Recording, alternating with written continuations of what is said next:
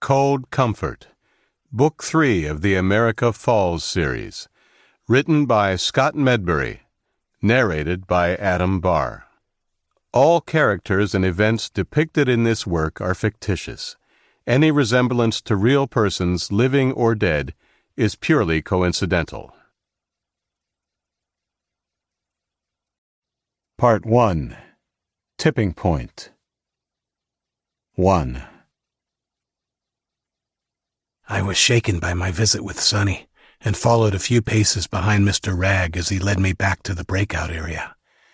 My friend's warning about Rag and his whispered instruction, "any means," filled me with a sense of unease. Clearly he was more worried than he had been able to say aloud in the cell. Had he learnt something else that he thought might lead to trouble? If so, what? Mr. Rag led me back to where Williams was waiting patiently while he watched the two men playing cards. Rag didn't say a word to either of us, just nodded to Williams and headed off down the corridor. "Not very chatty, is he?" I said to Williams when the lift doors closed. Who? "Mr. Rag." No, I guess not. "What job does he do exactly?" Williams turned his head and looked at me expressionlessly. I thought he'd make a hell of a poker player. Why don't you ask him? I shrugged. Clearly Mr. Rag wasn't the only non-chatty member of the professor's crew, and I gave up, not even bothering to say goodbye when he left me in the square. I found Ben playing pool by himself. There were two other men in the room now, making use of the exercise equipment. From the camouflage pants and vests they wore, I could see they were Army. I invited him to go to the quiet area so I could fill him in.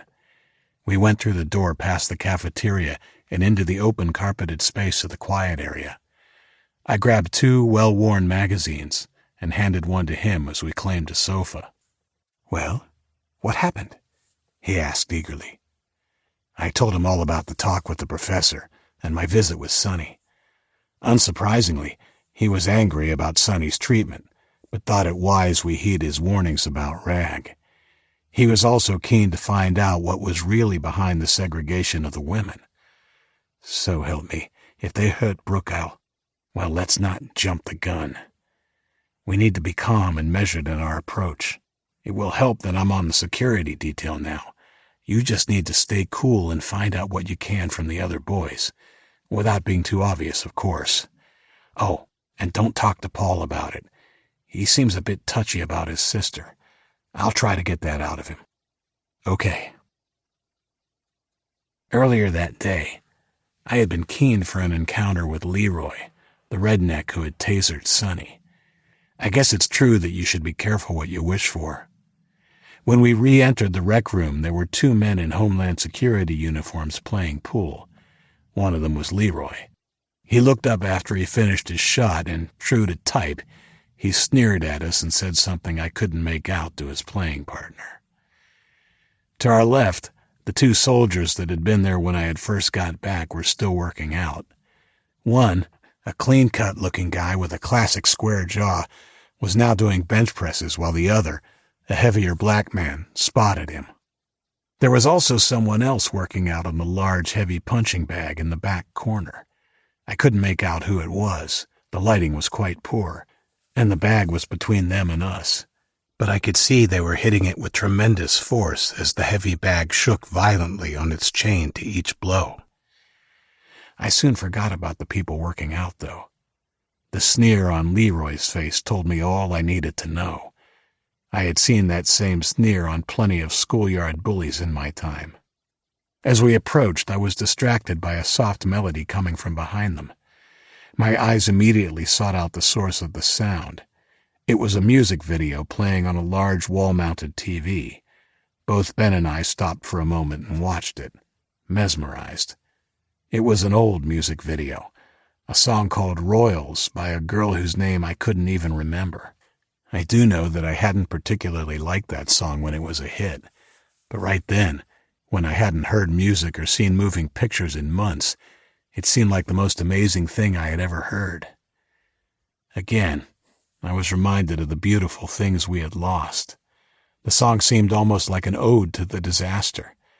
The whole country was a torn-up town with no postcode envy now.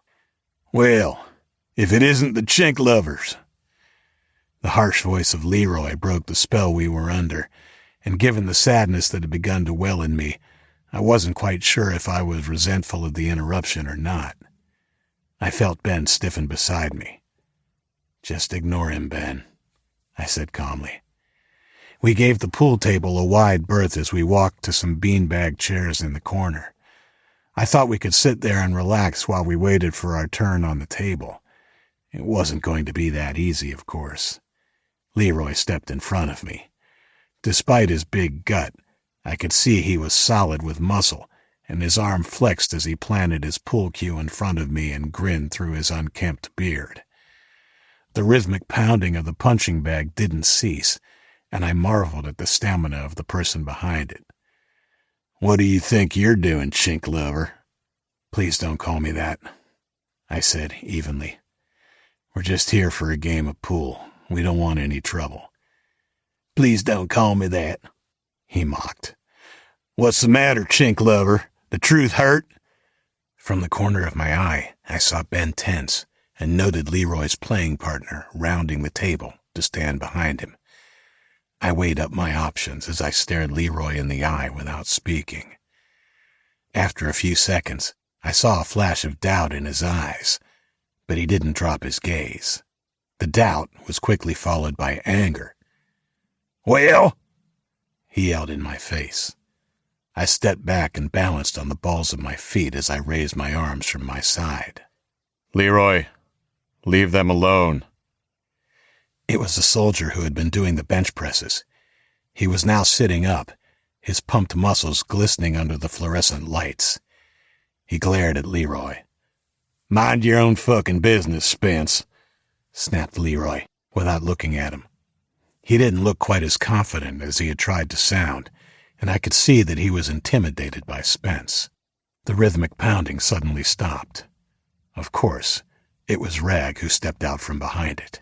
The effect on Leroy was instantaneous.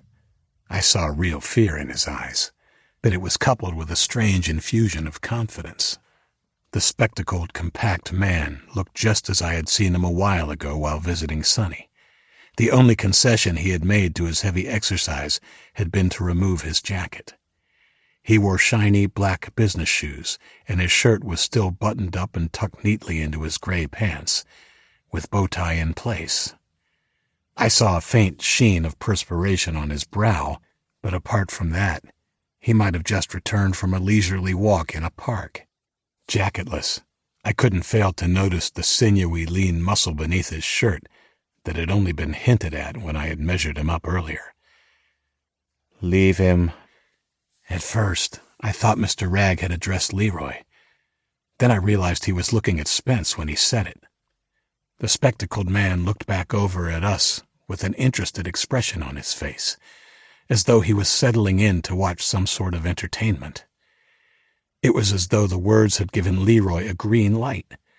I saw him nod at his playing partner, who grabbed Ben from behind and held him immobile as Leroy himself reached out one hand to grab me. He was too slow, and I stepped lightly back out of his reach and raised my fists. Leroy laughed and raised the pool cue, wielding it by the thin end as he began to stalk me. I heard Spence curse and glanced across the room to see him rising from the bench and stomping towards my antagonist. He only made it 2 steps. There was a burst of movement, and suddenly Spence was face down on the floor, one arm viciously pulled up behind him, and Mr. Rag's knee hard in his back. Spence groaned in agony, completely helpless.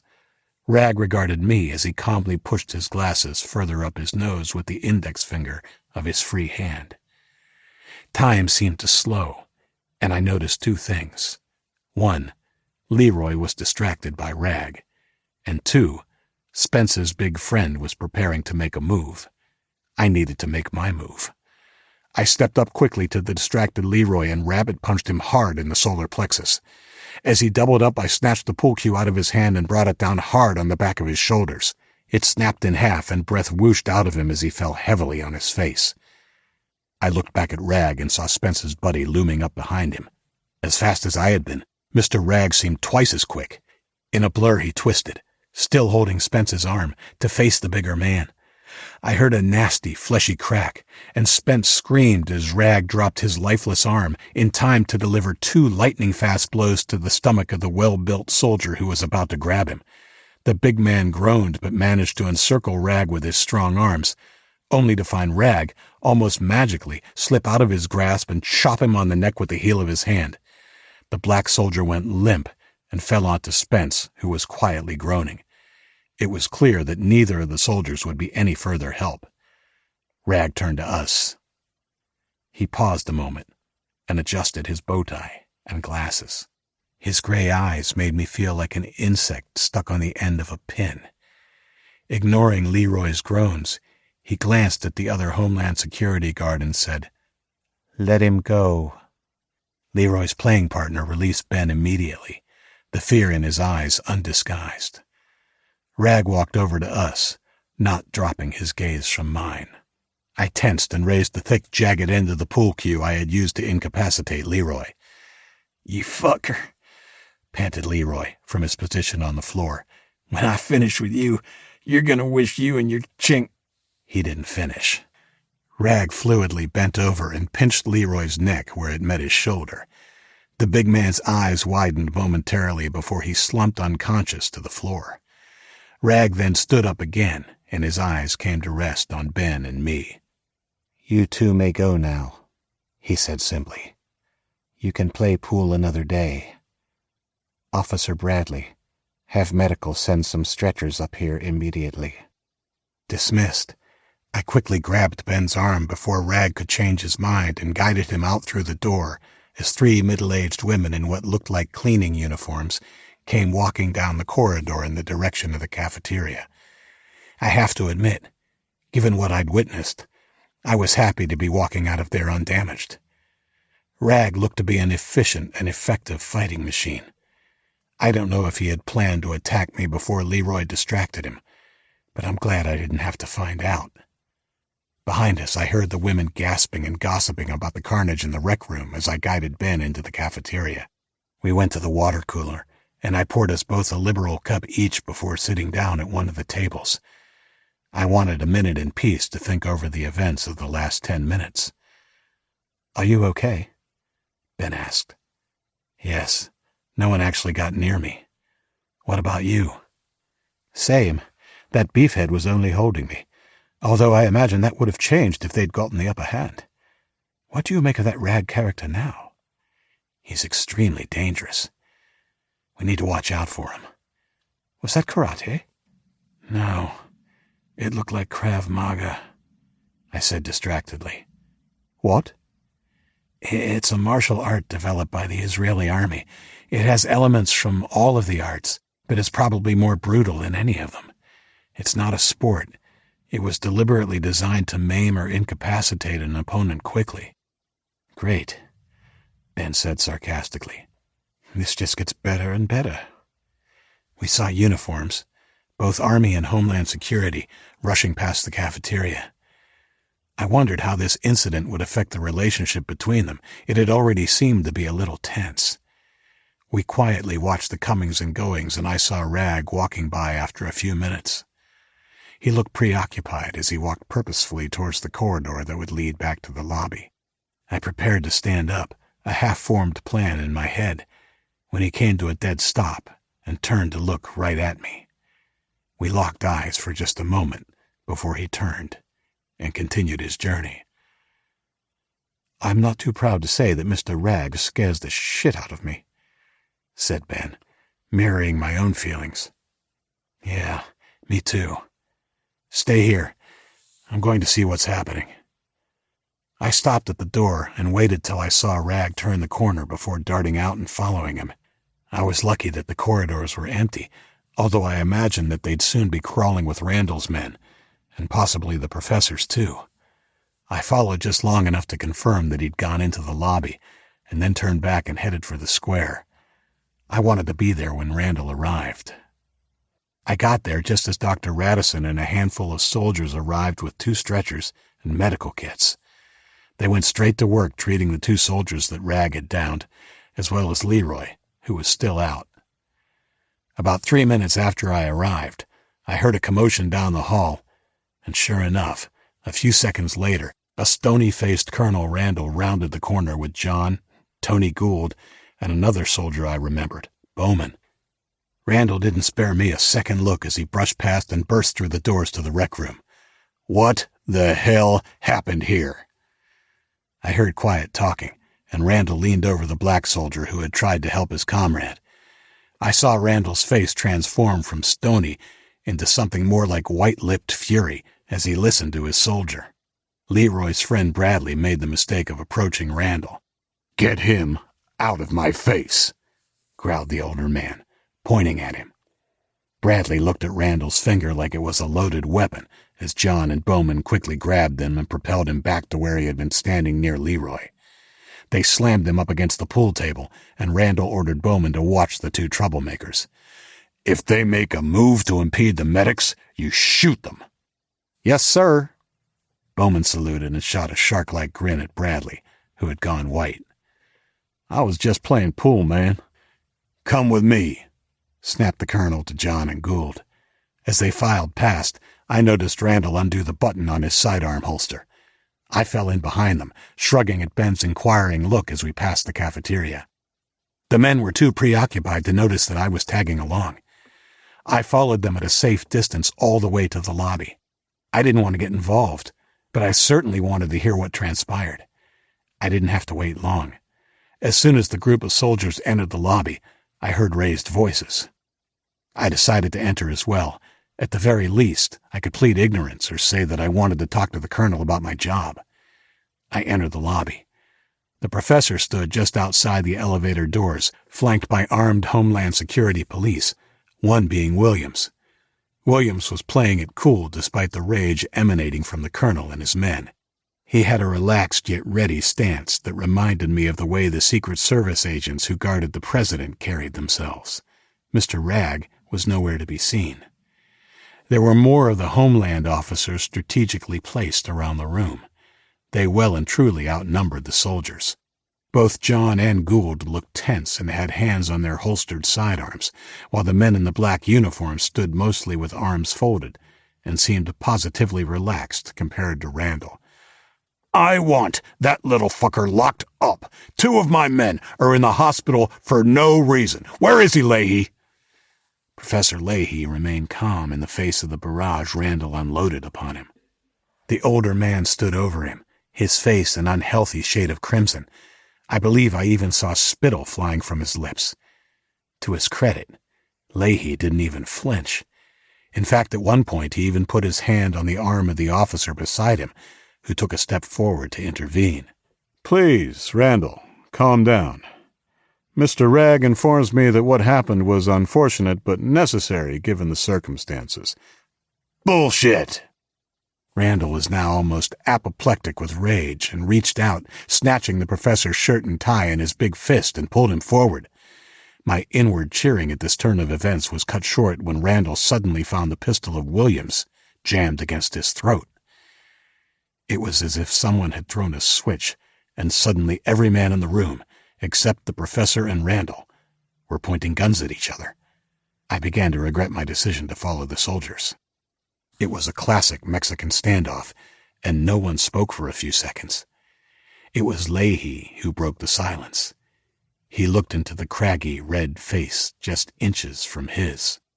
"Let go of my shirt, please, Colonel Randall." Even though the look on Randall's face still said he wanted to throttle Leahy.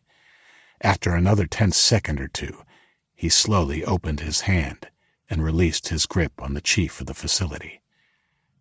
"Good. Now holster your weapons." A second or two passed and no one moved. "All of you!"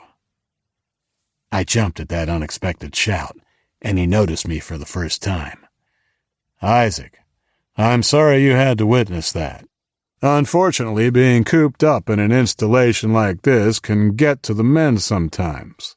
But don't take any notice of it. We are all friends here." He looked pointedly at Randall. "Now scoot along like a good boy." The men were holstering their weapons, Most of the attention in the room now focused on me. I was forming a not-so-snappy comeback when Randall beat me to it.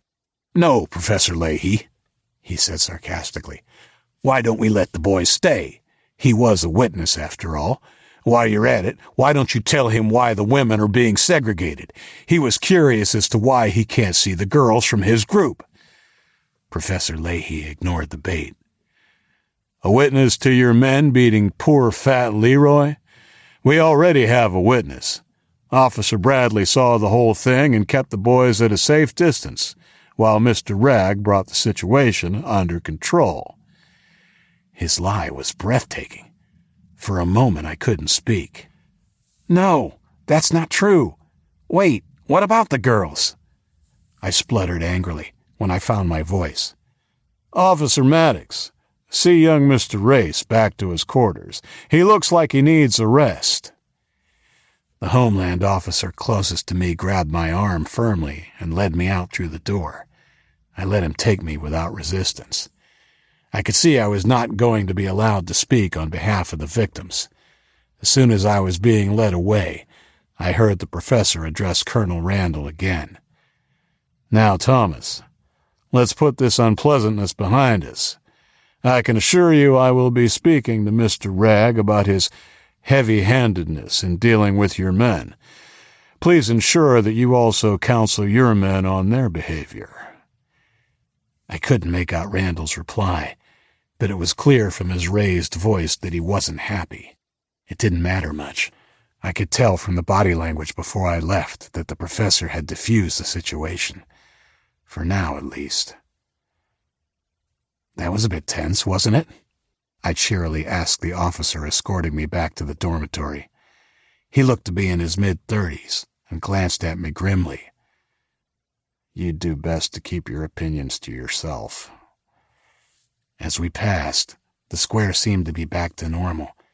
There was a shift in the cafeteria eating their lunch, and I couldn't see any movement in the rec room. We arrived at the dorm, and Maddox swiped his security pass and opened the door for me. Ben was already back in the room. He climbed down from his bunk as I entered. "What do we do about lunch?" I asked Maddox. "I don't know. Maybe you should have thought about that before you started poking around in things that don't concern you."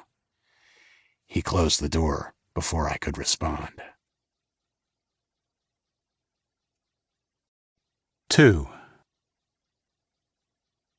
Ben and I didn't get lunch that day. We were cooped up in that room until Paul and the other boys came in from work. I didn't mind too much. It gave us a chance to debrief and talk about our options going forward. Besides, I wasn't particularly hungry, given what I had seen. We were both disappointed that, far from being a safe haven, the Drake Mountain facility had merely presented us with new dangers. Even though the professor had managed to placate the military contingent, the simmering tensions told me that sooner or later, things were going to come to a head, and I had a feeling when they did, it would not be pretty. So despite my wish to retire from my leadership role, events seemed to have conspired against me. The dream I had of taking my relationship with Indigo further and living happily ever after in the peace and safety of Drake Mountain had been well and truly shattered. Compounding my general feeling of unrest was the secret of why the women and girls were being kept segregated from the rest of us. The safety excuse now seemed a certain smokescreen given the comment from Randall. I was a little disappointed in him, actually. After all, I had asked him about it directly and he had fobbed me off. I could only assume that he had his own reasons for covering up whatever it was. I decided to keep that part of what I had heard from Ben. The last thing I needed was for him to go ballistic. While I didn't mention Randall's comment, we decided that the issue of the girls was the first problem we had to attack. We needed more information, and I was certain that Paul was the person to talk to. It was clear from our first meeting that he knew something more than what he had disclosed so far. Our second problem was Sonny. The professor had delivered on his promise to interview him that day, but now the issue of him being in protective custody had become another unanticipated worry. I wasn't willing to make any plans just yet. I would rather wait until Luke was back with us before I did that. While Ben was book-smart and passionate, he was no substitute for Luke in his strategic way of thinking. After the boys on the mining crew had showered and come back to our rooms, we were led to the cafeteria. Apart from small talk, I was careful not to say too much to Paul and the others about the events of the morning. It could wait until tonight when we were out of range of inquisitive ears. Once we reached the square, we joined the lineup of miners, waiting for our turn to enter the dining area. I heard the occasional wolf whistle and laughter from the front and craned my neck to try and see into the cafeteria. Girls. And women. I didn't recognize the few that I could see and strained to see further in, but it was impossible. At least they're allowed to eat in the cafeteria, I whispered to Ben. Maybe we'll get to talk to them inside, said Ben. It doesn't look promising, I said.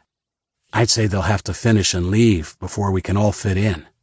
There were 2 of the Homeland Security men posted outside the door, and I could see at least one other inside as well, so just walking in and finding them was out of the question. It did make me question exactly what the professor was afraid of, though. Why so many guards?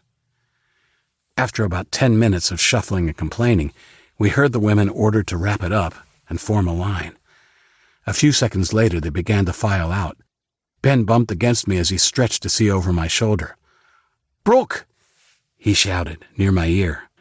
Brooke looked in our direction as she entered the corridor and waved madly when she spotted Ben. My heart skipped in my chest when I saw Indigo following her through the door. She looked beautiful and smiled when she saw me. Allie was directly behind her. We turned so that we could greet them as they filed past. Several of the guards positioned themselves between the line of men and the passing women, but Ben wasn't put off by the guards. Even though there was one just a few feet from us, he jumped out of the line and grabbed Brooke in a hug before the guard intervened and ordered him back to the line. I didn't allow myself to be distracted and greeted Indigo with a shy "hey" as she smiled and put her hand out. At first, I optimistically mistook her lingering high five for an attempt at intimacy, but soon realized it was much more. I folded the soft strip of paper in my fist and let my hand drop to my side as I waved goodbye to her with my other hand. I said hello to Allie as she also passed by, grinning enthusiastically. I watched our girls until they disappeared around the corner. It was then I noticed Paul behind Ben, straining to see ahead as he watched the line of women and girls pass. I was about to turn back when I saw recognition dawn in his eyes and quickly followed his gaze, which seemed to me to be a mix of sad and happy. I saw a girl with the same soft brown hair, also wearing glasses. She was a little taller than Paul, and I was surprised she didn't seem as happy to see him. In fact, she dropped her gaze, blushing as she approached. When she made her way by me, I could see her clearly, and sudden understanding hit me like a bucket of bricks. She was pregnant. She didn't look too many months along, but the bump that pushed against her white t-shirt was unmistakable. My thoughts immediately turned to the girl who had served us dinner when we had been introduced to the professor. It hadn't occurred to me then, but it was clear as I thought about it now. She had also been pregnant. Thoughts started whirling in my head. When did Paul say they had arrived? How many months had it been? Was Luke's crack about Eden closer to the truth than I cared to believe? I felt Ben tense behind me, and I assumed that the same questions were springing to his mind. I turned and looked at him pointedly, indicating he should stay quiet. His look said it all. I could see that he wanted to vent pretty badly, but the last thing I wanted to do now was upset or alienate Paul in any way. Besides, Paul appeared to be fighting his own feelings, and when he spotted me watching him, he looked down, as if he too was embarrassed. I wanted to tell him not to worry, but settled for patting his shoulder in a show of solidarity. Our meal passed in relative silence. All 3 of us were preoccupied, and Paul's friends Bo and Toby seemed to sense he was upset and didn't try and make chat. I listened to the talk around me, particularly from a group of soldiers on the table across from us. While I couldn't make out what they were saying, I saw them shoot several glances at the Homeland guys. For their part, the professor's officers seemed uninterested in the soldiers. That disinterest, more than anything, told me who was in control here. While I wasn't sure of the exact numbers, the professor's force seemed to outnumber the total military contingent, particularly now that 2 soldiers had been put out of action by Mr. Rag. In the end, it was me who broke the silence. There was a bit of excitement in the rec room earlier today. That's why we were locked in the dorm when you came back. Oh, really? Asked Paul. Interest seemed to cut through his fug. What kind of excitement? I explained what had happened with some help from Ben. Being boys, they were all excited by the confrontation, but they were disappointed that creep Rag, as Bo called him, didn't get his ass kicked. You better watch out for him, said Toby. He killed a guy that went stir-crazy and tried to attack the professor. Shh, keep it down, said Paul. Sorry, said Toby sheepishly. We didn't see it, but yeah, it's true. We saw them wheeling the body away, Paul confirmed in a low voice. He didn't need to, though. After what I'd seen, I already had no doubt that Rag was capable of such an act. There's been trouble brewing between them for a while now, said Bo. Paul thinks at some stage it will break out into open fighting. Yeah, Paul said. Don't worry about the Chinese. If that happens, we're all neck-deep in shit. Speaking of neck-deep, I said, I've been assigned to the military. He regarded me for a second, absorbing this new information. That means you'll be bunking with the soldiers. Yeah, they're coming to get me in the morning. Ben didn't look too happy about the prospect of me going, but I knew he would be fine. Besides, Luke should be back within a week or so. What about you, Ben? Asked Bo. I'll be mining with you guys, Ben said, the look on his face clearly showing how he felt about it. He looked like he had sucked a lemon, and I almost laughed aloud. Mining for fool's gold, said Toby. Fool's gold? Yep, fool's gold. Paul leaned forward and said in a low voice, We're of the opinion that we're digging for nothing.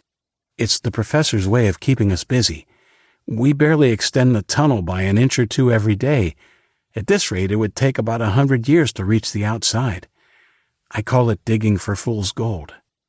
It made perfect sense. Of course, while the existing inhabitants of Drake Mountain would have all had their own jobs to do, something had to be done with the new citizens. While I had to respect the professor's ingenuity, there was something a little Big Brother about it, and I don't mean the crappy TV show. So, if you've figured out it's useless, why do you do it?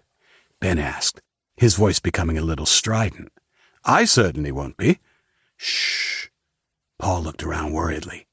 Think about it. What else are we going to do?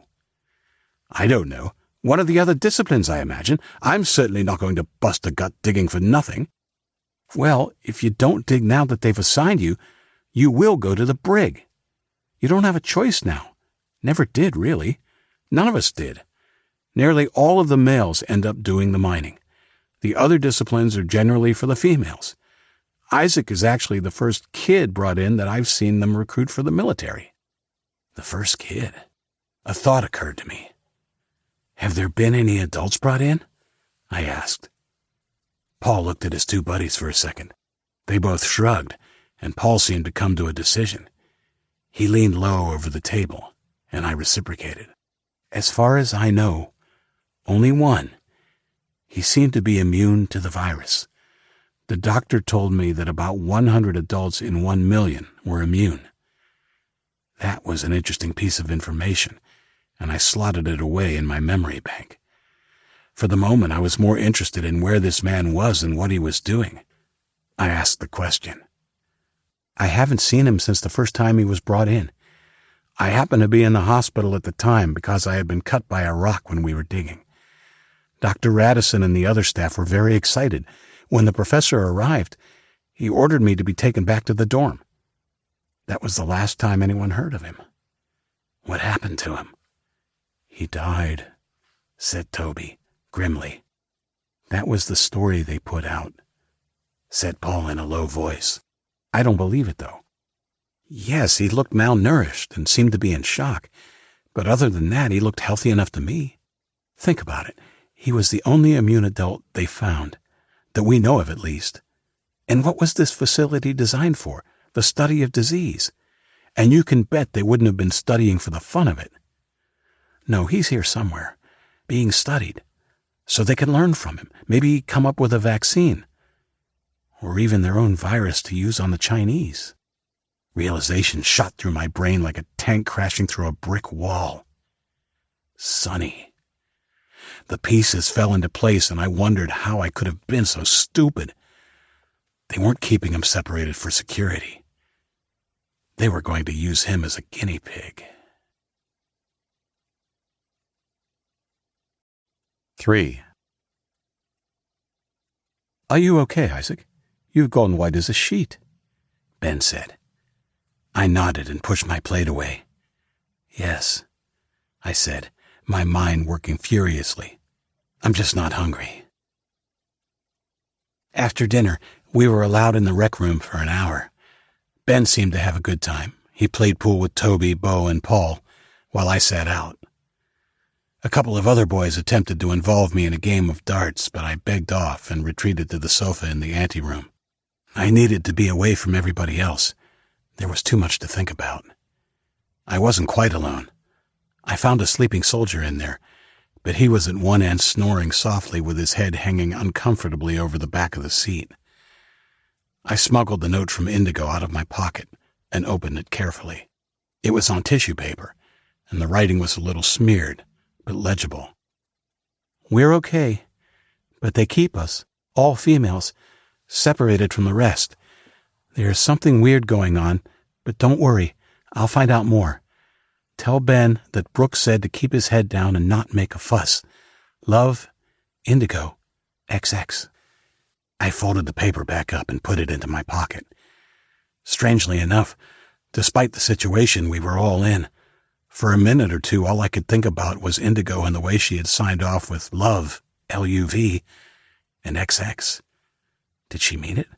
I mean, she could have just signed off with her name, right? I saw Paul coming over. He looked serious as he sat down next to me. Hey, I think we should talk. I don't trust that the dorms aren't bugged, he whispered, and then looked pointedly at the sleeping soldier. Let's go over there where it's noisier.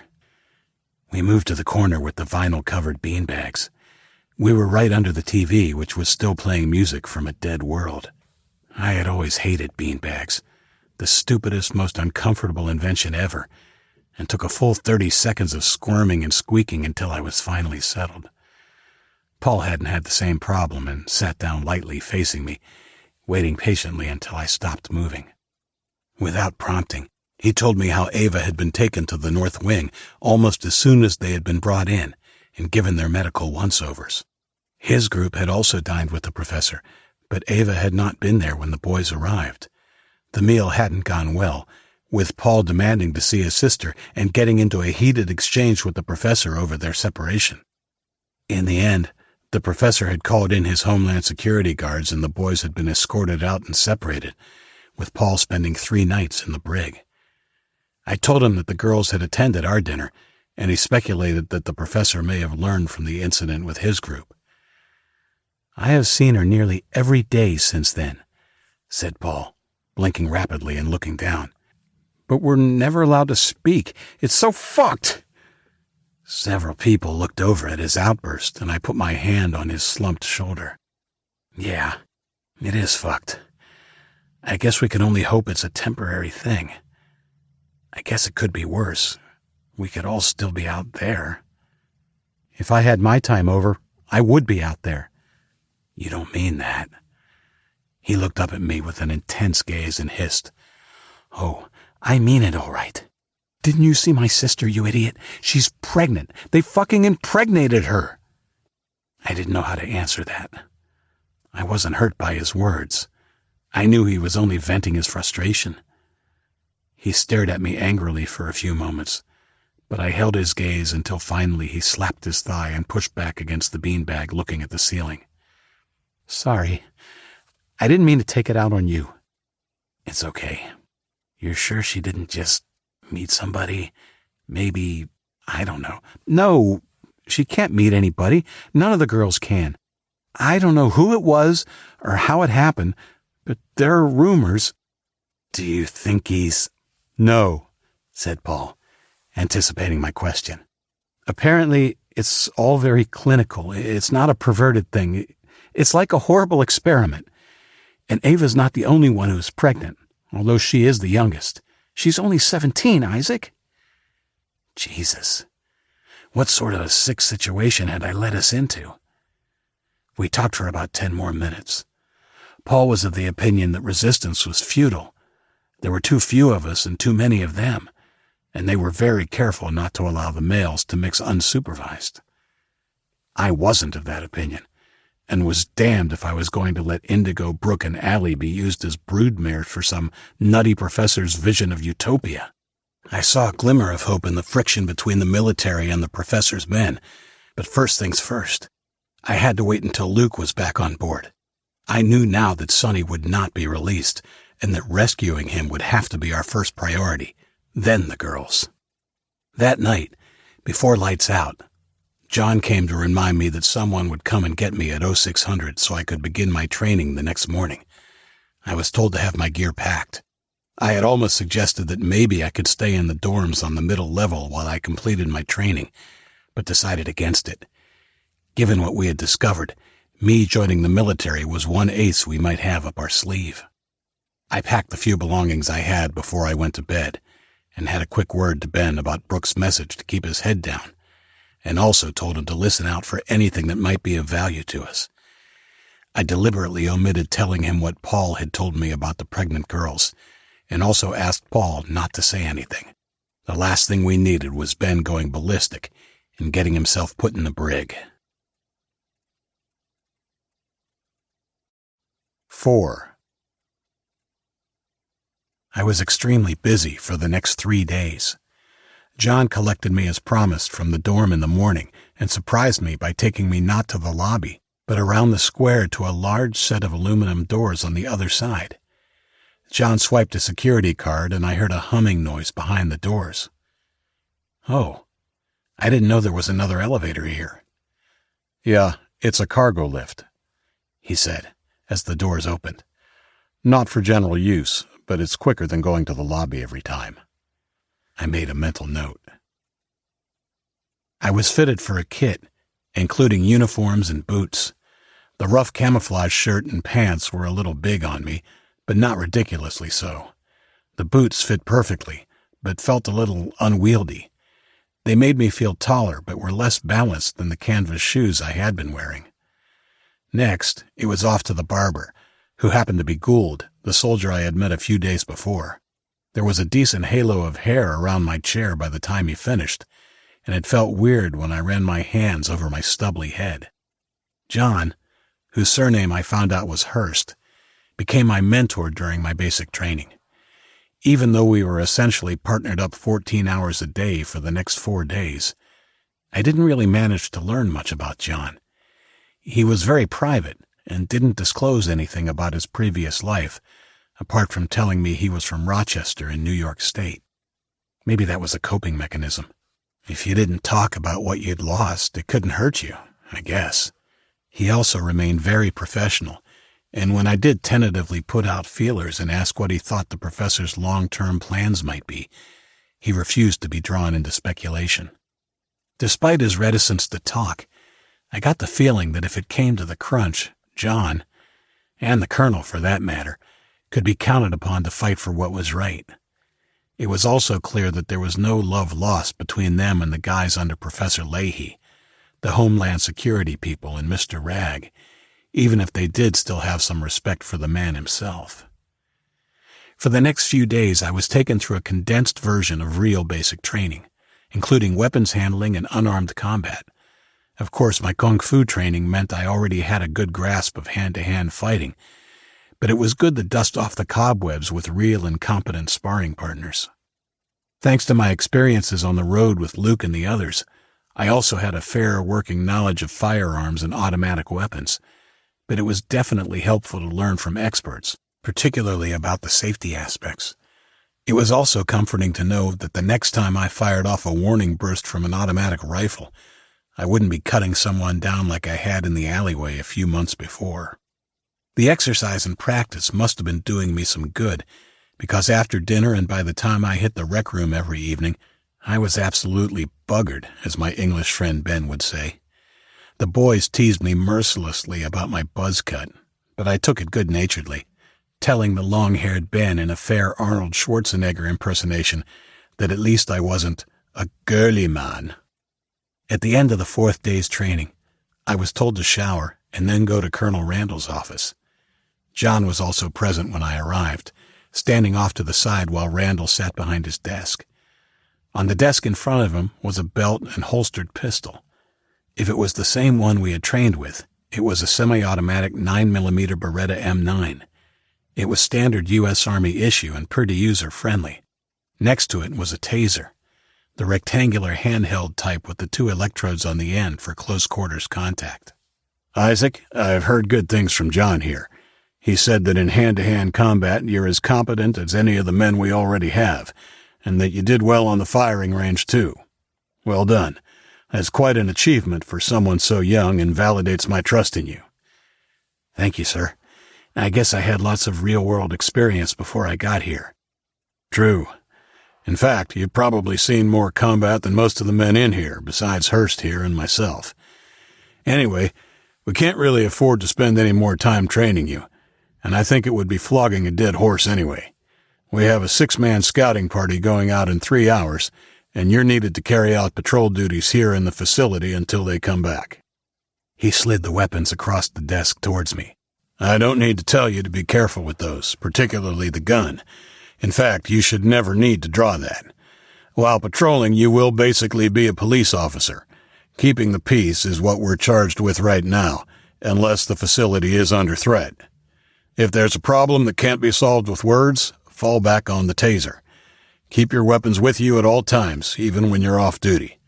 As you've seen, he said, somewhat bitterly, it's impossible to predict when an incident might occur. He stood up and came around the desk to stand in front of me. After I put on the belt and clipped on the taser, he saluted me. Feeling a bit dumb, I returned it, hoping I didn't look like too much of a tryhard. I suddenly felt like a kid playing games with grown-ups. Welcome aboard, son. Here's your pass. A pass? To me, that felt even more crucial than the weapon, and I pocketed it. Thanks. Randall turned back to his desk. Okay, you're dismissed. Go have something to eat and some R&R. Your first duty will be tomorrow morning at 0600. You'll be patrolling mid-level with another of the men. Don't enter the north wing. That's under the protection of the Homeland Guards, as is top level.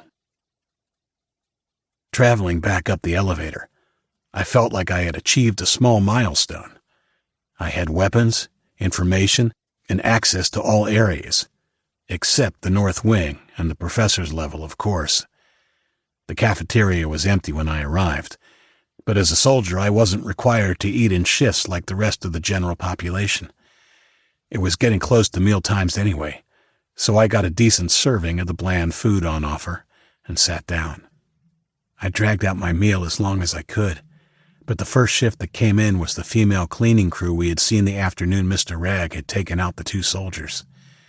These were mostly middle-aged women, and they kept to themselves, although I received a few polite greetings. 2 men in lab coats entered while the women were eating. The doctor was with them and waved at me. I saw his eyes widen a little when he realized I was wearing the army uniform of green camouflage. He deliberately sat a few tables away. I shrugged and finished my meal before heading into the rec room. I briefly thought about doing some weights, but I was actually feeling a bit sore and tired from my training that day, so I went to the sofa in the darkened alcove, laid down, and closed my eyes.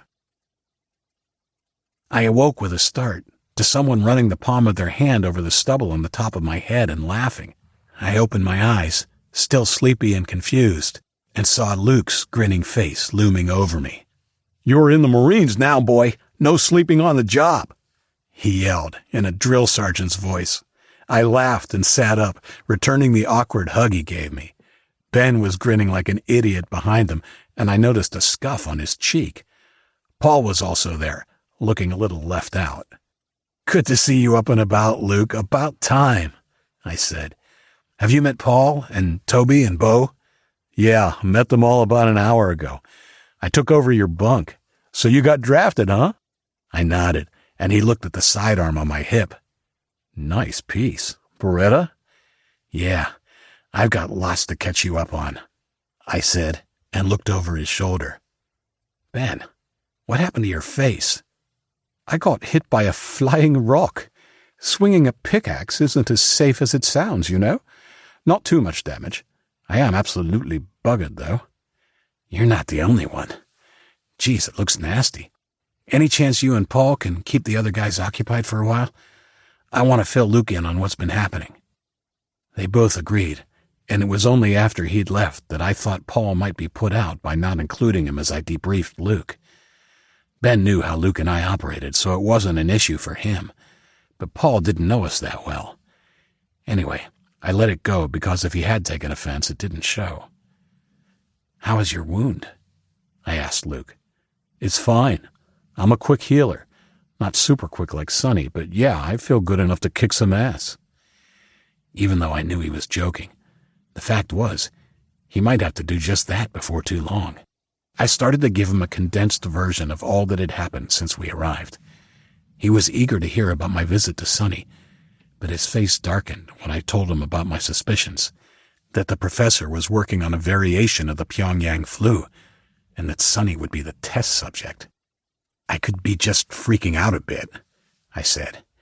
"It just seems a little too convenient that they wouldn't let him join the rest of us. I'm sure there would be some in here who would be suspicious of him, but they would get over it, especially if the professor called a meeting or something to introduce him."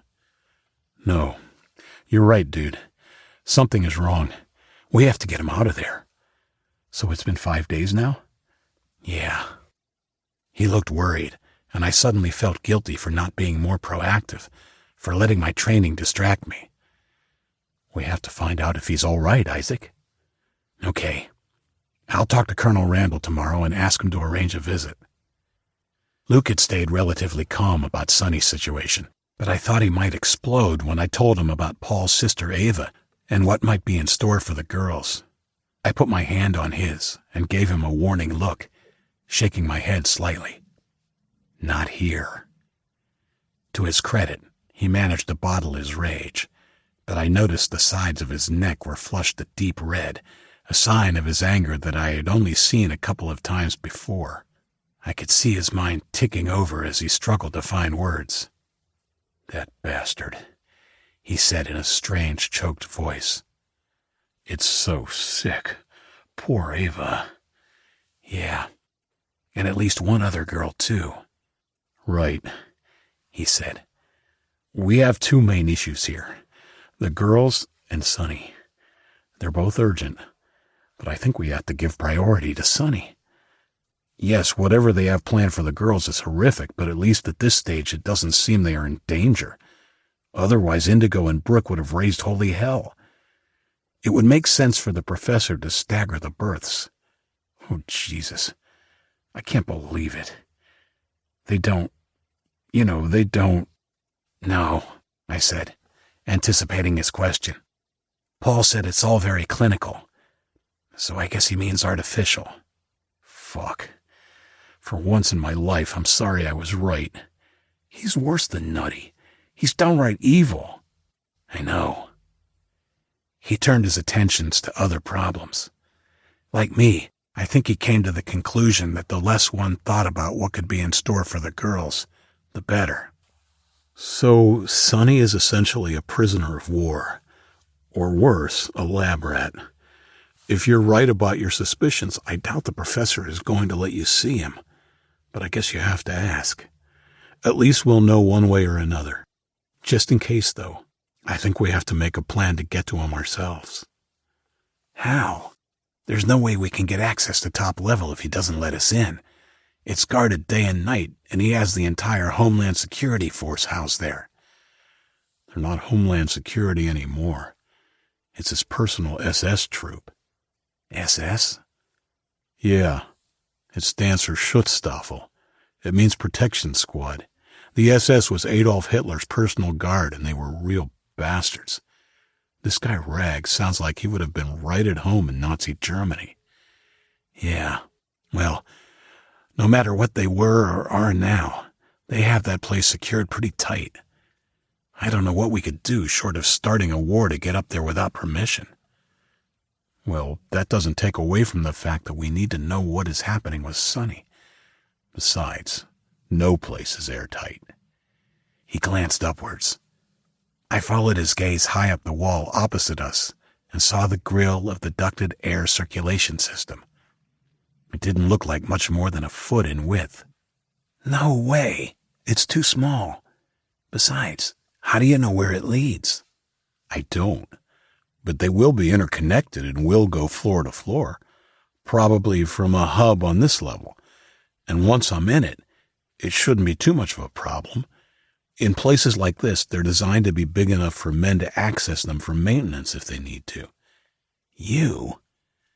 No way, Luke. You're still recovering. Think about it, Isaac. Who else can do it? Everyone else is assigned to their disciplines, and you'll be on patrol. I don't have to work for a few more days, and they haven't even asked me what discipline I want yet. The doc just told me to get lots of bed rest over the next 2 days, and when I was up, to relax in here. No one will miss me for a few hours. I didn't like it, but couldn't really argue with his logic. When do you want to do it?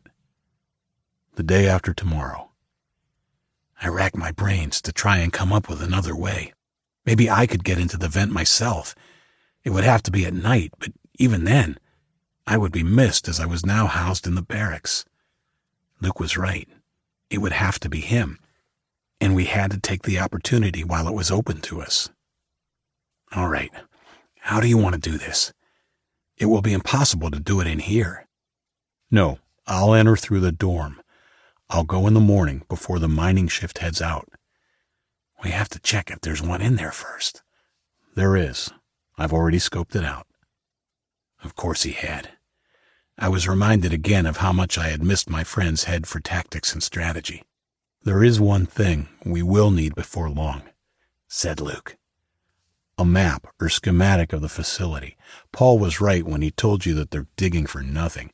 If there's one thing that's for sure, there will already be another way out of the facility. They design these places to be almost impenetrable, but there is always an emergency exit. Most likely it is only known to the guy in charge and those around him. Even if I find one, I won't be able to take it. Unless you want me to copy it by hand? Dude, please, stop trying to find blockers. He looked around quickly, burying his hand in his pocket for a moment before pulling it out and sliding it into mine. He deposited a shiny iPhone into my palm. Just take a picture or two. Where did you... It doesn't matter, but I didn't steal it if that's what you're worried about. Everybody's been throwing these away since the Chinese put the lights out, but it still has a great camera, and the bonus is I can listen to music. It's fully charged, so there shouldn't be any issues battery-wise. Don't lose it, though, dude. I never thought I'd hear the sweet sounds of Pink Floyd again. I didn't bother asking Luke who this Pink Floyd girl was. Just shook my head at his resourcefulness. For the next half hour, we formulated a plan. Tomorrow, I would see Randall about getting access to Sonny, and in the meantime, Luke would spend the day gathering what he needed. A butter knife to use as a screwdriver, and chalk or string for finding his way back to the dorm. He looked very excited by the prospect of taking some action, and it rubbed off on me. Being reunited with him made it seem like anything was possible. We decided that he wouldn't tell the other boys about the plan until tomorrow night, so there was less chance of someone accidentally saying something, or if, God forbid, there was a rat in the ranks. I hadn't even considered that possibility, but Luke said we had to be wary, even though they seemed decent enough kids. After we had settled on the plan, we went and played pool with the boys. I said my goodnights an hour later. Back on the lower level, I settled into my bunk in the barracks. It took me a long time to get to sleep. Thoughts and possibilities whirred through my brain, keeping me wide awake. I cursed having a nap earlier in the day, before finally drifting off, sometime after midnight. 5. I awoke to the harsh beeping of reveille, not feeling refreshed at all, and wondered briefly what it would be like to have a sleep in. It seemed a lifetime since I had enjoyed that simple pleasure. I was partnered with Daniel Bowman for my first patrol. I hadn't really gotten to know the 22-year-old before. I discovered he was quite friendly, and I didn't sense any of the subtle resentment from him that I'd felt from a few of the soldiers, probably for being an upstart kid who fast-tracked into their ranks. His bright blue eyes and soft southern accent led me to believe he would be popular with the opposite sex. As we walked the corridors of the middle level, we chatted about our lives before the flu and invasion. He hadn't been married, but had lost his longtime girlfriend, Brenda. They had been childhood sweethearts. He said what hurt the most was that he had not had the chance to say goodbye. During our morning patrol, I got to see everyone. First, I saw Indigo and the girls through the glass walls of the cafeteria as they ate breakfast. Indigo gave me a quizzical look when she saw me in uniform and on patrol, but followed it up with a quick thumbs up to let me know they were all okay. A little later, I passed Ben, Paul, and the others as they filed out to their mining duty after breakfast, and finally Luke, who split from them and sneakily patted his pocket as he passed. It appeared he had pocketed the knife he needed. He was walking a lot more gingerly than he had last night, clutching his side as he walked by. I knew it was just for appearance's sake, so I didn't worry. He's in a lot better condition than he was the last time I saw him, but he still looks pretty sore, said Bowman. I silently applauded Luke's acting ability. Yeah, it might be a while yet before he's back to normal. So how did the scouting party go last night? Did they get off okay? I asked, changing the subject. Yeah, they sure did. How did they get out? Through the ski lodge, or is there another way out? Nope, there's only one way in or out of this cage. So there wasn't any heat from the Chinese after we were brought in then? No, the lodge is monitored from the control room. We've seen a couple of choppers fly over it, but the only real concern at the moment is that they have stationed a small detachment in Lincoln. Shouldn't be a real problem for us, though. The colonel wouldn't have sent them out if he thought there was any risk. Interesting. I knew there had to have been something like a control room somewhere in the complex. Now I knew for sure. It must have been on the lower level where the military were stationed because Bowman said, "We've seen." I thought I knew where it might be. Further along the hallway containing the colonel's office and situation room, the passage had hooked to the right. During my training, I had seen officers, including the colonel, disappearing around that corner several times. The control room had to be there. I decided I would take a little detour when I went down to ask the colonel about a visit to Sonny. I would do it on my morning break, and if anyone questioned what I was doing, I would just tell them I had lost my way. Just before I was due for my break, Luke passed us in the corridor. This time he was going the opposite way, heading back to the dorm. Any chance you could swipe me in my room? He asked Bowman, wincing as he walked. I guess I need more bed rest than I thought. Again, I silently applauded his smarts in asking Bowman, and also for acting weaker than he really was. It meant that suspicions wouldn't be raised if he spent lots of time in bed the next day. Sure, buddy. Do you need me to call medical or anything? No, it's okay, said Luke. I just need to lie down for a few hours, I think. Okay, come on. I'll go have my morning break then. See you in 15, I said. No problem, said Bowman. Luke fell in behind Bowman and winked at me as I turned and headed for the lobby. A few minutes later, I was knocking on Randall's door. He invited me to sit down. How's your first morning on patrol? It's fine, sir. Makes the time pass quickly. Got to morning break before I knew it. Good, good. Now, why are you here instead of having a coffee or something to eat? Well, sir, I was wondering if you could talk to the professor and arrange for me to visit Sonny again. It's been a few days, and I figure that if they're going to keep him locked up, the least they can do is let him have regular visitors. Fair call, son. I'll call the professor shortly and see what I can do. Anything else? I have a lot on my plate this morning. No, sir, that's all. Thanks. I got up and left, pulling the door softly closed behind me. I looked both ways. No one was around. I made my move. I padded down the corridor as silently as I could in my army boots, passing the situation room and moving to the corner. I paused a few seconds, right near the corner, straining my ears. I could hear two men talking in soft tones, not really loud enough to make out their words, though. I took a deep breath and stood up straight before striding around the corner as though I was on my way somewhere. At the end of the short hallway, the two soldiers were suddenly alert. I stopped, feigning confusion. "Oh, that's not the colonel's office, is it?" No, turn around and head back around the corner. It's the second on the right. It's actually got his name on it. Genius. "Oh, right, sorry," I said, pretending I didn't hear his sarcasm. I turned and headed back to the mid-level. I'd seen all I needed to see. That guarded door almost definitely led into the control room Bowman had spoken of. The last few hours of our shift passed without further incident, and I headed back down to bottom level with Bowman to hand over to the next patrol. My bonding with Bowman was a happy accident, really, but it had an unexpected consequence. He invited me to eat in the cafeteria on the middle level before the first of the dinner shifts came in.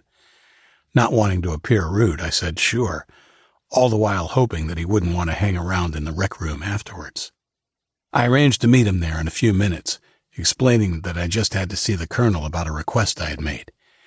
He looked curious, but didn't ask what it was about. John Hurst opened the door to Randall's office when I knocked.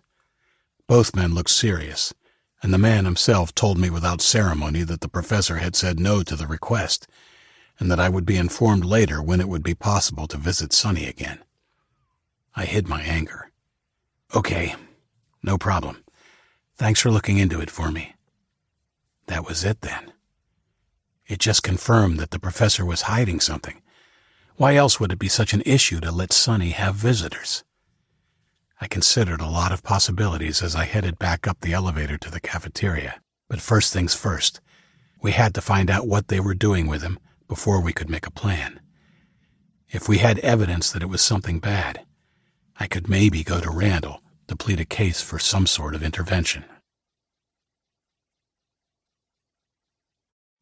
6. I joined Bowman in the cafeteria. Even though I was a little preoccupied, I must admit he was good company. I tried to remain a little distant, and it wasn't hard, given my mood, hoping he would take the hint and not accompany me to the rec room afterwards. The soldiers had their own small breakout area in bottom level. Hopefully he would go down there afterwards, and I could make the excuse that I wanted to see my friends and stay on mid-level. As much as I liked him, he was a part of the military, and I knew I couldn't trust him entirely at this point. Despite my subtle attempts to distance myself from him, he didn't take the hint and asked me if I wanted a game of pool. I couldn't really say no.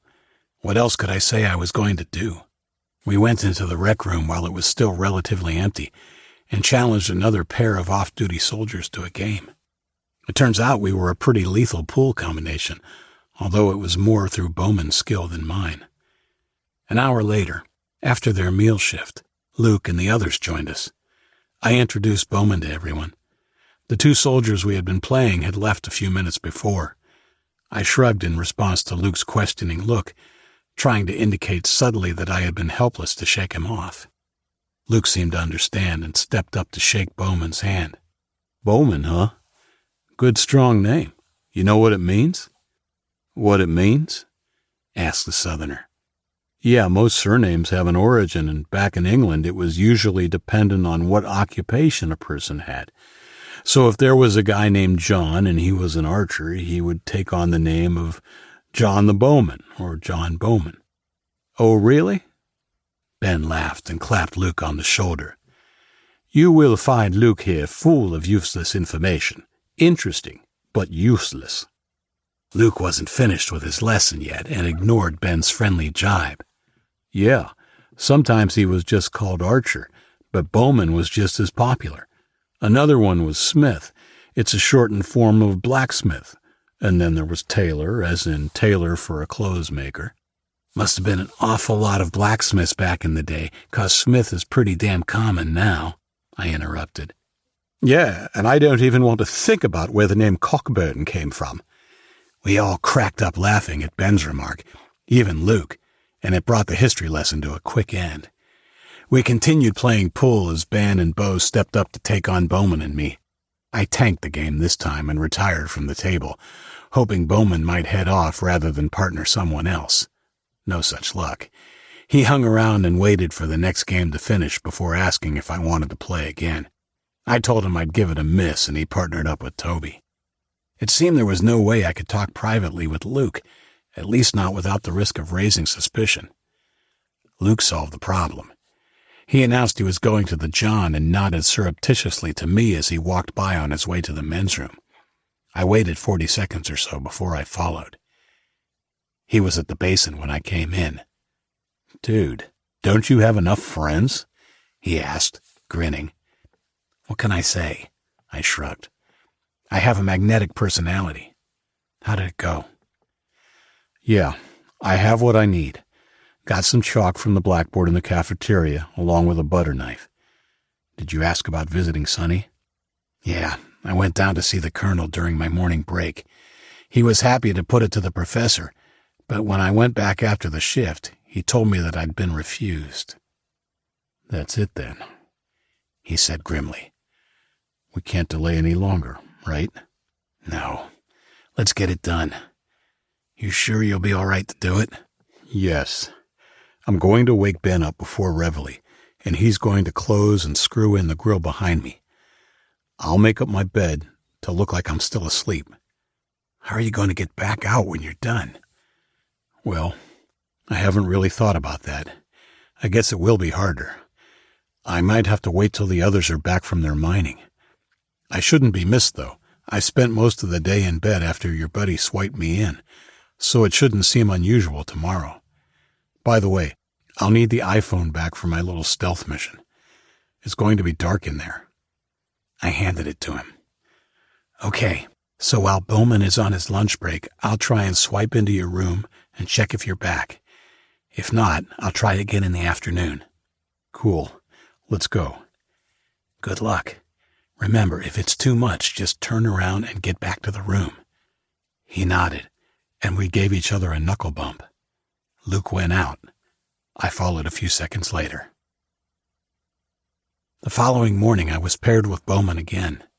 We passed the others as they headed to breakfast. When Ben walked by, I raised my eyebrows, asking the question that I couldn't speak.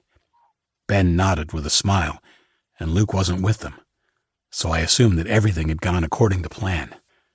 Bowman and I patrolled the corridors mostly in silence, making small talk occasionally. The patrol itself was boring, but our talk was lively.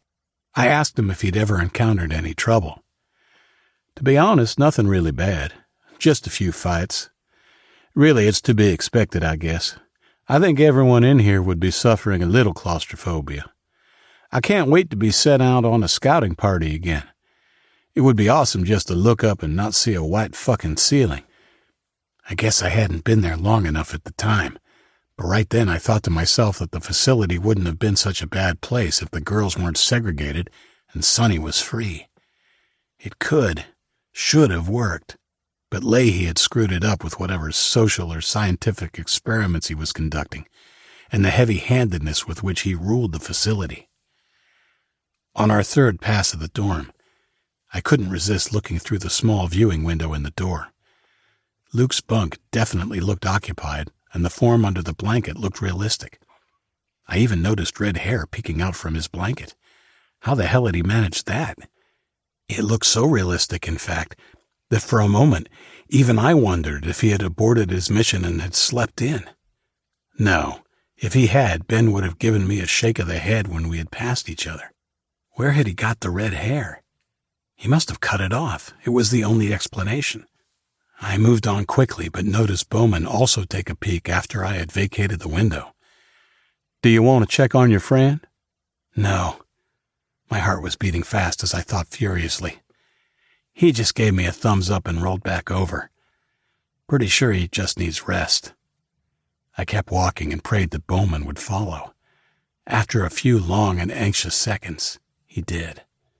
I breathed a sigh of relief as the soldier caught up and asked me if I'd ever been shot. 7. The rest of the day dragged. Even though I was distracted, I managed to keep chatting with Bowman while fretting about Luke and wondering how he was progressing. Every time we passed the dorm, I half expected to hear noises from the ceiling.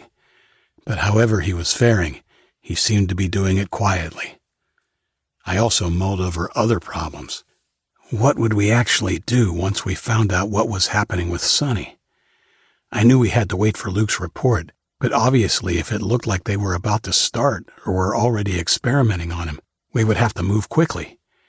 Then if we were able to break him out, how viable was it to leave the security and comfort of Drake Mountain without getting apprehended, or worse?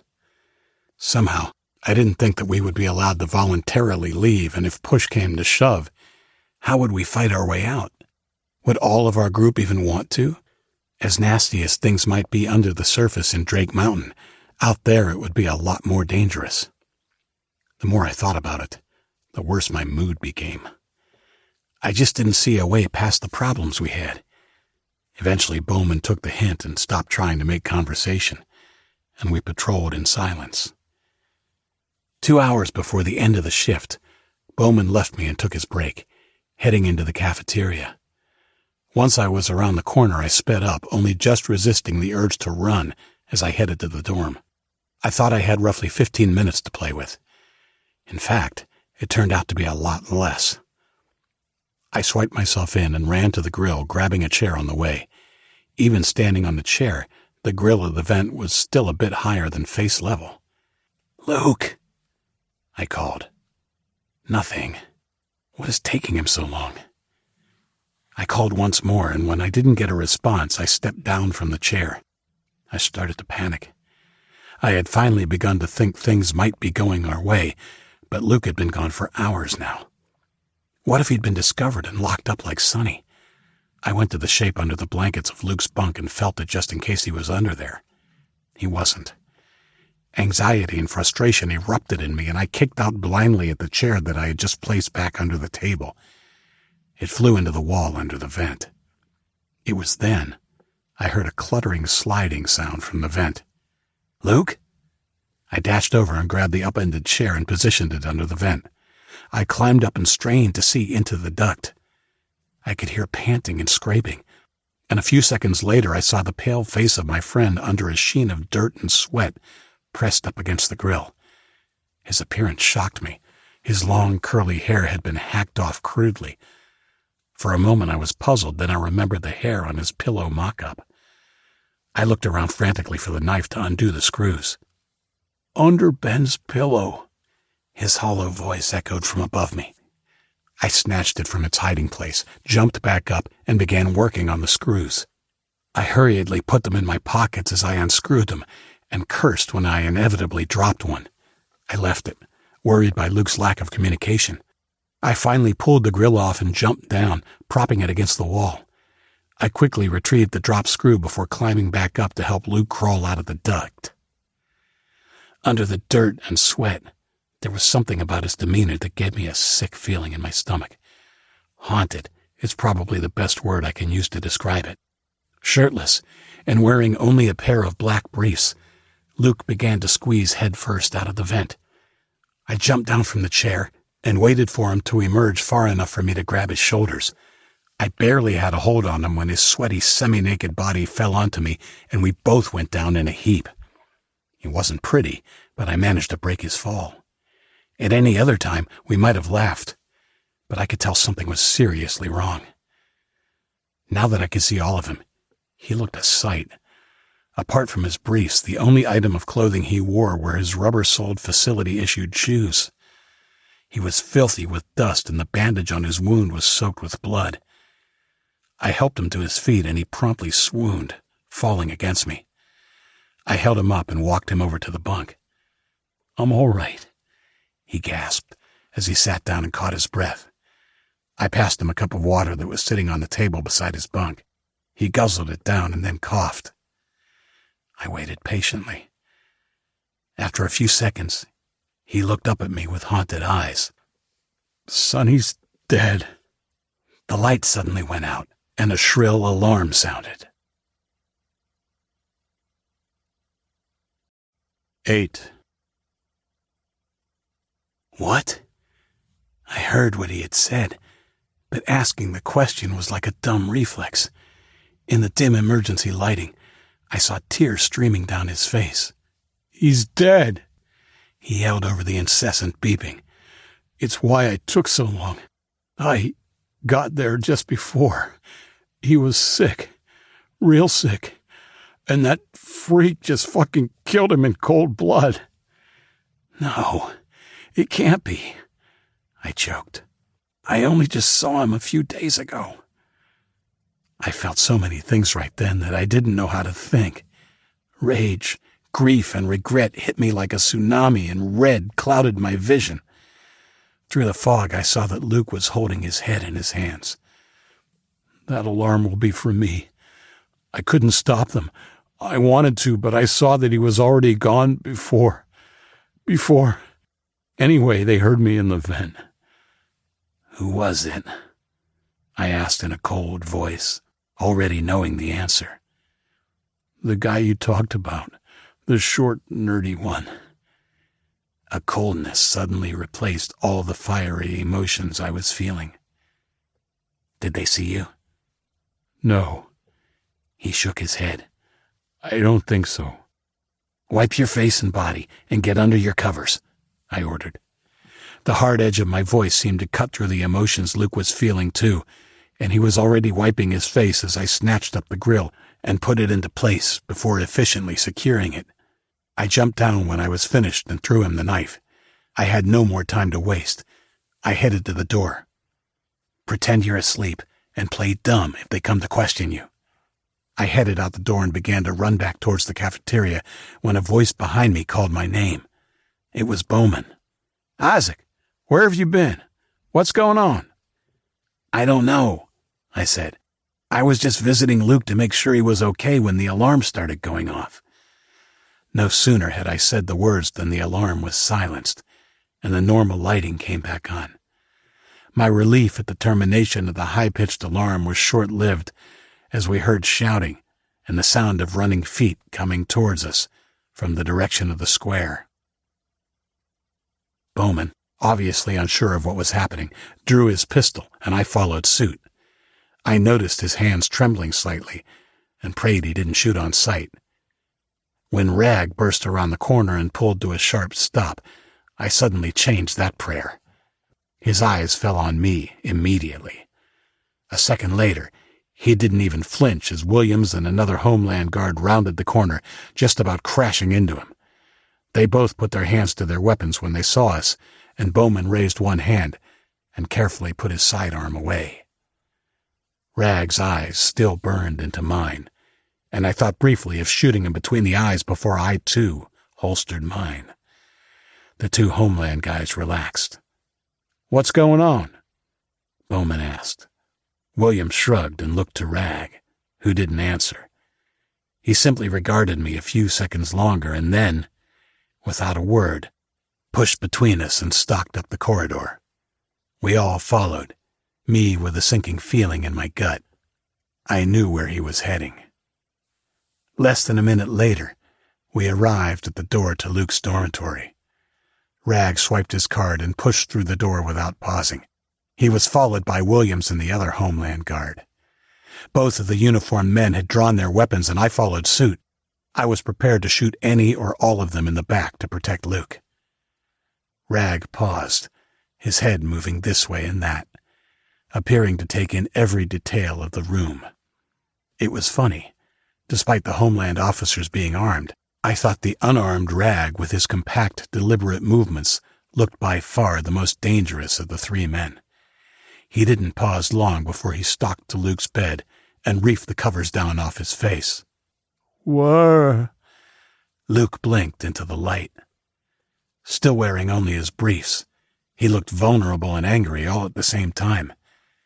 It was his turn under the microscope of Rag's scrutiny, but he didn't shrink from it. "What the fuck, asshole? I'm trying to sleep." He spat venomously and slapped at the man's hand. Luke's hand found only air as Rag snatched his wrist, viciously twisting it and jamming it into the mattress. Luke groaned, turning onto his side to alleviate the pain. I pushed between Williams and his buddy and holstered my gun, pulling out my taser as I rushed the bow-tied bastard. He must have heard me coming and twisted sharply to face me. This time Luke screamed in agony as his arm was pulled viciously up behind his back. The sound stopped me in my tracks even as I waved my taser back and forth in front of me, the blue electricity arcing between the electrodes. We faced off, the determined look on his face almost inviting me to do my worst, welcoming it. I knew he would try and disable Luke before dealing with me, and I had to strike before he did. I saw him tense, and, "Rag!" Sonny's killer froze and looked past me. "Release the boy." I saw a flash of something that could have been frustrated fury in Rag's cold eyes. I didn't relax until he released his grip on Luke's wrist. Once I was sure he wasn't going to act, I turned slowly. Rag stood up and adjusted his bow tie beside me, as though nothing had happened. "Asshole," breathed Luke. The professor stood behind Williams, and I felt flames of anger licking at me when I set eyes upon his condescending face. "I know what you've done." While Rag may have been the one who had killed Sonny, it was this man who had facilitated it, and I wanted to hurt him more badly than I had ever wanted to hurt anyone. It would have to wait, though. For now, I had to pretend that I didn't know anything about what had happened. "Sorry for the interruption, boys.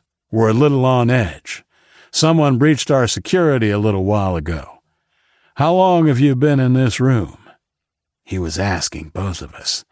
The adrenaline coursing through my system made it difficult for me to come up with an immediate answer, and I was glad when I heard Bowman speak in an even tone. "Isaac and I were on patrol, sir. We arrived here with your men. Luke was in bed sleeping." The professor seemed to weigh this up. "I see. What have you been doing today, young Luke?"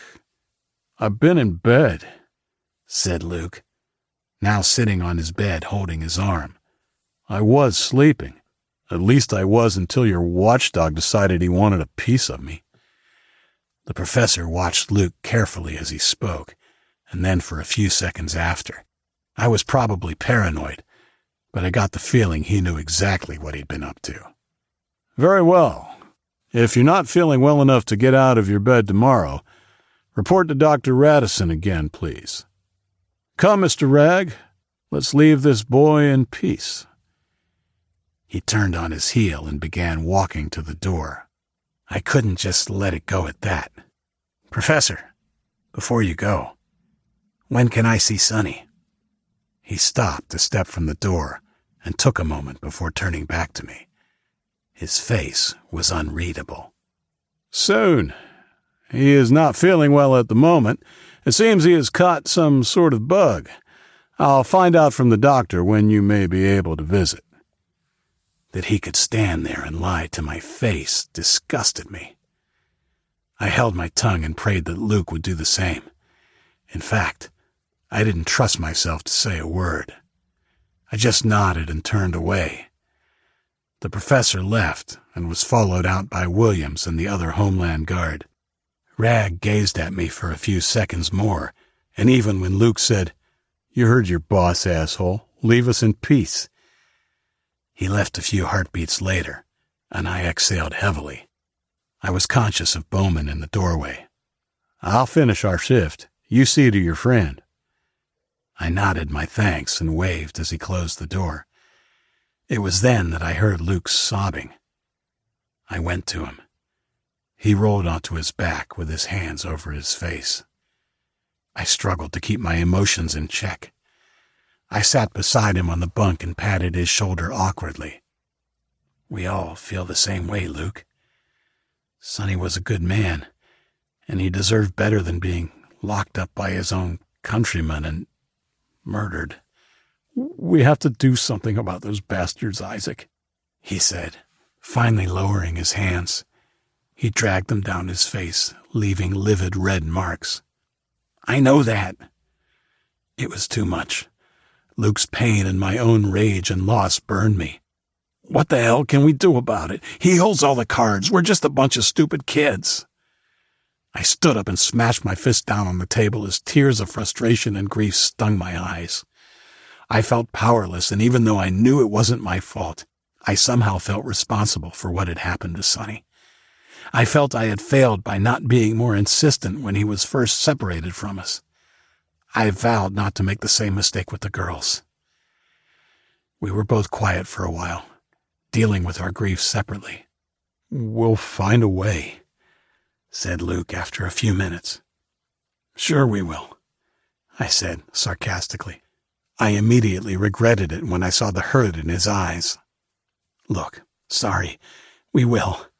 I know we will. I got up, feeling a little more focused, and knelt beside his bunk. I stared down at the floor. You okay? Yeah, I'll survive. What about you? How's the wound? He lifted the cover and showed me the bloody bandage. I think it's worse than it looks. He quickly pulled down the bandage to reveal the wound.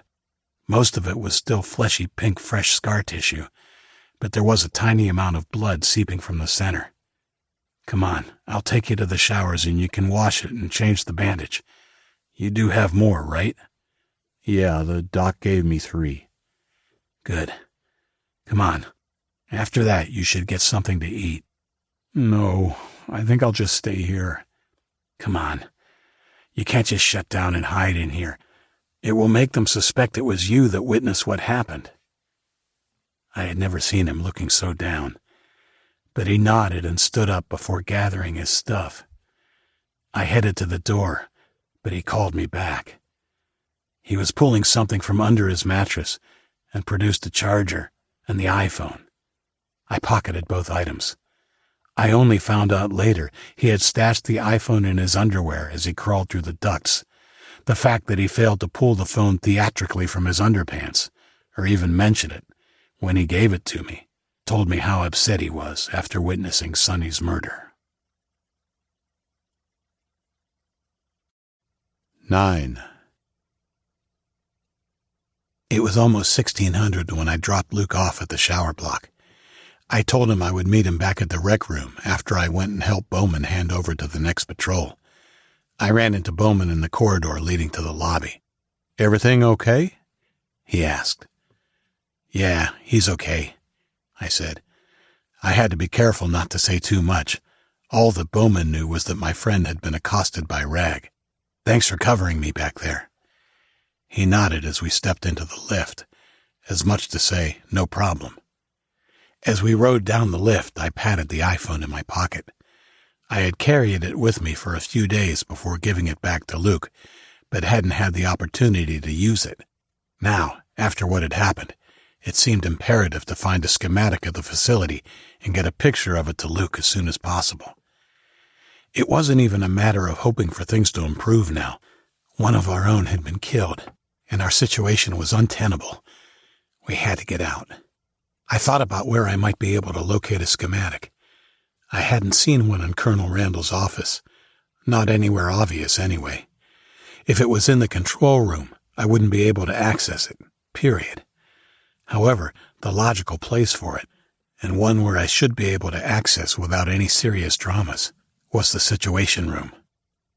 Bowman and I nodded to the 2 guys on the new shift before we signed in at the front desk, Bowman writing a brief note regarding the situation with the alarm and what had happened in Luke's room. The duty sergeant, Dawes, read it and signed it off. Busy day, huh, boys? We thought the Chinese were invading for a minute there. The whole floor was armed and about to come to your rescue before it was called off. What the hell was it? Ask the professor, Bowman said. He said someone breached security but wouldn't give us any details. Well, screw that bastard then.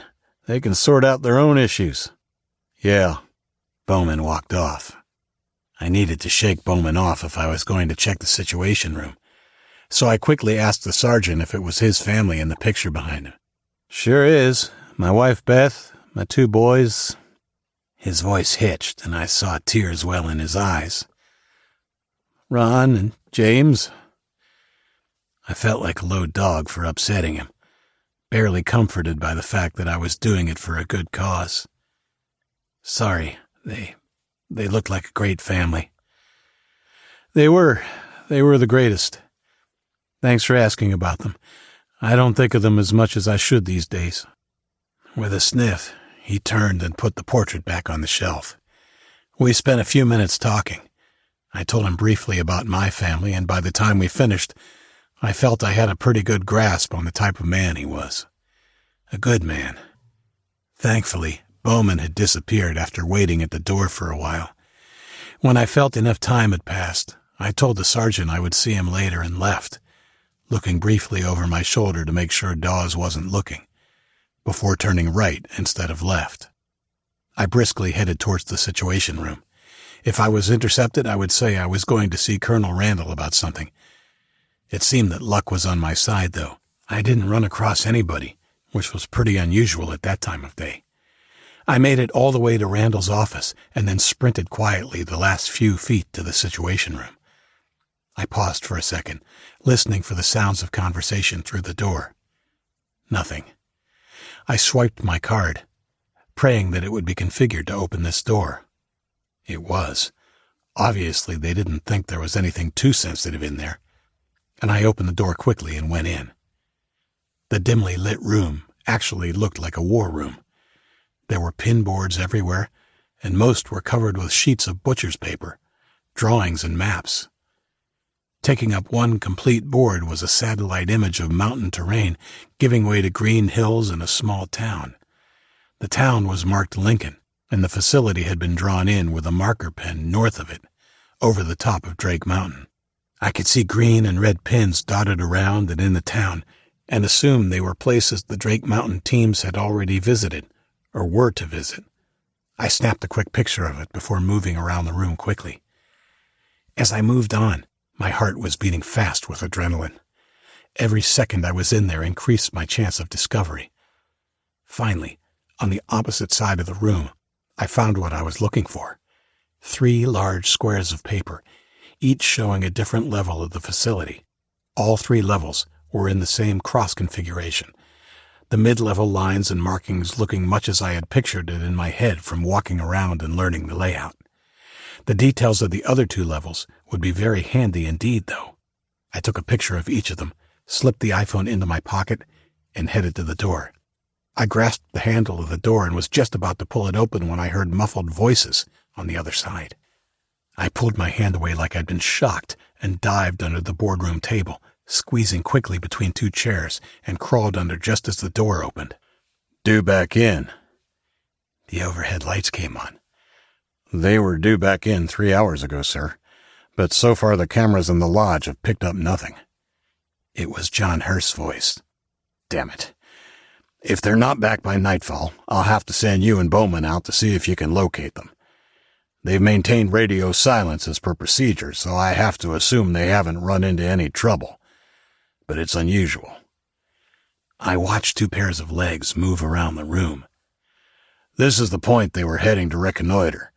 It's about a 3-mile square radius, just a few farmhouses and a small town.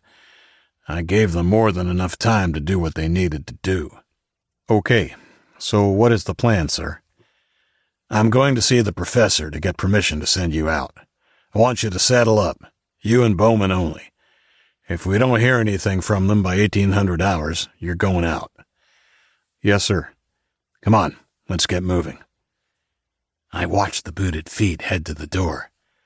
After it closed, I slowly let out the breath I'd been holding. I crawled out from under the table and stood on wobbly legs before once again listening at the door, before heading out. 10. After a quick shower in the barracks, I headed back up to the square. I saw Luke sitting in the quiet zone reading an old book and gestured to him that I was going to get something to eat. I wolfed down a quick meal in the cafeteria, just catching the end of the first shift. Thankfully, Bowman was not there, which probably meant that John Hurst had pulled him aside to get ready for a possible rescue mission that night. I headed into the quiet zone as soon as I'd finished. It was just Luke and me. Did you have something to eat? Yeah. I looked at the book he had put down in his lap. Animal Farm by George Orwell. I had never studied it in high school, but had read it for fun when I was in the 7th grade. It was only short, but it left an impression on me. All animals are equal, but some animals are more equal than others. The famous quote resonated with me now, given that Drake Mountain seemed to have one set of rules for the majority and another for the professor and his cronies. Do you think you would be up to telling me about what you saw? Yeah, I think so. Good. I wouldn't ask so soon, but it's important. Come on, we'll head back to your dorms so we have some privacy. Plus, I have some photos for you. Okay, let's go, he said, with a fraction more enthusiasm. The dorm was empty when we arrived. We sat at the table and faced each other. Take as little or as much time as you need, and tell me if you need a drink of water or anything. You sound like a counselor, Luke grinned, and I couldn't help but return his grin, not because I thought his crack was particularly funny. It was just good to see him smile. He seemed to be okay once he got started, and I let him talk freely, only asking questions at certain points. After Ben had secured the grill behind him, Luke had set out on his journey in the cramped confines of the ducting. He admitted that it was a lot snugger than he had been expecting, and after only a few minutes of the awkward shuffling, he had begun to regret volunteering. The corners were the worst, and he had to negotiate one just a few feet after he had started. It had turned left and seemed to roughly follow the main corridor. After about 30 minutes of shuffling in the cramped, hot space, he had taken a right turn. By that time, he had lost all sense of direction and progress, but he thought he may have ended somewhere near the lobby. It was at that point he realized that his wound was bleeding, but couldn't be sure when it had started. He had eventually arrived at a place where his duct intersected with a bunch of others. A hub that was almost big enough for him to stand up in. He took a moment here to congratulate himself on his decision to tuck the iPhone into his briefs. Without its glow, he would have been blind. This way station, as he called it, was a large box-like structure that had ducting leading off in 4 directions, as well as a larger vertical shaft that led up to the professor's level and down into the military level. Both the upper and lower entrances were sealed by a wired mesh hatch, but thankfully had a small maintenance ladder that seemed to run the entire length of the vertical shaft. Luke took the opportunity to have a rest, stretching and taking some water while he could. He used his chalk to mark the opening he had emerged from and cursed himself when he realized he had forgotten to mark the first 2 turns he had taken. He didn't worry about that then. Plenty of time to worry about it when he was trying to find his way back. He turned his attention to the hatch leading to the upper level. It wasn't locked, just held in place by hinges and closed by 2 bolt locks. Before he opened it, Luke briefly contemplated the possibility of it being alarmed, but couldn't see any obvious wiring or cables. Besides, it wasn't as if he could or wanted to turn back after coming so far. Holding his breath, he had slipped the bolts and swung the hatch down. He didn't hear an alarm, but that didn't mean anything. It could be blaring in another part of the facility and he wouldn't know. He checked the edge of the hatch door. Definitely no wires there. Feeling a little better about it, he left the hatch hanging down behind him and began to climb. He thought it was about 20 feet before he came to another hatch. Again, a quick inspection told him it wasn't alarmed, and he unlatched it, pushing upwards. This one was heavier than he expected, and to his horror, he was unable to hold it as it fell open. He had flinched, but the crash he had expected didn't come, the hinges halting it silently an inch or so above the sheet metal of the ducting. Again, Relieved and feeling more optimistic, he climbed through that hatch and found himself in another hub, this one a lot smaller. This time there were 4 ducts, each going off in a different direction. He had no idea which direction to try first, and he decided to use trial and error, hoping due to his waning strength that he picked the right opening the first or second time. He wasn't sure he would have enough energy to try more than 2 and still get back safely. Having lost all sense of direction, he wasn't even able to make an educated guess. So at that point, he had resorted to eeny, meeny, miny mode to decide which duct to explore. It was a very Luke thing to do, and I suppressed a little chuckle when he told me. The duct he had decided upon seemed to run back in the same direction he had come from on mid-level, so he was quite happy with it. He had set off, and it was a good 10 minutes before he came upon the first offshoot. He took the hard right turn, and after a minute came upon a vent overlooking a vast lab. There were 5 men and a woman in lab coats and face masks working in the lab. As you would expect, they were doing science stuff, he said. Looking in microscopes, fussing with centrifuge equipment and other stuff I didn't recognize. While he didn't know any of the other scientists, none of us did. He had wanted to be sure that Professor Leahy wasn't in there. He didn't really learn anything else of value, but watched them until he could confirm that Leahy wasn't present. From his vantage, he had strained to see as far as he could to the left and saw a door in the wall on that side. That meant there might be more rooms further along the main duct. He backed carefully out the offshoot and into the main duct before proceeding further along. He eventually came to another offshoot and crawled into that. The room at the end of this was about half the size and looked more heavy-duty than the other lab he had seen. It had a glass or perspex ceiling a foot or so below the vent and seemed to be hermetically sealed.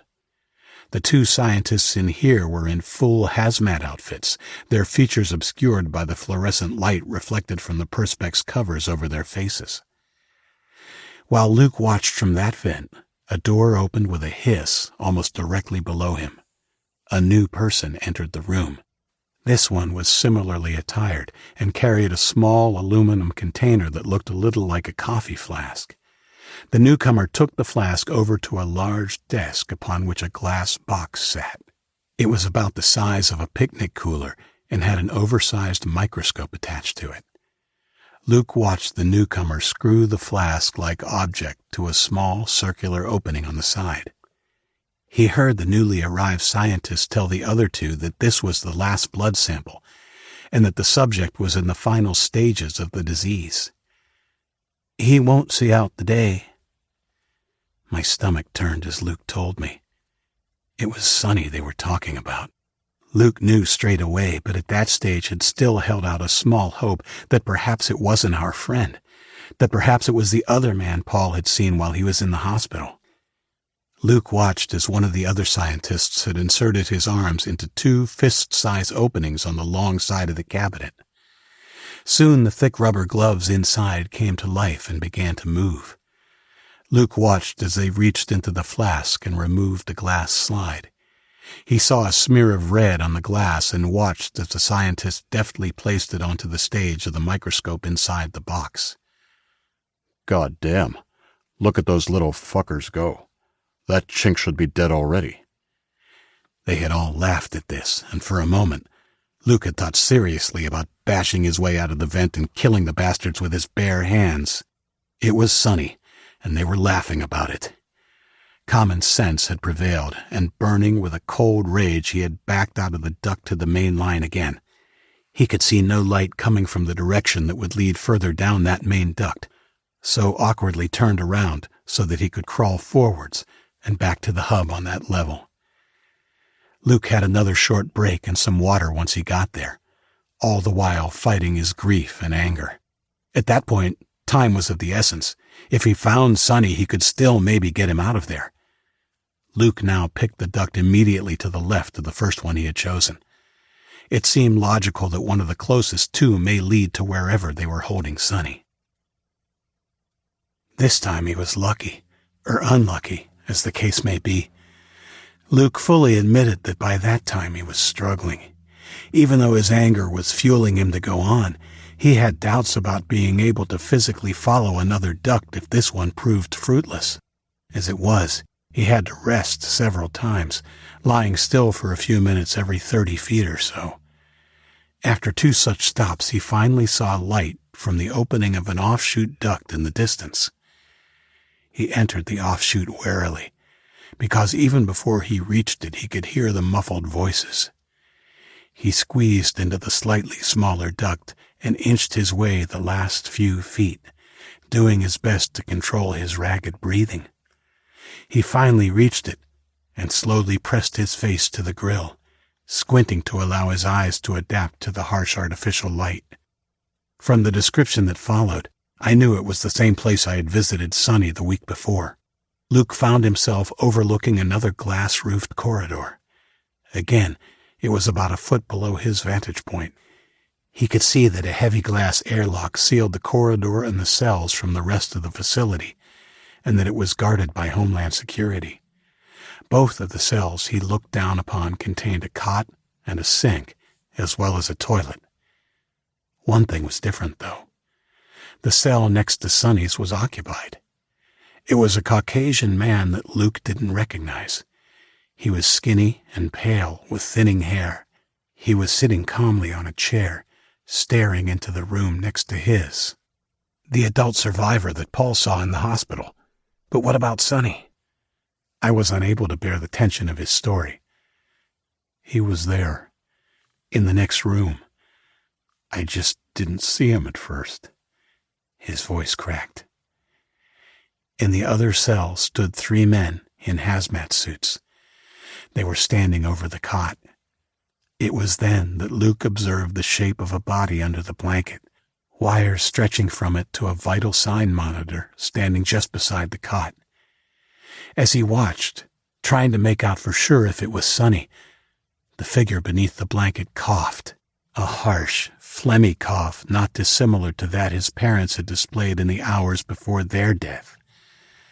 Luke could see a spray of bloody mucus on the wall by the bed. Whoever the person under the blanket was, they couldn't be far from death now. Luke began crying. I knew it was him. I just couldn't admit it to myself, as if admitting it would make it true. I didn't try to console him. I knew nothing I could say or do would help. We kind of had to face up to the terribleness of it to get past it. Luke had paused for a moment, gathering himself before continuing with his tale. Even though they were behind glass and their voices muffled by the filtration devices on their masks, he could just make out what the 3 men were saying. The tallest figure turned to the one carrying a clipboard. How long has it been? 26 hours and 19 minutes since infection, sir. Not as quick as I had hoped. How long before he was incapacitated? Well, because he was confined to a cell, it's hard to put an exact timeline on it. In a real-world situation, he would possibly have stayed mobile for longer, but he hasn't gotten out of the cot since 18 hours and 27 minutes post-infection. How long now? Judging by his vital signs, he should decease within 30 minutes. As they were talking, a series of harsh coughs racked the person under the blanket who then, with a supreme effort, threw the blanket aside. It was Sonny, or more accurately, the hollow shell of Sonny. Luke hardly recognized him. Our friend was emaciated, and his skin was an unhealthy gray color. He was covered in a sheen of sweat. His face was the worst, Luke said, with tears in his eyes. He looked like a zombie. There were dark shadows under his eyes, and he had blood and green snot running out of his nose down onto his mouth and chin. To the surprise of the men standing over him, Sonny had managed to make it into a sitting position and looked defiantly at his tormentors. "Congratulations," he had gurgled. "You've done it. How does it feel to be... At this point, he began coughing. Blood and mucus sprayed from his mouth, and two of the men stepped back sharply while the third stood his ground, wearing the spray of gore on the legs of his protective suit. Murderers! Well, I think that's enough, said the tall figure, ignoring Sonny's question. Incapacitation is the important milestone, not when they finally expire. He nodded to the man who had been splattered by Sonny's cough. End it, Mr. Rag. The man holding the clipboard had reached into his coat pocket and pulled out a syringe, offering it to Mr. Rag. Here. Luke had gripped the grill of the vent and began to strain against it. Rag had turned, and through his perspex mask, Luke had seen a humorless smile on his face as he turned away from the other man without taking the syringe. As Rag turned to him, a shivering Sonny had fought his way to his feet. It seemed he had decided he wouldn't make it easy for them. He stood swaying slightly, his feet apart, and brought his closed fists up. It was a supreme effort of mind over matter, and for just that one brief moment, Luke dared to hope. That hope was shattered when Rag walked purposefully to Sonny, brushing aside his feeble punch and gripping the sick man's head in both of his gloved hands. He held him that way for a moment, oblivious to Sonny's weak blows on his shoulders and side. Then he viciously twisted his hands. The muffled crack of Sonny's neck breaking was terrible, but even more terrible was the way Rag turned his victim's head back to face him and looked into his eyes as our friend and mentor died. Part 2. Decision Time. 11. No! Luke had screamed helplessly as he struggled to push the grill out of its frame. Rag's head whipped around, his eyes now trained on the vent. Luke swallowed a sob and ceased struggling to push his way out of the vent. Without taking his eyes off Luke's hiding place, Rag released Sonny's head and allowed his limp body to collapse to the floor. Luke knew that the killer couldn't actually see him, but he felt like they were staring at each other. You know what, Isaac? One time when I was hunting with my dad, I nearly stepped on a copperhead snake. I was only like 12, and I froze up, scared spitless. It was just staring at me with those dead eyes, ready to strike, and I couldn't look away. Not until my dad came up and pulled me slowly away from it. That's what Rag's eyes were like. Dead fucking snake eyes. Luke had watched a moment longer through tear-blurred eyes before adrenaline had kicked in, and he frantically shuffled backwards along the duct, anxious to be away from the malevolent gaze of Rag. He heard muffled yelling, and after what seemed like an eternity, reached the main duct, scrabbling around the corner and shuffling along it as quickly as he could. He had just scrambled over the edge into the upper hub when he heard a happy voice echo from behind him. "Oh, don't go. Why don't you come back and play? You can join your friend." It was Rag, and Luke wasn't afraid to admit he nearly shat his pants. Rag was back there and calling into the vent that Luke had so recently vacated. Energized by the adrenaline coursing through his system, he half climbed, half fell down the ladder to the main hub on the middle level without shutting the hatch behind him. He quickly pulled out his phone so he could see which of the ducts he had marked and climbed in. He heard the voice behind him again, fainter now, but somehow worse because of the creepy sing-song quality it took on. Come out, wherever you are." Luke wasn't sure if Rag was now in the ducts and following him or still calling out from the vent, but he didn't plan to hang around and find out. He took off, crawling and scrabbling back the way he had come. He didn't stop to rest until he reached a junction of 3 shafts, and even then, it was through necessity. He had forgotten to mark this spot with his chalk. He sat there, frustrated and cursing for valuable seconds, trying to figure out which one it was. The stakes were high. If he took the wrong duct, he could end up anywhere, and it would mean almost certain discovery if they did a head count. In the end, it was his own wound that saved him. By the light of the phone, he was able to spot a small smear of blood on the lip of one of the narrower ducts. Yes! He crawled into it and moved as quickly as he could in the more confined space, spurred on by the fact that he was almost back to the dorm. Well, you know the rest. I was numb, but whatever I was feeling must have been amplified 100 times for Luke. He was clearly traumatized by what he had seen, and I had the terrible feeling that there would be more of the same trauma to come. "You did well, Luke," I said, and patted him on the shoulder, my words sounding woefully inadequate to my own ears. He shook his head. I had to try and take his mind off what he'd experienced. "So we know they've got the virus and killed Sonny to test it. Did you see any clue about how they'll get it out there, though?" "No idea," he said, not taking his eyes off the floor. "When will this shit ever end? I hate what the Chinese did as much as anyone. But how will killing more people help?" I reflected how quickly a person's opinion could change. Just 2 months ago, I would have been all for an eye, and Luke would have cheered me on. I guess what we had experienced in the facility, the worst of human nature by our own people, had influenced us more than I thought. Don't you get it, Isaac? It's what human beings do. We make war over and over and over again. Man won't ever stop fighting until there's just a handful of us left on the whole planet. And even that won't stop them. Then it will be over a girl or food or shelter. Albert Einstein said he didn't know what weapons would be used to fight World War III, but he knew that World War IV would be fought with sticks and stones. We were silent for a few moments. "You know we have to stop him, right?"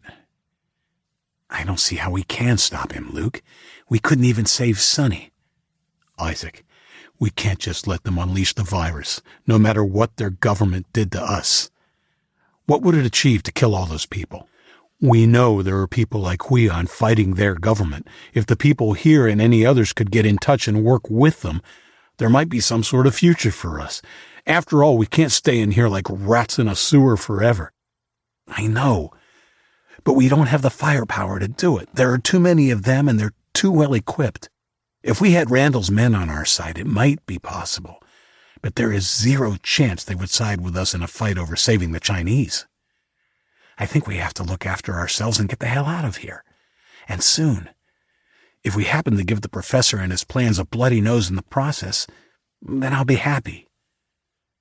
Luke was silent for a moment, and then opened his mouth as if to argue. In the end, he closed it again without saying a word. He knew I was right.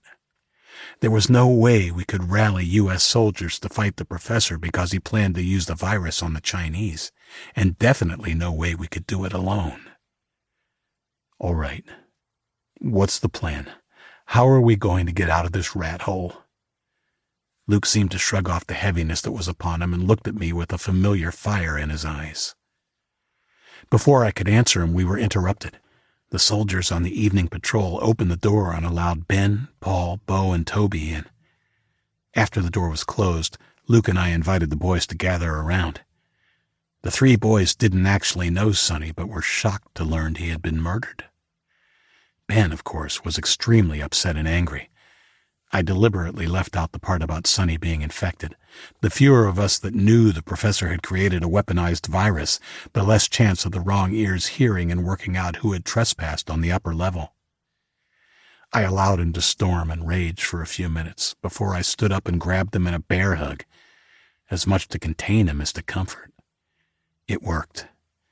He struggled for a few moments before he eventually calmed down and sobbed into my shoulder, before breaking away awkwardly, embarrassed by his tears and saying he needed to wash his face. He came back a few seconds later and sat back in on our conversation. "By the way, Paul, you were right. The other guy didn't die. The survivor adult you saw in the hospital? Luke saw him in the cell next to Sonny's, and he's alive as you or I. They must have hidden him the first time they allowed me to visit Sonny." "I knew it," Paul whispered. Even though I hadn't mentioned Sonny's deliberate infection, I could see Paul's mind ticking over, and the look on his face told me he had put 2 and 2 together. I gave a quick warning shake of my head. He nodded and stayed silent. At the moment, only he, Luke, and I knew. I would tell Ben in private, and also tell him of our decision to escape the facility. Our conversation dried up. I suddenly felt absolutely drained. I wasn't the only one. Luke looked worse than I felt. I better get back down to the barracks. You should go to bed. 12. In the end, I decided to head to the rec room before I went back down, just to add some sort of alibi in case my long absence was noted. It probably worked out to be a blessing that Bowman had been dispatched to investigate what had happened to the scouting party. Otherwise, I'm sure it would have been difficult to shake him off, especially given our run-in with the professor's men. As it was, I found 2 soldiers, Fisk and Meeks, playing pool. I decided to play a couple of games of pool with them, so I could pick their brains and see how much they knew about what had happened earlier. They told me that John and Bowman had gone out 2 hours before, just after the alarms from Luke's adventure had been silenced. Neither of them seemed to know exactly what that had been about. I heard it was a false alarm, said Fisk. No, it was some sort of breach, said Meeks. Cocksucker, who knows what he's doing up there? We should be the ones breaching his ass. Well, you might like breaching ass, Meeks, but leave me out of it. We all cracked up. Right then, a couple of Homeland Security men came into the room and headed to the gym equipment. They were in black t-shirts and track pants, but still had their holstered weapons on their hips. Meek's buddy gestured that he should be quiet. No, fuck them, he spat, and looked at the 2 men challengingly. Didn't you see what that little asshole Rag did to Spence? The professor's men didn't rise to the bait. One jumped on the exercise bike and the other began pummeling the punching bag. Meeks kept up his hostile staring, perhaps trying to goad them. If they were bothered by his enmity, they didn't show it and focused on what they were doing. Come on, Meeks. It's your shot, said Fisk, grabbing his arm gently.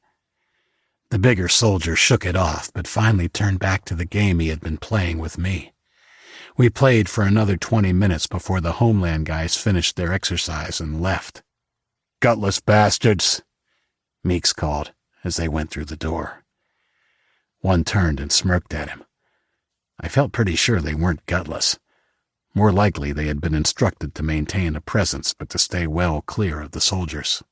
After the professor's men had left, I asked Meeks and Fisk what they thought might have happened to the scouting party that Bowman and Hurst had gone out to find. The Chinese got him for sure, said Meeks, without looking up from the shot he was lining up. We don't know that, said Fisk, who seemed to be the more reasonable one. Anything could have happened. Hell, they might be on the way back now. He didn't seem very convinced. When Fisk told us he was heading to bed, Meeks said he was hanging around. I told him I would join him. It seemed like a good opportunity to probe Meeks further. We shot the breeze for a few minutes. He was talking almost as though he were drunk, and to my surprise, when we sat down in the darkened alcove, he pulled out a glass flask of dark brown liquid and asked if I wanted a swig. I thought about saying no, but in the end took the bottle and raised it to my lips. A few seconds later, I was coughing and spluttering as the fiery liquid tried to find its way back up my esophagus. Meeks laughed and patted me on the back. "You're all right, Race, even if you're not a real soldier." I didn't actually learn anything new, but I did learn a little bit about Meeks. He wasn't quite as boorish as he came across most of the time. He didn't even seem to mind that I refused to drink any more of his liquor. After another half hour or so of small talk and another game of pool, I begged off and headed back down to the barracks. Meeks stayed behind, and I wondered if he did that every night. 13. The next day passed slowly. Because Bowman was still outside, I was partnered with Meeks for the next morning's patrol. Thanks to his liberal intake of moonshine or whatever he had been drinking the night before, he was quiet for most of our duty. I was okay with that. I had a lot of thinking to do. I didn't get a chance to talk to Luke during my shift, even though I did spy him in the rec room. Given our close encounter with Rag and the professor the evening before, I thought it was probably a good idea to avoid each other for a few days. I didn't want to heighten any suspicions about us that they may already have, especially as there seemed to be more of the Homeland guards on the middle level that day. I had a vague sense of uneasiness as we patrolled the middle level. It wasn't really to do with Sonny's death or the increase in numbers of the Homeland security on our level. It was more like a sense of impending disaster. In the end, I decided that it was because I knew that we now had to try and leave Drake Mountain. The option to stay and work something out had been closed to us by the hands of a killer. I also knew that when we did try, there were only two possible outcomes. One, we would fail, and most likely some of us would be killed. Or two, we would succeed and possibly lose some of our people and end up right where we had been 6 weeks ago. I felt the weight of leadership settling on me again. Only this time it felt like there was a lot more at stake. After my shift, I went and showered before heading back to my bunk and grabbing a pencil I had secreted in my pillow slip. I took it to the bathroom with me and, sitting down on the toilet, pulled a square of paper out of the dispenser and began to scrawl a note on it. Indigo. Sonny's dead. Luke and I are working on a plan. Stay strong and look after the girls. More news soon. Be ready to move at a moment's notice. Love, Isaac. I read it back, then screwed it into a ball, dropping it between my legs into the water. I wrote it again, this time leaving out the word love. I was too embarrassed to leave it, to expose myself to possible rejection. A stupid schoolboy thing to worry about, I know, but back then it had seemed an enormously risky thing to do. That evening, I deliberately made my way up to the cafeteria early so I could line up by the time the girls finished eating. In my pocket, I had the note for Indigo. With hand in pocket, I fiddled with it nervously as I waited in line. The mining shift had joined our queue, and I turned and waved at Paul, Ben, and the others. Luke was at the very end of the line and returned my brief wave. Finally, the women finished their meal and started filing out. I waited anxiously until she came into view and then slipped the paper into the palm of my hand. As she got closer, the smile froze on my face. An ugly purple welt marred the flawless skin of her cheekbone. She smiled at me and my stomach turned. The smile seemed so at odds with the evidence of recent violence. I had planned to just slip her the paper, but I couldn't suppress the urge to step out of the line and grab her arm, pulling her into my embrace. She gasped in surprise, and I thought for a second she might pull away. But then I felt her arms encircle me and hug me close. Her body melded to mine, and the closeness of her, the scent of her, was intoxicating. My heart jumped in my chest, and when she was pulled away by the Homeland escort, a wave of anger swept over me. I held her and tried to push the guard away. He gripped me by the collar of my Army-issue shirt but seemed reluctant to engage me. "Back in line, lovebird," he said, straining. I held his eyes, on the verge of striking him, and at the same time noticed over his shoulder another guard advancing along the line towards us. It was Leroy. Great.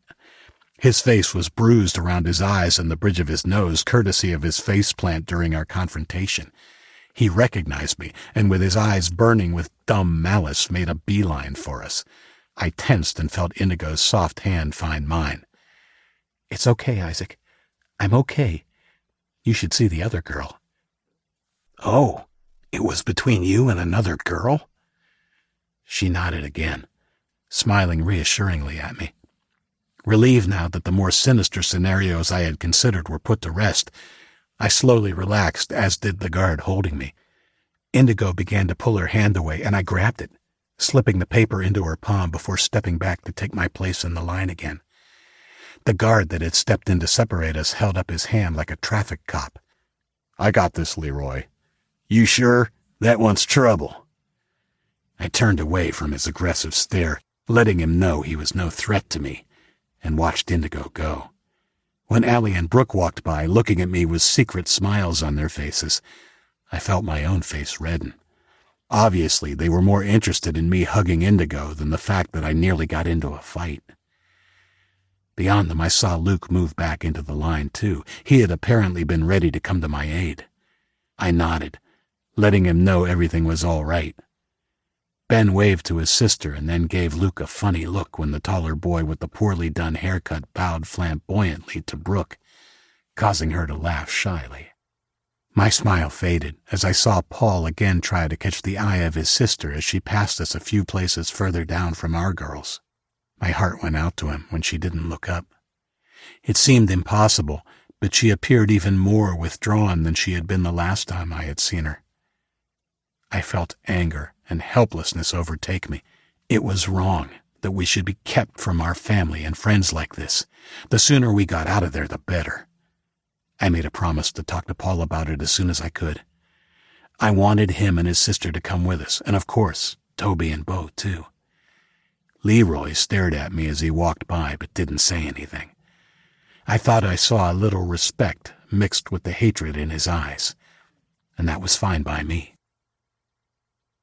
I ate my meal apart from the other boys, sitting with Sergeant Dawes, who had come in just as we were entering the cafeteria. Again, I wanted to minimize suspicion in case anyone was observing us, but also I liked Dawes and knew he would be good company. He was a good talker. I asked him a question about before, and pretty soon he was telling me his family history.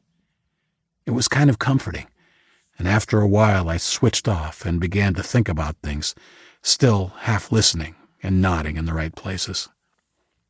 I was intrigued that the matter of the security breach seemed to have been abandoned, or at least not pursued. Had they decided it was too hard to get to the bottom of? Or were they waiting for more intel before they made a move? Well? I looked at Dawes, who waited expectantly. Huh? You're not listening to me, are you? A penny for your thoughts? Oh, nothing. Sorry, just tired is all. That's okay, son. I'm going to head back downstairs anyway. You coming? No, I might go shoot some pool. Okay, I'll see you later. While I decided to lay as low as I could when it came to socializing with Luke, I didn't see a problem with being together while we were around all of our other friends during leisure time. I took my tray back to the dirty pile and nodded to Luke as I went out. I desperately wanted to talk to him so we could begin to work on our plan of escape and get his thoughts on bringing along Paul, his sister, and the two boys. I had given more thought to Luke's wish to stop the professor from using the virus on the Chinese, but no matter how much I tried to come up with something, there didn't seem to be a way we could do it. Trying to overthrow him was impossible, as was sabotaging his labs. They were just too well guarded. We had to hope that they would fail because they didn't have an effective delivery method. I went into the rec room. It wasn't too crowded, but to my dismay, I saw Maddox, the Homeland Guard that had escorted me away from the confrontation between the professor and Randall, playing pool with a buddy. There was also another guard working out on the weights in the gym area. Maddox looked up at me when I entered. I gave him a friendly smile and wave that was far from genuine, and walked to the alcove, claiming a spot on the unoccupied sofa. They didn't seem to pay any further interest in me. I selected a magazine from near the bottom of a messy stack beside the sofa. It was a dog-eared 2-year-old issue of People magazine, and on the cover was President Riley shaking hands with the Chinese president. Marriage of Convenience was the headline. I guess someone wanted a divorce, I thought. I didn't feel like reading, especially not something that reminded me so painfully of the past. I put the magazine back on top of the pile, knowing there was a good chance it would be vandalized the next time I saw it. As I sat, I mulled over ideas for our escape. I had a general notion about how we could achieve it, but I needed Luke's strategic mind to work out the nuts and bolts. I knew I could trust Ben and Luke implicitly, and I also had every confidence in Paul. His input would be invaluable given his knowledge of how things worked in Drake Mountain. I was certain he would be more than willing to come with us as long as Ava could come too. We would be the inner circle, and as we brought others into the loop, they would be given as little or as much information as they needed to perform their part when the time came. Initially, though, it needed to be the 4 of us. 15 minutes later, the others came in. To my pleasant surprise, Maddox and his playing partner left not long after. Now the only people in the rec room were myself and those from the mining shift, along with the Homeland guy who was still working out. I gestured surreptitiously for Luke, Ben, and Paul to come into the alcove with me. I saw Toby and Bo shape to come in also, but Paul had a word in their ear and they turned back to the pool table. The Homeland guard working out in the gym area didn't seem to be taking much notice, but I knew that looks could be deceiving, so I ensured that the others were relaxed and laughing as we lounged on the sofa. "We have to do something," I said, keeping a grin on my face. "No shit, Sherlock," said Luke loudly, joining in my pantomime. "And I mean something drastic." I laughed, even as I looked seriously at Paul and Ben. "Sonny is dead, and we are being kept from our people, and—" I looked at Paul pointedly. "Family. As far as I could tell, things are not going to get better down here. In fact, they will probably get worse given the disappearance of the patrol and the friction between the army and the professor's people. We have to leave." Reading Ben's thoughts, Luke butted in before he could voice his words. "Isaac's right. We might be warm and well fed down here. But ask yourself, what sort of a life will we really have? Can you see yourself chipping away at rock for the next who knows however many years? And what about Brooke? Do you want to see her impregnated by God knows who?" My warning was too late. I saw Paul's face turn ashen. Luke didn't try to cover his gaffe, although he looked regretful. "Sorry. It needed to be said," he stated quietly. Paul pushed his glasses back up his nose with a finger. "Luke's right. If I had thought there was a chance, I would have tried to escape long before now. With more of us, I think we can do it." He looked at me. "What do you have in mind?" My respect for him grew immeasurably in that moment. We sat in the alcove for the next hour and discussed and argued over how we would escape Drake Mountain, all the while trying to act as though we were just socializing. Occasionally, just to allay any suspicions, we would take turns and go out and play a game of pool. We finally reached a consensus on a course of action. Luke, Ben, and Paul would begin stockpiling anything that could be made into or used as weapons. They would begin by smuggling knives from the cafeteria at each mealtime and hiding them in the mattress of Luke's cot. As part of my new duties, I already had a pistol and a taser. I would try and obtain at least one more firearm, preferably 2 so that Luke and Ben were both armed. If I could get more of the tasers, I would. They might be easier to come by than guns. Paul was sure that he could persuade another group of 6 boys to come with us, but in the end, we decided that the more people involved, the more chance that word of our plan would leak out.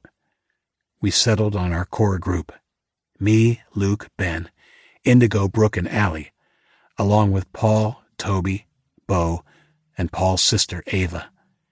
It would be a group of 10. But I was sure of the integrity of my group and their ability to keep the whole thing quiet, and Paul seemed to be just as confident in his. I felt a creeping optimism. With surprise on our side, we might just be able to pull off an escape without any casualties. Of course, our enemy, for their part, were well-trained, armed, and physically stronger than us. During our planning, I repeated again and again that surprise was an absolute necessity. The last thing we wanted was a running battle in confined spaces as we attempted to get out.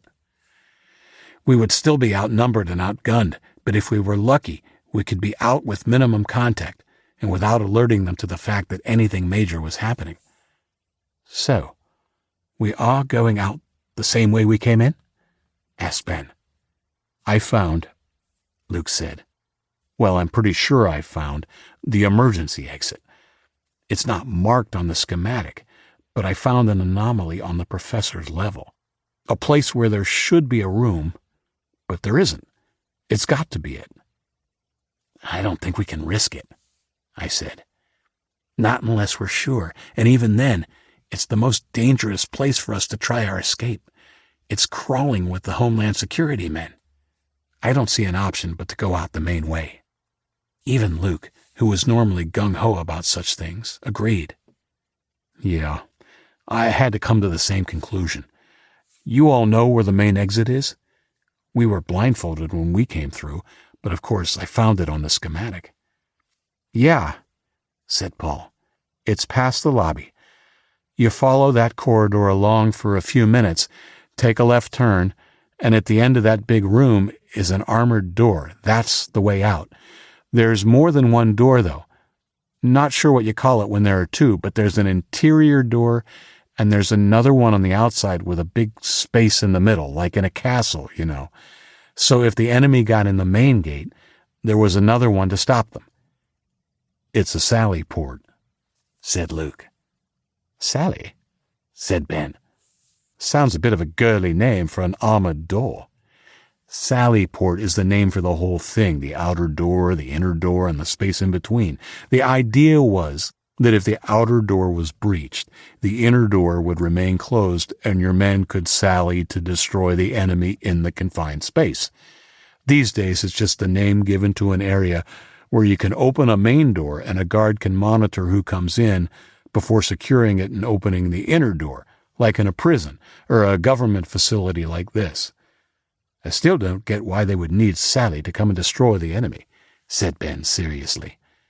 I could see mischievous glint in his eyes, but Luke couldn't. "You idiot, Ben, I just told you. Sally means attack or thrust." Ben fell over laughing, and Luke finally realized that he was being tormented. He punched Ben in the arm. We all had a giggle, even given the seriousness of our situation. We were teenagers, after all. "How do you know all this about the gates?" Luke asked Paul. "When we surrendered ourselves, they black-bagged us too, but there was a small rip in mine." "It was in the side, but I was able to shrug and move my head around as we were walking." "So by the time we got to the entrance, it was almost to the front. I didn't get to see much, but I could kind of see the entrance and how the doors operated." Luke looked impressed. "So this guard controlling it, where was he?" I asked. Paul shrugged. "I didn't see anyone controlling it, just a couple of armed guards." "Well, that's the thing," said Luke. "Sally ports are usually remotely monitored and watched with a CCTV, nowhere near where the shit is going down." As soon as he said it, I knew. The control room on the lower level. Shit. That's going to be a problem. I think I know where it is, but it's guarded day and night. "We'll find a way," said Luke. I wasn't so sure, and felt the bright optimism I had felt just a few minutes ago begin to fade. He must have seen it from the look on my face and put his hand on my shoulder. "We'll work on that part of the plan. Don't sweat it." I nodded. If anyone could work something out, Luke could. "Funny to think," he said. "A year ago, probably the most important thing we had to worry about was how we would make it to the next level of Grand Theft Auto on Xbox. Yeah, now we're in it," Ben said. We decided that we would make our escape in exactly 5 days. That gave us plenty of time to stockpile the weapons and anything else we needed, and to spread the word to the girls. We would make our escape in the morning, early. We settled upon 3 a.m. on the 5th night. I would come up to mid-level via the cargo elevator, avoiding the Homeland guards in the lobby. I would then make my way to the square, and avoiding the night patrol, move onto the boys' dorm and let them out. Paul, Toby, and Bo would remain in the dorm with the door propped open, while Luke, Ben, and I went to the north wing to free the girls. I knew from my patrols that the long corridor leading to their quarters would be guarded by 2 Homeland guards, so we would face our first resistance there. We might have to kill somebody, or several somebodies, before the morning is over. "Are you all up to that?" I asked gravely. Luke and Ben nodded with certainty, while Paul also said yes after a pause. He didn't look totally convinced, but I'm pretty sure if it came to protecting his sister Ava, he could and would do what he had to do. We just have to remember why we're doing this. It's so our sisters and all of us can have some sort of life," Ben added. After we three had collected the girls, we would make our way carefully back to the square. I didn't want to hurt the men patrolling the mid-level, but I knew that it may be necessary to incapacitate them in some way. Once we were back in the square, all four of us would make our way down the corridor to the lobby. It was here we would face more resistance, given that there would be at least 2 Homeland guards patrolling that room. They, most definitely, would need to be neutralized. "It'll be hard to take them by surprise," said Ben. "I know," I said. "I figure I'll be the best person for the job. While it might be unusual to see me at 3 a.m. in the morning, it won't be totally shocking for them. I can say I took a wrong turn or pretend I'm sleepwalking or something." "Dude, really? Sleepwalking? Just stick with the wrong turn story. It's the most plausible. You just better hope it's not Williams on duty. He's no idiot." "Yeah, right. Once we take them out, we head to the exit. But at least one of us will need to go down the elevator to get access to the control room." "But how will that person get to the gates after they open them?" asked Paul. I didn't have an answer for that. In fact, I had deliberately avoided thinking about it. I looked at Luke, and by the expression on his face, I could see that despite his promise to come up with a plan, he too was out of ideas. "It'll have to be me. I've got a pass, and I'm stationed down there." "That's fine, but how will you get control of the sally port? Open it and get out. Surely some sort of alarm will go off. You'll only have a couple of minutes at the most," Ben chimed in. "I'll have to stay." I didn't voice my thoughts. Don't even think about it, Isaac. We're not leaving anyone behind, least of all you. I didn't argue with Luke. I knew he would never agree with me staying behind. But the more I thought about it, the more obvious it was. I would have to stay and take whatever punishment they decided was appropriate. I could worry about my own escape at a later date. "What?" Ben asked, not quite following our thought patterns. "I have to stay. It's the only way we can get the gates open." "No," the English boy said. "Not on." "We'll come up with another way," said Luke. Paul didn't comment. I thought from his silence and the serious look on his face that he probably knew I was right. Fine, I said, holding up my hands in capitulation. Let's go through the other phases of the plan and worry about that particular problem closer to time. They agreed to let it go at that, so I got off the topic as quickly as possible. Now, what about when we're out? Any suggestions? "Well, first things first. We have to get to the lodge," said Ben. "Yeah," I agreed. "Paul, from the little you could see, how bad was the trail from the lodge to the facility? How dangerous, I mean. It felt terrifying while we were walking it blind." "I know what you mean, although it wasn't till about halfway along that I was really able to see much.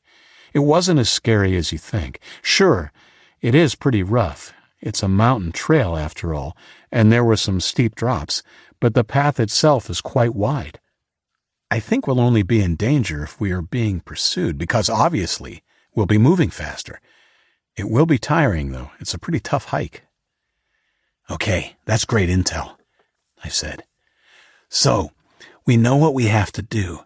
You guys start gathering those items for weapons, and I'll do my best to get us some real hardware. I'll also take care of getting a message to the girls and keep my ear to the ground with what's happening outside. We don't want to run into the Chinese as soon as we leave." "Where are we going if we make it to the lodge?"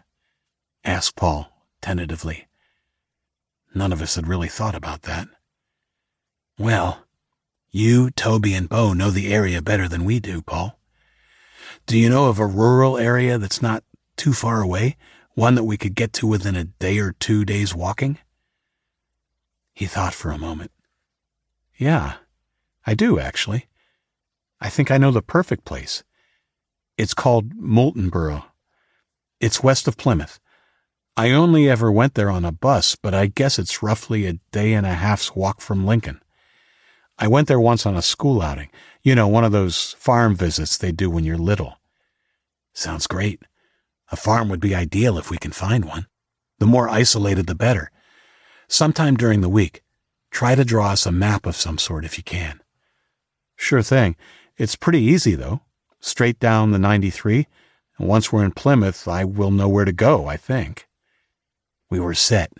We agreed we would lay low for the next little while, but promised to meet every night in the rec room in case anyone thought of anything or ran into any issues. Good work. Let's wrap it up then.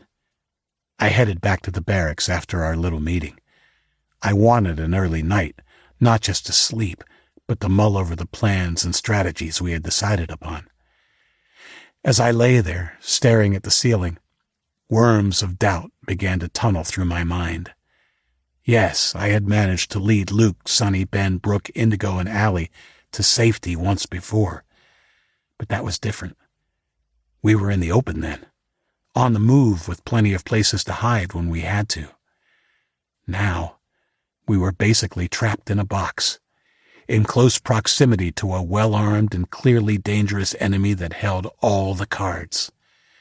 There was literally nowhere to hide or run. If I managed to get them out safely, I would consider my job done. Facing the inevitable consequences after the escape would be a lot easier for me to bear if I managed to get them all out with no losses. 14. The next few days were full of routine for all of us. Luke began to work in the mines and seemed to thrive on the physical activity. Every evening we met in the rec room, and they would report what they had managed to stash for our planned escape. It seemed to be going well. They had squirreled enough butter knives for everyone, and Luke had managed to smuggle a small lump of granite into the room. After lights out, he had been busily using it as a whetstone to sharpen the blades of the dull knives. That wasn't all he managed to smuggle out. The third night after he began work in the mines, Luke pulled me into the alcove of the rec room. He was walking with a slight limp, and when he sat down next to me, he had his legs stuck out at an odd angle. He appeared to be unable to bend his knee. My hopes suddenly crashed. We all needed to be fit and ready to run if this thing was to have even a hope of succeeding. "What happened? How bad is it?" I asked, already working through scenarios for dealing with a lame Luke. A secretive look passed over his face. When he was sure no one was looking, he snatched my hand and pushed it onto his upper thigh. "Dude, what the hell?" I snatched my hand away when I felt a hard, thick object under the material of his pants leg. He cracked up laughing, amused to the point where he fell back in hysterics. "Don't worry, man," he said, wiping tears of mirth from his eyes. "I don't have a woody for you. It's a woody for me." "What?" He waited until the few people who had looked around at his laughter went back to their business before he put his hand on his leg. He smoothed the material so that I could see the shape clearly. It was a shaft about 2 foot long and about 1.5 inches in diameter. When he took his hands away, I could barely make it out. "It's the handle of one of the makeshift picks we use when we mine. It's like a broom handle, but sturdier. It broke while I was mining, so I stashed it when the guards weren't looking. I was going to hide it in my mattress, but I didn't have a chance after work. Anyway, it was so worth the discomfort to see the look on your face." "I'm glad I was able to amuse you," I said sarcastically. "What do you think you're going to do with a broom handle? Sweep the professor's men off their feet?" "Not exactly. I'm going to make an assegai."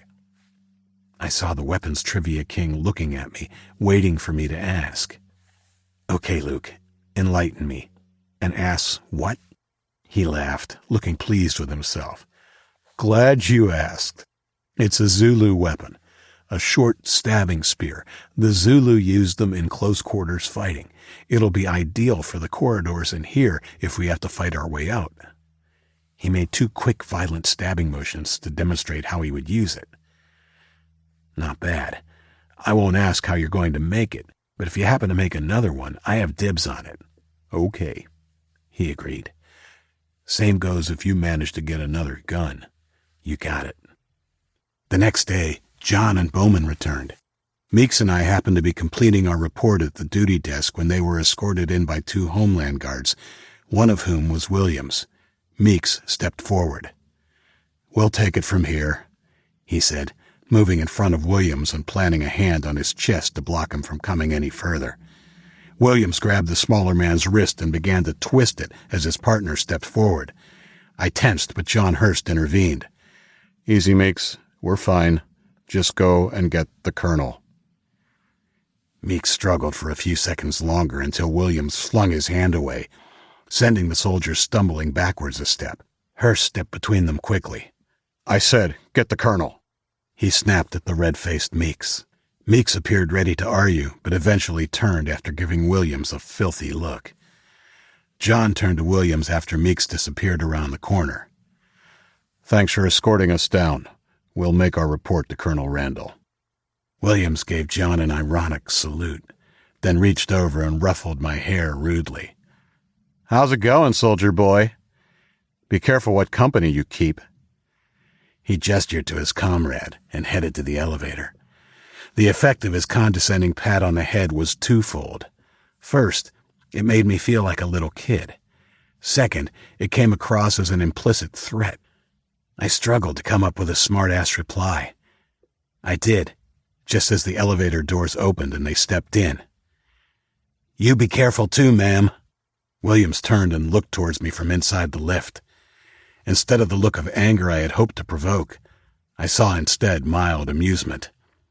He held my eye for a second before the doors closed. Self-doubt gripped me. What was I thinking? I was just a dumb kid out of my depth, and he knew it. I felt John's hand on my shoulder. I knew he meant to help, but it didn't comfort me, just reinforced my feelings of inadequacy. Colonel Randall bustled into the reception area. "Hurst, Bowman, you're back. Come into the situation room so we can debrief. Race, you come too." Surprised, I fell in behind John and Bowman, who gave me a nod. His eyes had a haunted quality that I hadn't noticed before, and I began to wonder what they had seen outside. Meeks turned to follow as well. "That will be all, Meeks. Go and have some leisure time." Meeks looked at me with a vaguely resentful expression, and I shrugged to say sorry, even though I had nothing to be sorry for. The colonel told us to sit as he closed the door behind us. I followed and sat on the opposite side of the table to the 2 men. Now that I had a chance to look more closely at them, both Bowman and John Hurst looked a little worse for wear. "Give it to me," said Colonel Randall as he sat down next to me. "They're gone, sir. We found 3 dead, 2 missing, presumed captured. Based on what was left of the vehicle, it looks like they were involved in a heavy firefight. I'd say they gave as good as they got. We found 1 wrecked Chinese vehicle, too." "Where?" "A house about a mile outside of Lincoln. It was the last of the stops on their mission." "Ambush?" "No, I don't think so. The house is off the main highway from the south. More likely they were spotted and intercepted. More bad luck than design." "Damn it. We couldn't afford to lose anybody, let alone 5 in one hit. Who are the dead?" "Somerton, Anders, and Beth Langdon." Randall seemed to consider this for a while before speaking. "John, make sure the guys in the control room are informed of this new development. If the Chinese have their hands on the other 2, it is certain they will be interrogated. We have to assume that our location could be compromised. Even if it's not, we can expect a lot more heat from the Chinese now that they have spotted surviving adults, and soldiers at that." "Yes, sir." We were dismissed not long after, and I invited Bowman to come up to mid-level for a meal after he'd showered. 20 minutes later, we sat down with our meals in the cafeteria. I had 2 reasons for inviting him. One, I felt like it was the right thing to do. He looked like he could do with the company. And 2, I wanted to sound him out, subtly, about the possibility of him helping us escape. "So, what do you think of the professor?" I began. He's an asshole, he said with no hesitation. Really? You think that too?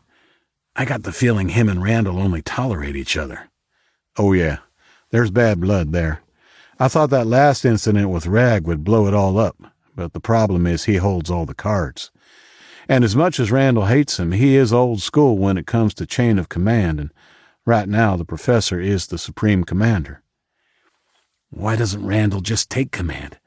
Surely he can't agree with policies like separating the women and, well, it just doesn't seem right.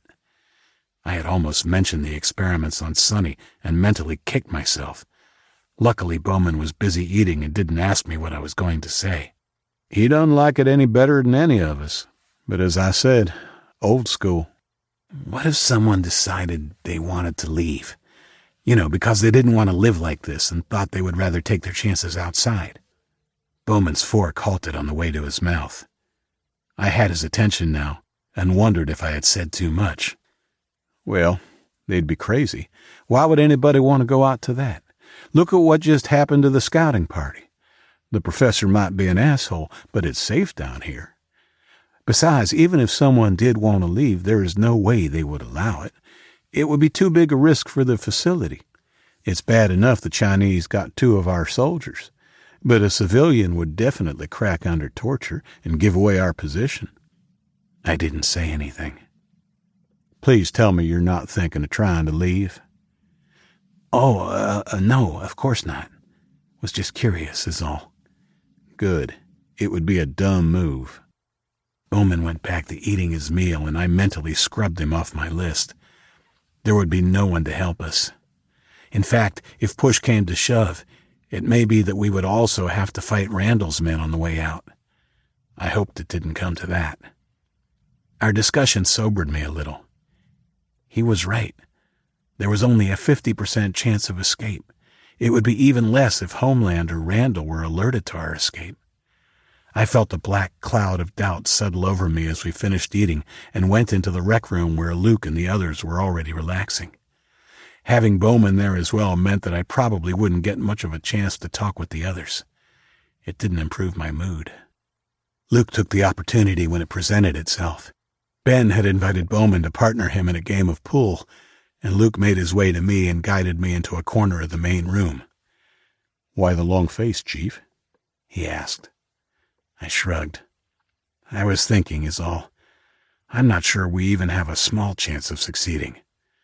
Dude, it's been that way all along. Don't get all hopeless on me now. What are our alternatives? Maybe we should just be thankful for what we have. We're safe, fed, and have a roof over our head. I'm sure that's what the Jews thought when they were taken to those nice, safe camps by the Nazis. He paused and let that sink in. You know, I saw footage once. It was a group of Jewish men being lined up, told to kneel in the street, before one soldier, just one with a pistol, walked up behind them one by one and shot them in the back of the head. Not even the last guy, knowing what was coming, stood up and fought or made a run for it. What did he have to lose? He could have at least made the bastard work for it. It made me angry, Isaac.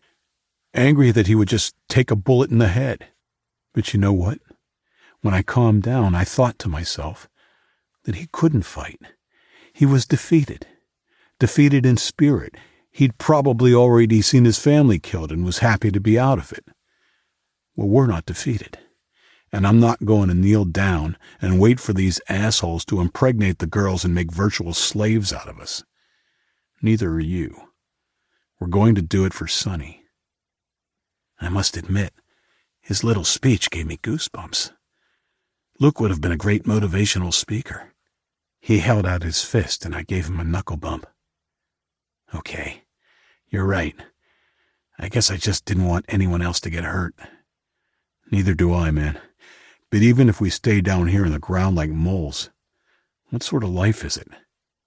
You're already starting to look like Gollum. You ought to talk, ghost that walks. We laughed and stood up. The game had finished, and I could see Bowman looking around. Let's do it, I said quietly as we walked to the table. 4 more days and we're out of here. Good call. By the way, Paul has talked to Toby and Bo. We didn't want to leave it any longer, and sooner or later they would have caught us smuggling weapons into the room. They're ready to roll and have no qualms about getting the hell out, too. Great. Did you get a message to the girls yet? Not yet. I'll get it written tonight and slip it to Indigo at the breakfast lineup tomorrow. I'm on early patrol. 15. I retired early that night. I wanted to be back in the barracks before anyone else so I could get our plan on paper, as well as write the note for Indigo. Thankfully, the rooms were empty. Apparently, the colonel had given permission for drinks in the lower-level breakout area that night. I thought it was a smart move, a way to say goodbye and remember the fallen from the scouting party. When I had heard about it, I actually considered moving forward the escape to the next morning. It would certainly help if half the soldiers in the facility were sleeping off a heavy night. In the end, I dismissed the idea. We just weren't ready yet. I sat on my bunk and took out the stub of pencil and carefully jotted down a rough timeline of our escape plan on a few sheets of toilet paper. 02:45, get up and use the cargo lift to get onto the middle level. 02:50, let the boys out of their dorm. Paul, Bo, and Toby to remain with the door propped open. 0300, Luke, Ben, and I head to the north wing to free the girls. 0305 to 0310, arrive back with the girls and all head to the square and then into the lobby. 0315, neutralize any resistance in the lobby, freeing up the way to the exit.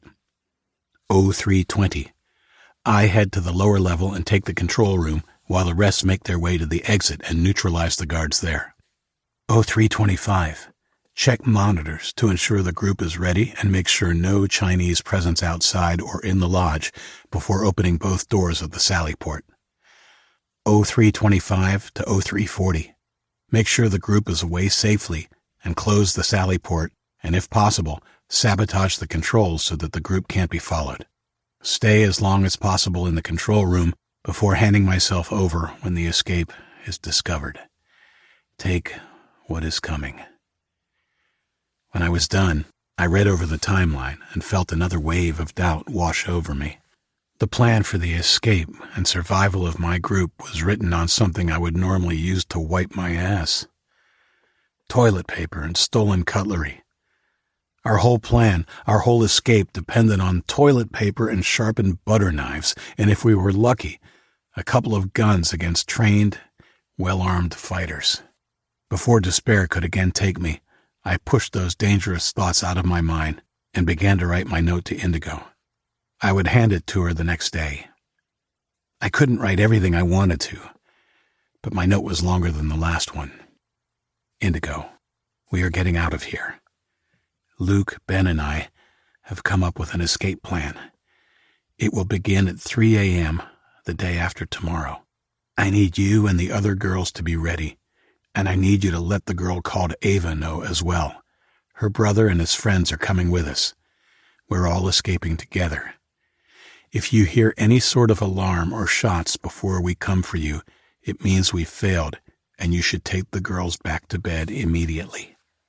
If it all goes well, though, the first thing you'll see or hear is us opening the doors to let you out. Remember, 3 a.m. Be waiting for us. If things don't go well, I want you to know that I love you. That will probably creep you out, and I'm sorry, but I needed to say it. If I don't see you again, please do everything you can to protect the girls. Isaac, XX. I folded both the timeline and the note to Indigo and slipped them inside the cover of my pillow before laying down and trying to get to sleep. It was an impossible task, knowing that some of the people I loved could be dead within 48 hours. My partner for the morning's patrol was Meeks. If he had an issue with me being invited to hear Hurst's report by the colonel, he didn't show it that morning. Even though I was sure he had drunk lots the night before, he was talkative. Too talkative, in fact. His chatter about stuff from before didn't bore me exactly, because he could actually tell a really good story, but it certainly interfered with my ability to think, and I felt like I needed every second I could get. We circled mid-level for the fourth time, looking at the same walls, floor and ceiling, that had been my entire world for nearly a month. There is no way I would be able to do this for the rest of my life, I thought to myself. Even if things were idyllic, if the professor wasn't some sort of twisted despot and we were all living together happily, at some point not too far in the future, I'm pretty sure I would have had to leave. It was a big, empty country and the Chinese couldn't watch all of it. There had to be somewhere we could go to live in relative peace and safety. A hideaway, but not like the facility. Not a concrete box, but a place where we could feel the sun on our faces and the grass under our feet. Funny how in my mind it was still we, even though I would not be going with them. I looked at my patrol partner. I'm pretty sure Meeks didn't have the same problem. With the help of his hip flask and a friendly ear, he would have been happy circling the facility like a hamster on a wheel forever. I let the drone of his voice wash over me as I began to fantasize about what might happen if we were successful. I imagined my group climbing out of a hatch on the mountaintop and making their way into a green, lush valley where they would find a farmhouse surrounded by acres of tall wheat. I knew it was impossible, now that I had to stay behind. But I imagined Indigo and I were there together, holding hands on a veranda as we looked at children playing on the impossibly green grass of a neat lawn. Luke and Brooke were next to us, also holding hands. Allie, Ben, Paul, and his group were there too. The shrill noise of reveille snapped me out of my daydream, and for the umpteenth time my hand went into my pocket and confirmed that Indigo's note was still there. They would come through in about 10 minutes. I picked up my pace a little to ensure that we would be at the right stage of our circuit when the girls filed past. Meeks continued his monologue without skipping a beat. So he took the pickup and went out shooting hogs.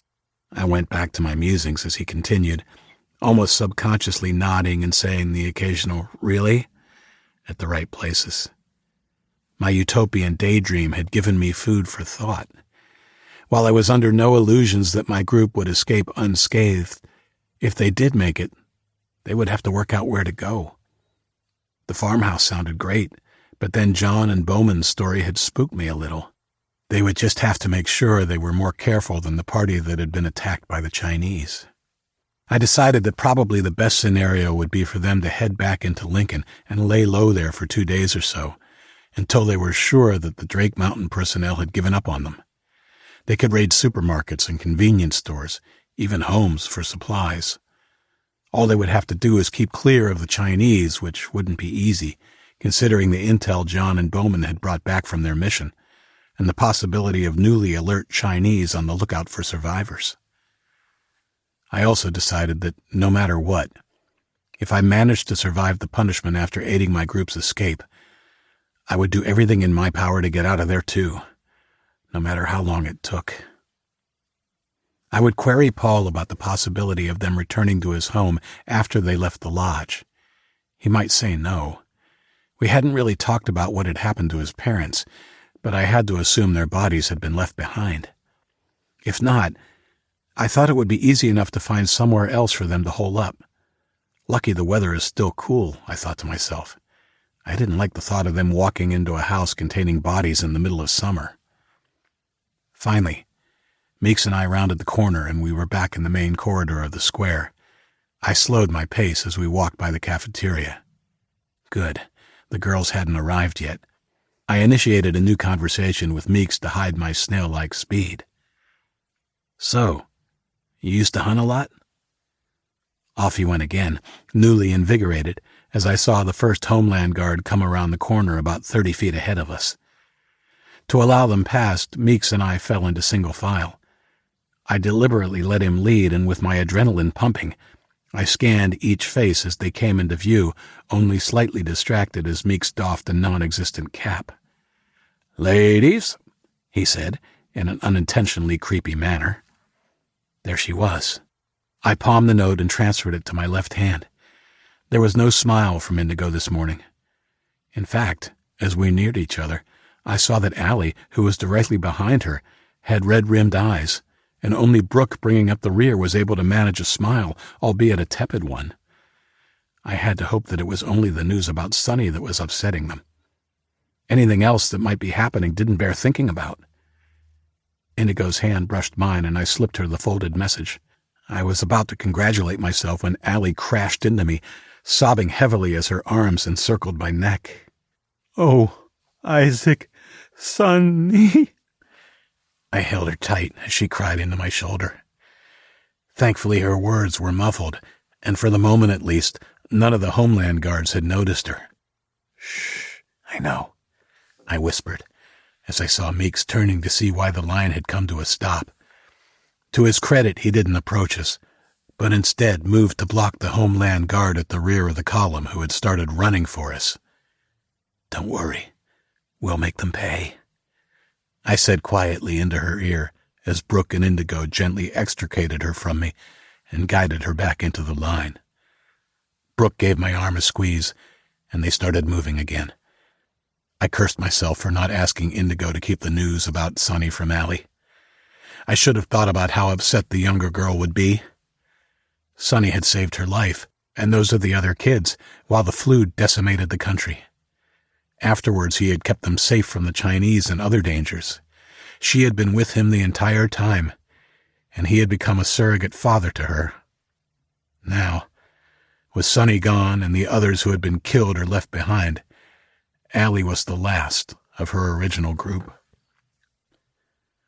The Homeland Guard finally pushed past Meeks, eyeing us threateningly. It was Maddox. He had nothing to confront us about, though. The girls had moved on without any more fuss, the sound of Allie's sobbing now receding into the distance. I stared the bigger man down, almost daring him to make a move. Perhaps he saw something he didn't like, or perhaps he didn't think it worth the effort, but eventually he shuffled past me without saying a word. I moved on as the last few stragglers, one of them Paul's sister, went past. She looked even more pregnant than the last time I'd spotted her a few days ago, and even more unhappy. Meeks waited for me and stepped in beside me as we continued on our patrol. I waited for the inevitable questions. He surprised me a little by not jumping straight in. "Are you okay?" "Yeah," I said, surprised and embarrassed when tears sprung to my eyes. Looking back, I guess I hadn't really finished my own grieving for Sonny, and the raw grief from Allie seemed to trigger something in me. Suddenly I was angry. Angry at the situation, angry at the professor and his cronies, angry at myself for displaying weakness when, right then, in just a few hours, I needed strength. I shook Meek's comforting hand from my shoulder and turned to the wall. "Fuck! I am so over this shit!" I punched the concrete wall, punctuating each word with a muffled, fleshy exclamation mark. Meeks pulled me away before I could do too much damage, but my unhappy rage left blood splatters on the pristine white wall. I struggled, and Meeks surprised me yet again, this time by pulling me into a bear hug. To this day, I'm not sure if it was to restrain me or comfort me or both, but I am grateful. "Calm down, Isaac," he said firmly. My outburst seemed to have done the trick. The pain in my hand cut through the red fog of anger and grief, and I let the soldier hold me a moment longer. "I'm okay," I whispered as I pushed away. "Show me your hand." I held out my hand, palm down. 3 of my knuckles were bloody, but I could tell I hadn't broken anything. Calmer now, I cursed my stupidity. The last thing I needed would be to be incapacitated in any way during the escape. As it was, I was lucky. The bruising would be painful, but it shouldn't impede me if I found myself in a hand-to-hand combat situation. Meeks assessed my injury by watching my face as he moved my fingers separately of each other. He seemed satisfied when I did not wince or complain. "Well, no major damage, but it will be sore for a few days. I'll get you a few days' worth of Tylenol when we finish our shift. So what's the story, or don't you want to talk about it?" Meeks had been so reasonable, so different to the Meeks I thought I knew, that I told him everything. I explained why Allie had been so upset, and also what we had found out about Sonny. It felt so good to get it off my chest, to be telling someone outside our group. that I also told him of our plans for the escape. I knew the information was safe. Meeks hated the professor and the Homeland Guards as much as we did. He listened in relative silence, asking a few questions here and there. I told him it would take place early the next morning. As I spoke, I began to realize that I was giving away a lot and became much more circumspect. In the end, Meeks only knew that it was kicking off at 3 a.m. the next morning, but nothing about the weapons or the mechanics of the actual escape plan. I've said too much, haven't I? Please, Meeks, even if you don't agree with what we're doing, don't say anything. We need to have total surprise on our side. It's okay, Isaac. I won't say a thing. I won't say it's a mistake either. I know you thought this through. There's no way I would want to go, though. I want to be here when the Colonel finally gets Jack of Leahy and all his bullshit. There's a bullet in my gun with William's name on it. Fair enough. You sure then? Down here, your people have food, water, shelter, and security. It's a real risk you'll be taking. A few of them could die. I thought for a few seconds before I answered. Yeah, I'm sure. Not about dying being better, but we have to try. The professor killed one of us for an experiment, nothing more. That tells me that he's bad. 2 of the girls in the North Wing are pregnant, and who knows how many more there will be. Haven't you ever wondered why the females are kept separate to us? This whole thing is like the Garden of Eden for him, and he thinks he's God. But he's really the snake. I agree. He is a sick, evil son of a bitch. You know that you'll have to kill to get them out, right? And you'll be neck-deep in shit for helping them after they're gone. Once again, Meeks gave me pause to think. I didn't care about what would happen to me, but of course I thought about the possibility of having to kill again. But not too hard. My mind had skirted around the issue, imagining that we could take the Homeland Guards by surprise and maybe tie or lock them up. But deep inside, I knew it wouldn't work out so bloodlessly. Yeah, I know. We'll try to do it without spilling blood, but I know that's a long shot. Okay. Well, good luck. I hope they make it. 16. We finished our shift a few hours later and went back to the lower level. I spent an hour or so showering and then chatting to a few of the guys. I made the final preparations for early the next morning, putting my boots under my bed and fresh uniform under the covers. I also had a small backpack that I'd stocked with a canteen of water and some packets of beef jerky. Dawes had insisted on giving me the supplies when I told him I'd been getting pretty hungry on patrol the day before, hoping he'd give me a few packs of beef jerky. Here, you may as well take a canteen, too. We have enough to see out the end of the world. Oh, wait, that's what we're doing. Here, you may as well take a backpack to put it all in, too. The backpack went in beside the boots, and I headed up to the mid-level to meet up with Ben, Luke, and the others.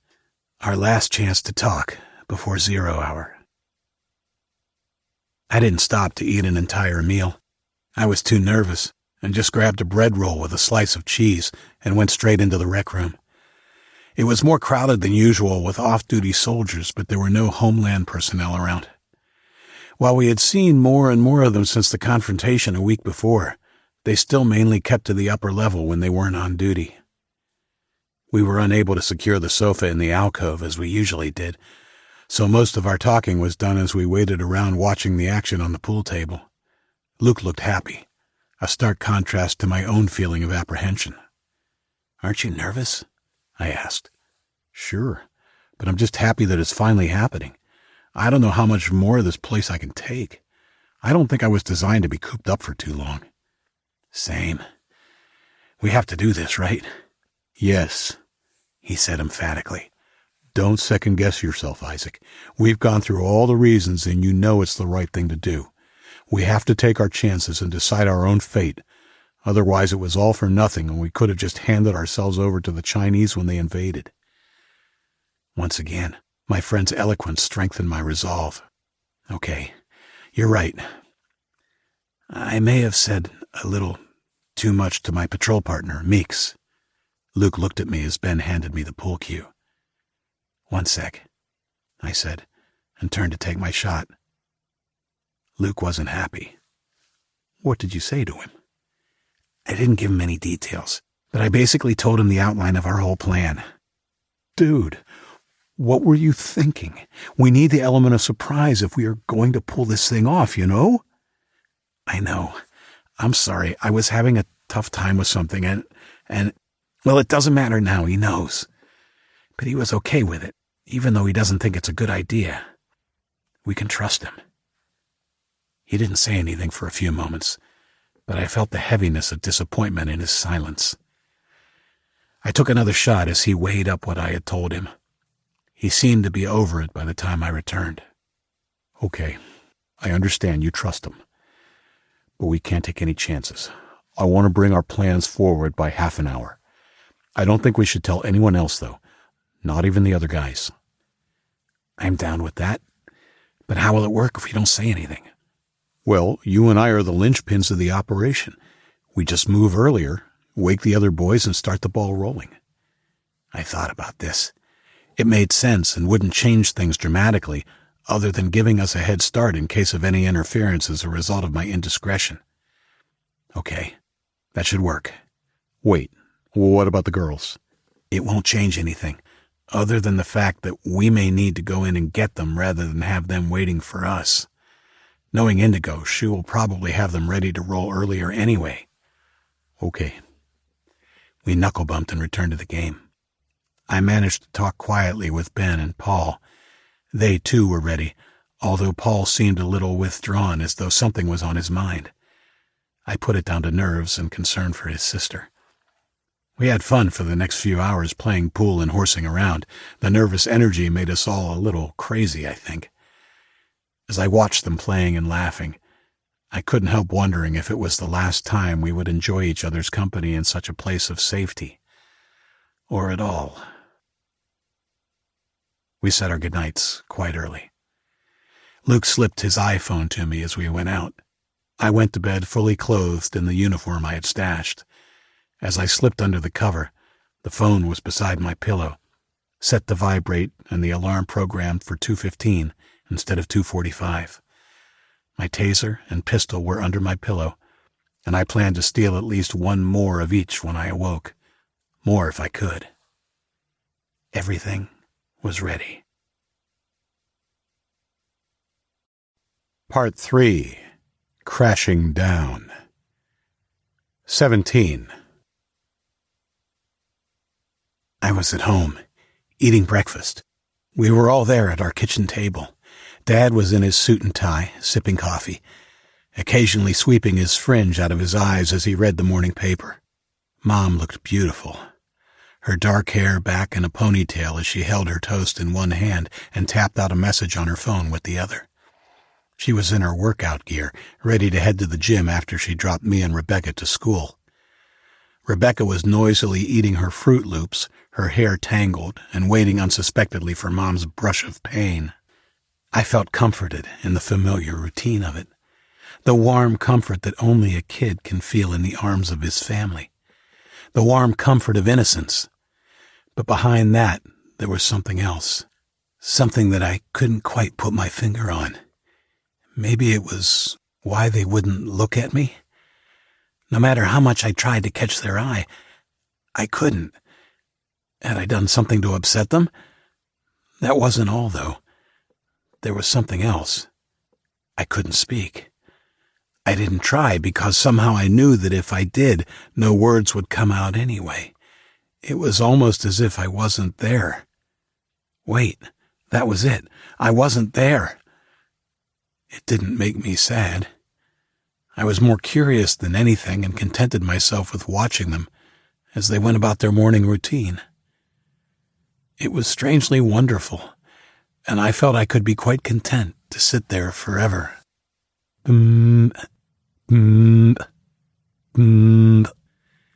Mom's phone began to vibrate on the table.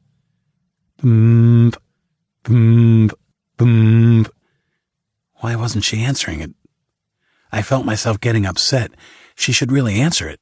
I struggled to speak and found that I could after all. "Answer it, Mom." My eyes snapped open. My heart was racing. I had spoken the words aloud and woken myself up. I snatched up the iPhone, swiping the alarm off, and held my breath, waiting for a sign that I'd woken anyone. Nothing. No one said anything, and all I could hear was Bowman's soft snoring from the bunk above me. I exhaled slowly and waited a few minutes, just to be sure, before sitting carefully and slipping my feet to the floor. I paused again when the bed squeaked, and then put my boots on as carefully as I could. Standing, I put on my pistol belt and clipped on the taser. I quickly moved to the foot of the bunk where Bowman's pistol belt was draped. I didn't breathe as I unclipped the holster cover and slid the weapon out. I couldn't find his taser and wasn't willing to risk waking anyone to find one. I pulled my small backpack from under the bed and slipped the weapon inside before pulling it onto my back. As I closed the door to the barracks behind me, my heart was already beating hard.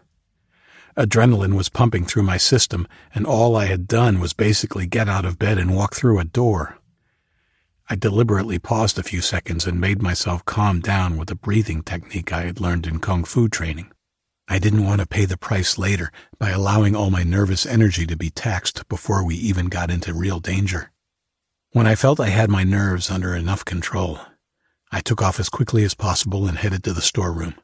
While I had access to the storeroom, there would be little of any use that I could take without weighing myself down unnecessarily. More weapons were out of the question. They were locked in a cage, and Sergeant Dawes was the only one with a key. The nighttime lighting of the facility was a strange, dim yellow, and the empty corridors on the way to the storeroom reminded me of those in a video game I had played a few times with my friend Tommy. FEAR had a little girl's ghost that appeared in the corridors during very suspenseful moments of the game. It had freaked us both out, not to the point where we stopped playing, but it certainly had added another dimension to the gameplay. But I wasn't freaked out now, just determined. I swiped myself into the storeroom and walked purposefully to the cargo lift at the rear. I stopped briefly to sweep a shelf full of beef jerky into my backpack, and then, just as I was about to reach the elevator, I saw a large plastic baggie of zip ties on the bottom shelf. Motherlode. I slipped the bag into the backpack and pressed the call button for the elevator. While I waited, I unclipped my taser and held it loosely in my hand. The worst scenario would be for the lift doors to open and reveal someone in there. It was empty, and I stepped in and pressed the button for mid-level. Now I just had to hope that the doors didn't happen to open at the exact time the patrol was passing. I wouldn't let bad luck get in the way, though. I tensed, raising the taser as the elevator car slowed and came to a halt. The doors opened quietly onto an empty corridor. Good. I peered both ways before stepping out. This would be the hard part, negotiating my way to the dormitory while avoiding the patrol. I followed the corridor that ran parallel to the one that had the main entrance of the cafeteria and rec room. I paused at the corner. This turn would take me through the quiet area and then onto the main passage to my destination. I listened, but couldn't detect any conversation or the sound of footsteps. It seemed luck had come down on my side this time. I padded over the carpet and again paused before heading into the main corridor. Another 2 turns, and I was safely into the east wing. I arrived at the boys' door and pulled out the iPhone. It was 2:21. I swiped my card and found them in various stages of undress. "Hey," I said, not really knowing what else to say. Everyone responded with a hey, except Paul. "Luke woke us and told us you'd be early. What's going on?" He looked puzzled and nervous. I put it down to the fact that he had just woken up and was about to embark on an escape attempt that could turn deadly, which was totally understandable. Yeah, we had to change plans for security reasons." Paul hovered around as Luke stepped up, fully dressed, of course, and gave me a knuckle bump. "Chief, you pumped?" He had a sharpened knife strapped to his thigh and a handful that he had been handing out to the other boys as they finished dressing. Behind him, I could see his makeshift assegai standing against his cot. I had to hand it to him. It looked plenty deadly. Yeah, pumped. Probably not as convinced as I sounded. The small but sharpened knives suddenly didn't look convincing, especially when I thought about the firepower that could be brought against us if things went pear-shaped. Here. I shook off my backpack and pulled out the Beretta that I had stolen. You rock, Chief. I watched as he expertly ejected the clip, making sure it was full before slamming it back into place and aiming at the door, one hand bracing the other and getting a feel for it. He squeezed off a couple of imaginary rounds and slid it into the waistband of his pants. I'm all set. Just going to finish giving out the knives. Paul approached, looking serious. I don't think we should go yet. What if the girls aren't ready? Too late now, I said. If the girls aren't waiting for us, we will go into the rooms and find them. He bit his lip, and I thought he looked a little desperate. Is everything okay? I asked. Yes, of course. Just a little jumpy, I guess. I still think we should wait, though. You wouldn't want anyone else in the north wing raising the alarm. Dude, said Luke, coming over and handing Paul one of the sharpened knives. It'll be okay. They'll be ready even if we are early. Indigo is organized like that. Paul, the worried look still on his face, seemed to give up and nodded, taking the knife and tucking it into his belt before going back over to Bo and Toby. The nervousness I was feeling was compounded by Paul's demeanor, and I felt a vague sense of disquiet fall over me. Ben approached us. Okay, lads. Are we all set? Yeah. Let's do it, I said, a little distracted as I watched Paul put his shoes on. I shrugged off my uneasiness. I had to trust that everything was okay. Excellent, said Luke. He went to the bed and picked up his Zulu spear. Okay, let's go. Ben, you hang behind us. Luke and I have the firepower, so if things go south quick, we'll use them. What's our plan of attack? I will head up the last corridor to the entrance of the north wing alone. These guys know me from the patrol, so I should be able to get close enough to use the taser on one, while he's on his way down and I'll draw my gun on the other. Sounds good. Yep, sounds great, Chief. Let's roll. I turned to the others. Guys, we're heading out. If it all goes to plan, we should be back in around 10 minutes. If we're not back in that time, you might want to lock the door again because it would mean we fell at the first hurdle.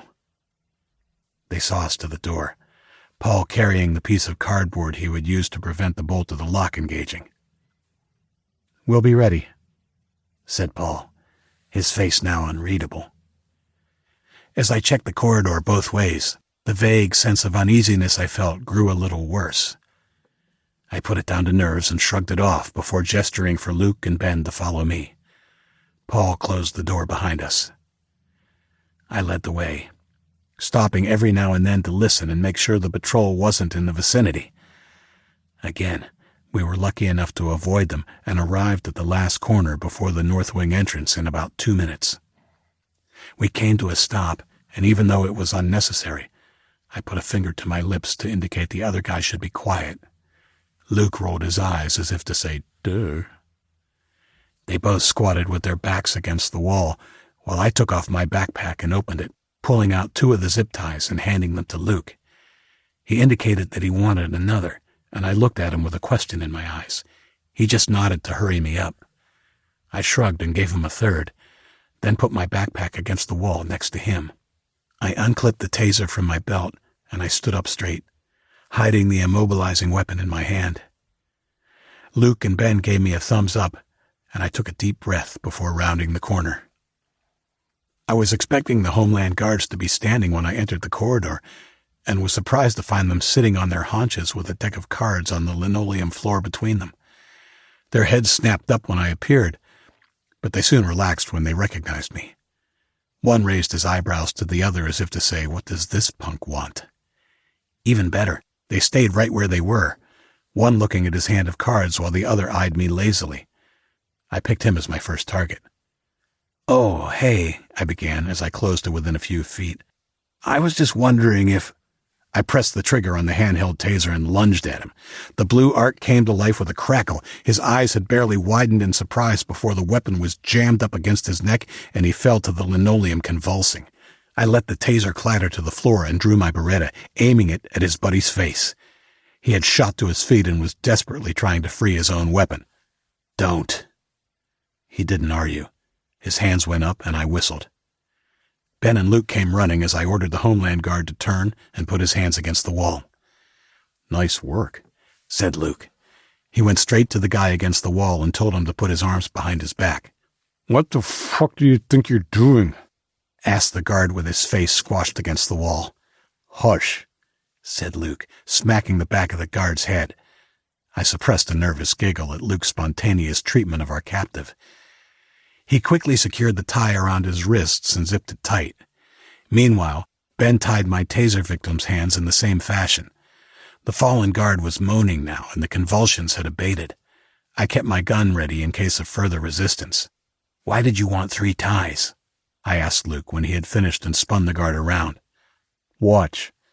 He pushed down on the guard's shoulder. "Sit, please." "Fuck you." This time Luke punched him in the gut, and the bigger guy bent over, gasping for breath. "Please, sit down." This time the guard did as he was told, and after some awkward maneuvering, Ben and Luke managed to get the men into sitting positions and back to back. Luke then used the 3rd zip tie to loop through the 2 ties already around their hands. "There you go. They're not going anywhere."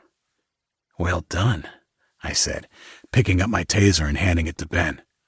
"If they start calling out or giving you any trouble, use this on them."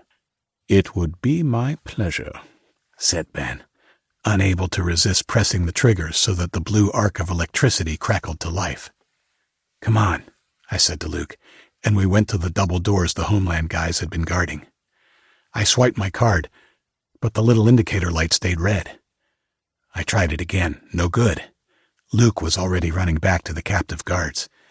I began to feel a little desperate now, imagining that at any moment the patrol might pass and see what we were up to. I didn't want a confrontation this early in the game.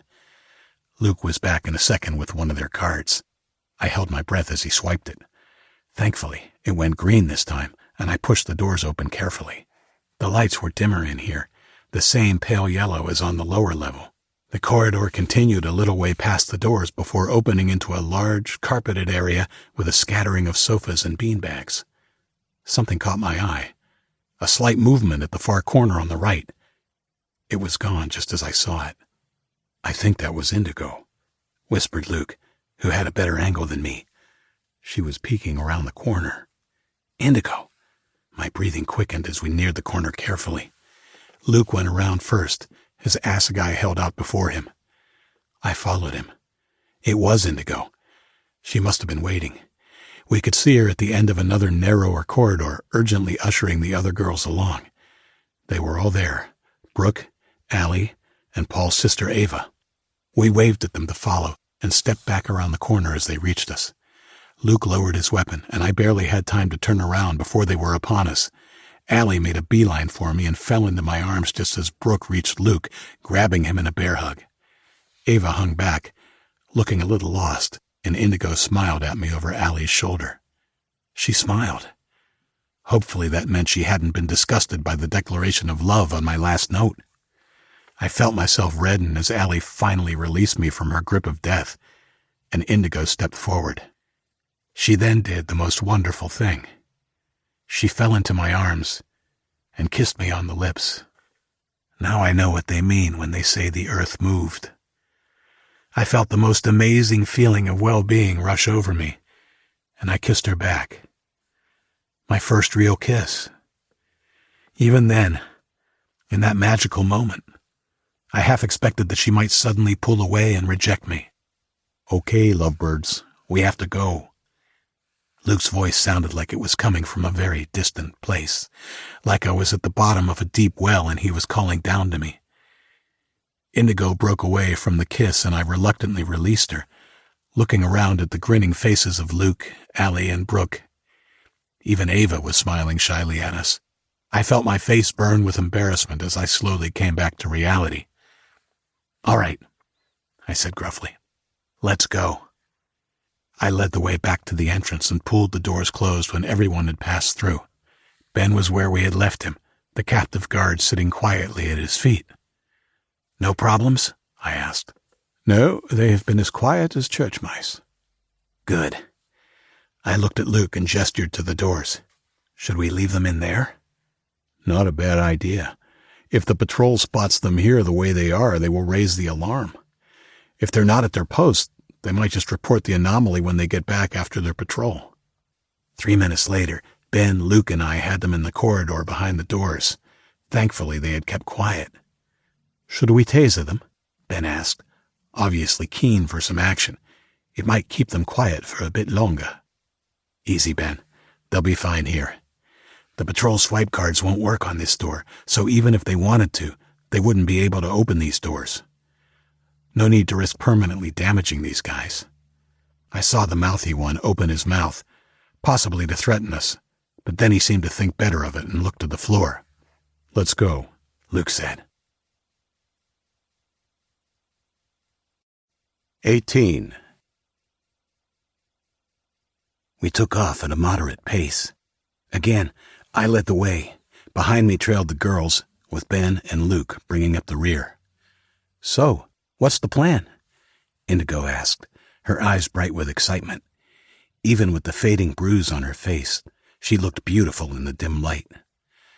We're going back to collect the other group.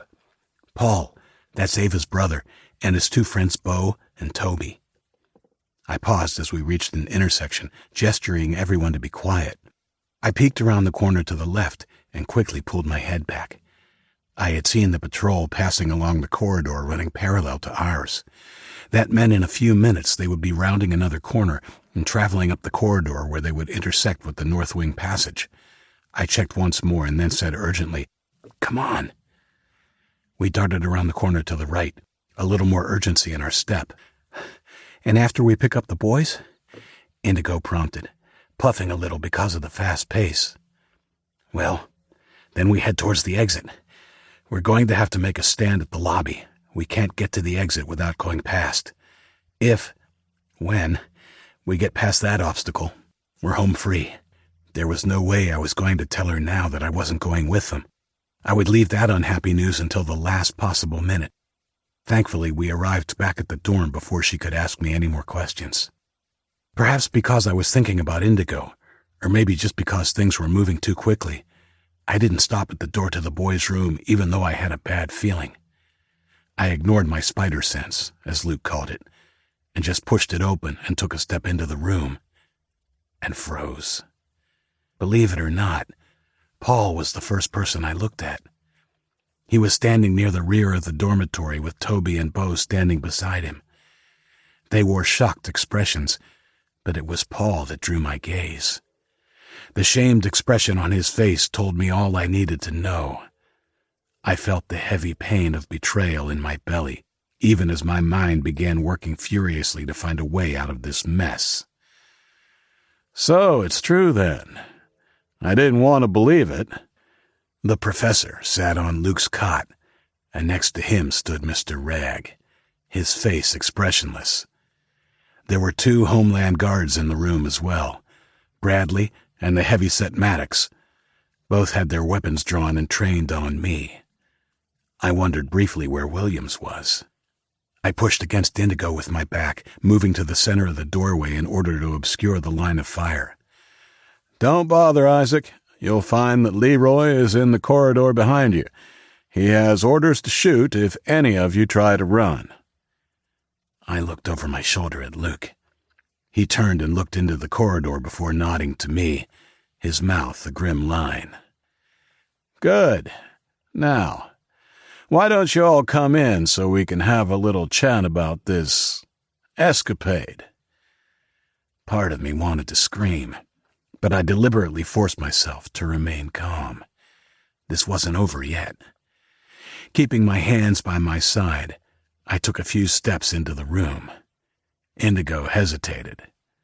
"Come in, young lady. There is nowhere else to go." The rest of the group filed in, and the professor called over our heads. "Leroy, make sure we're not disturbed, please. Yes, sir. Leroy shot me a smug look as he pulled the door closed. I turned back as the professor stood. Now, put your weapons on the floor, please. Reluctantly, I unclipped my belt and bent over, placing it on the floor. The rest did the same with their sharpened knives, and Luke also put down his handmade spear and knife. And that was all. His gun was tucked into the back of his pants. They didn't know he had it, and they couldn't see it from where they were standing. The professor clasped his hands behind his back and began to walk to and fro in front of us, much like a school principal may have done in front of misbehaving students. "Now, what are we to do with you, my friends?" he asked when he finally came to a halt and faced us. "If not for the sense your friend, young Paul, displayed by coming to me, you may well have catastrophically breached the security of this facility." "Oh, Paul." Ava's soft voice came from behind me. "We're not your friends, and frankly, Paul is no friend either. Friends don't betray each other," I said bitterly. Paul flinched. "Isaac, it wasn't like that. I had to protect Ava. She—" "And what you can do is let us go. Right now," I interrupted Paul, continuing to address the professor. The professor's eyes widened. I think he was expecting fear and regret, perhaps a little begging, not steely resolve and demands. Luke chimed in. "And make it quick if you don't want your mad scientist's ass kicked." There was a long silence, finally broken when the professor laughed. He laughed hard, bending over double until tears were streaming from his eyes. The two Homeland officers were smiling as if they were in on the joke, but I could tell they had no clue. Rag just stared at me. Finally, the professor's maniacal laughing petered out, and he wiped the tears from his eyes. When he looked at us again, his smile was gone. I didn't like what had replaced it. "Oh, you two. I thought you were intelligent." "We're smart enough to know that you killed Sonny," I said. If my words had an effect, they didn't show.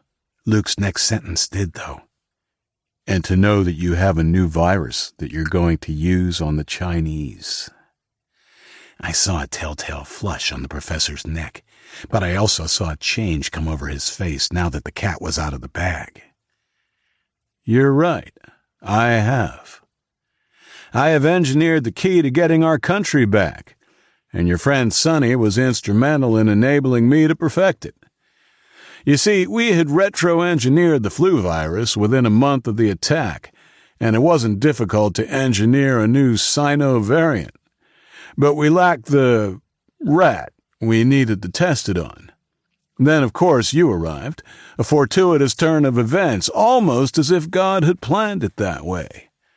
"You crazy fuck," said Luke. "Oh, don't worry. I'll make sure that your friend is recognized for his service to the country when we have this great nation back on its feet. But as for you, you must be punished for your sabotage, your treason. Mr. Rag, make an example of Mr. Race, please. Here, while everyone is watching." Mr. Rag crossed the floor quickly and gripped me by the upper arm. Of all the men in the facility, he was the only one that physically intimidated me. I didn't resist, not because of fear, that wouldn't stop me. No, it was because I didn't see the point right then. I allowed him to drag me into the center of the room and push me to my knees. It was imperative I didn't try to resist before I saw an opening that might afford me at least a small chance of success. "No!" Paul rushed from the back of the room, racing past Maddox and Bradley before they could react. He grabbed Rag's arm.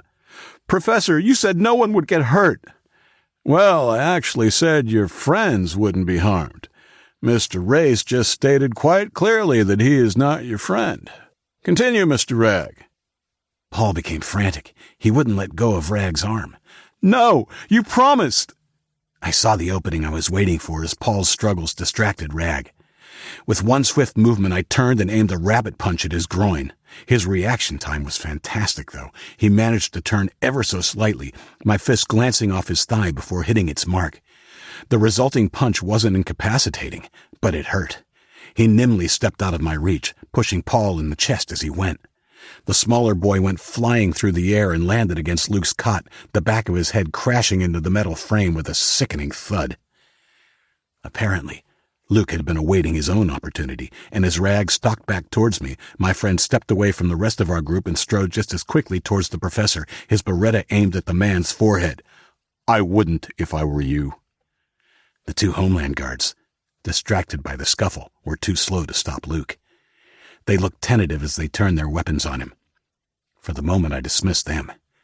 Rag had stopped dead in his tracks, his intense gaze now on Luke, who stood just a foot away from the professor. I saw the lethal man's brain ticking over as he tensed. Despite the risk, I could tell he was going to make a move, and it would be a swift, deadly one. "Just shoot him, Luke, now!" My shout had the desired effect. Rag hesitated. "Stand down, Mr. Rag," the professor said. Like a deactivated Terminator, Mr. Rag suddenly relaxed and stood up straight, his hands falling to his side.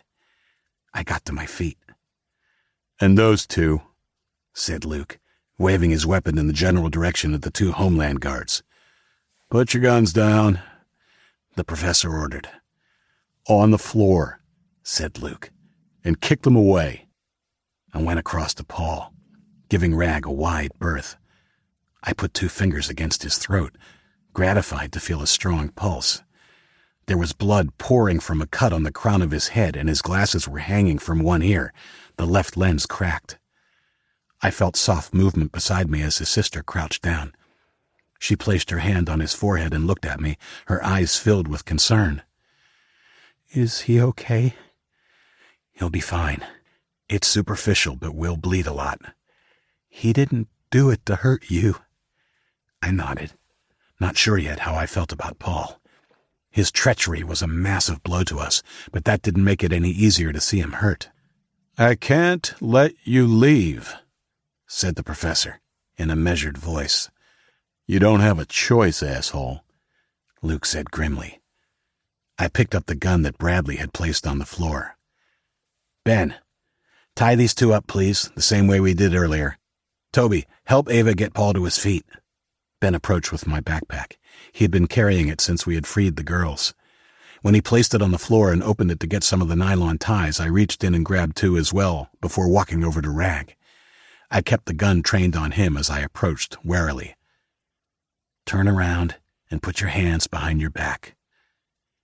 He just looked at me with those snake eyes of his. Dead. No feeling behind them.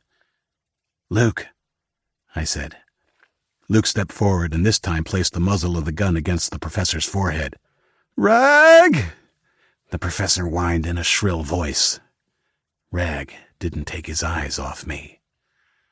"Soon," he whispered ominously, before turning around and holding his hands behind him.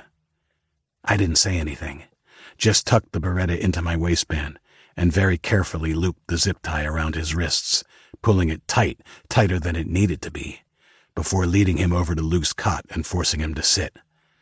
Paul was by this time up on his feet, propped up by his concerned sister and Toby. He looked pretty out of it. Meanwhile, Ben had secured the 2 Homeland guys together and with the help of Bo had forced them to the back of the dorm and pushed them into the bathroom before pulling the door shut. "Now you, Professor." Luke lowered his gun and the professor took a step towards me and turned, holding out his hands. I quickly secured them, a little more gently than I had Rag's, and sat him down on the cot next to his baleful henchman. "Now, this is what's going to happen," I said.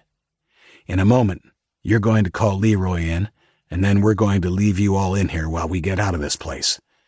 There's no need for anyone else to get hurt." "I'm afraid I simply can't allow that to happen. I can't let you compromise the security of everyone in the facility." I stared at the professor, flabbergasted. "You don't have a choice, Professor. Look around." "You won't get out alive," he said, in a matter-of-fact tone. I gestured that the girls should move further into the room. Whatever. I'm not arguing with you.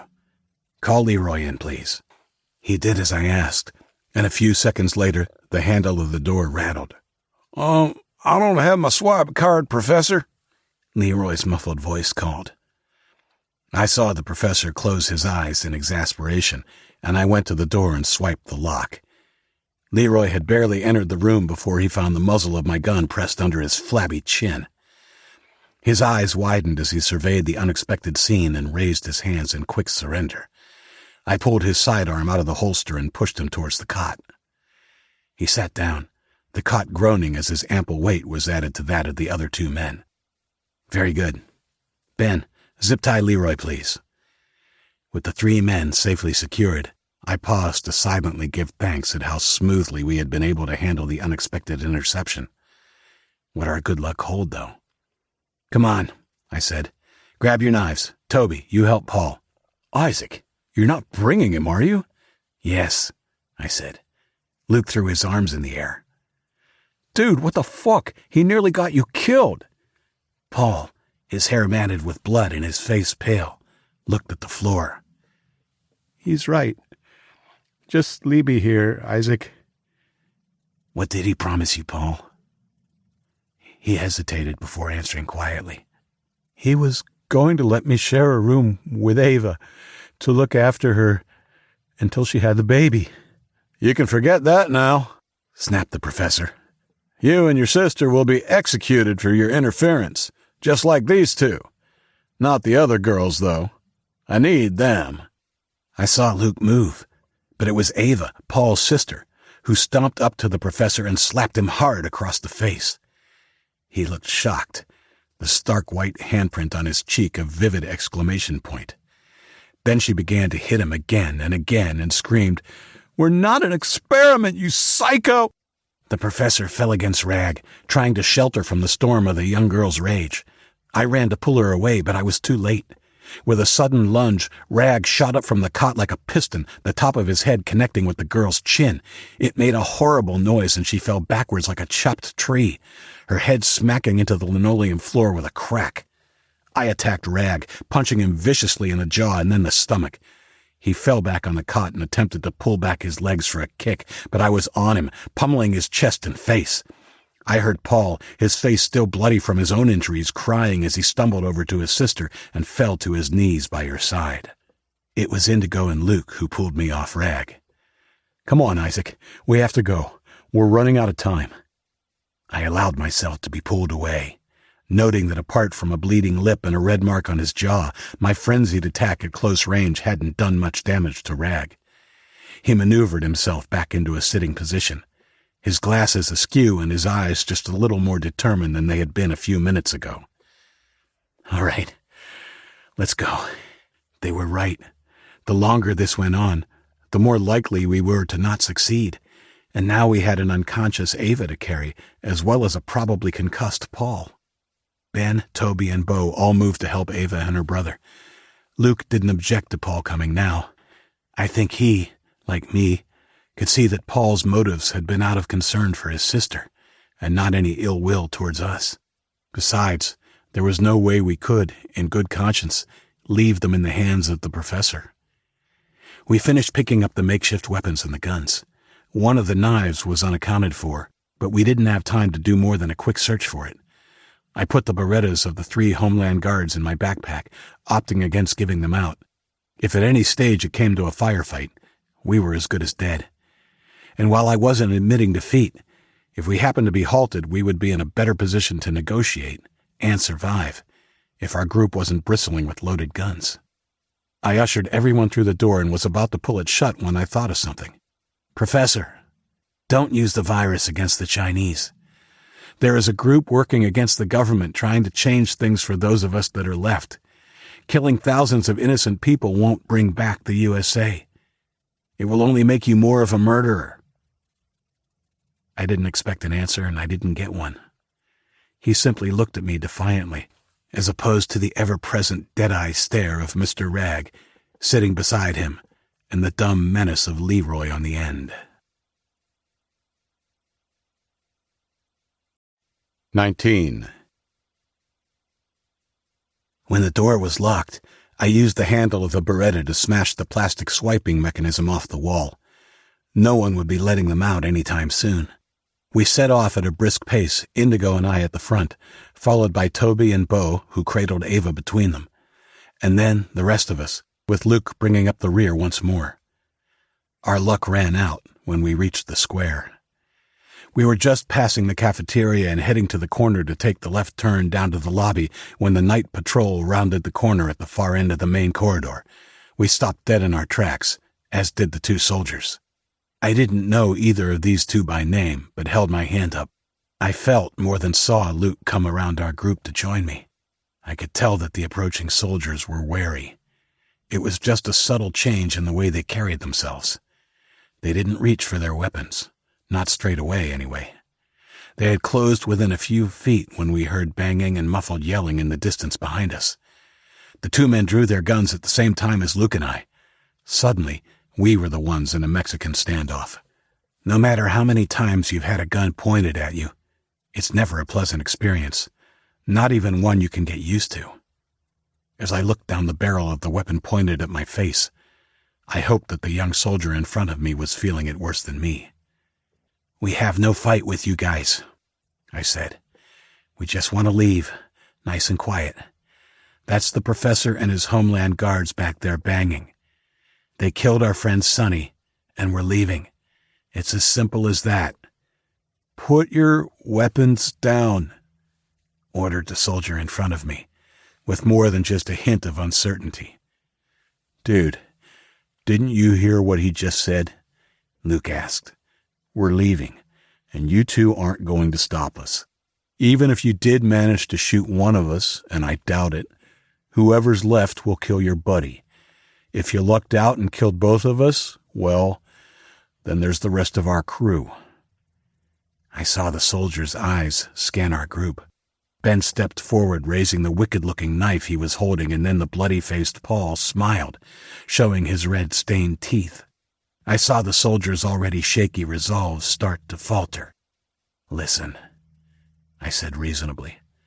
"Our fight is not with you or Colonel Randall. This is what we're going to do. We're just going to lower our weapons and then head down to the lobby. You guys just walk on. No one will ever know. Okay?" I lowered my weapon slowly, and so did Luke. The two soldiers, still uncertain, did the same. When I was sure they weren't going to fire on us, I didn't hesitate to move. "Come on," I said, and turned the corner and walked on, the soldiers watching us go. As we picked up the pace, the sound of splintering wood in the distance behind us reached our ears. Shit, how did they get free so quickly? "Dude, I think one of them might have had that knife," said Luke, as if reading my mind. "Yeah, hurry." I knew that the door wouldn't hold the professor and his men much longer. We ran hard until we came to a dead stop at the final corner before the lobby. If the professor had knowledge of our escape, I knew that the Homeland guards in the lobby would also have been forewarned. There was nothing for it.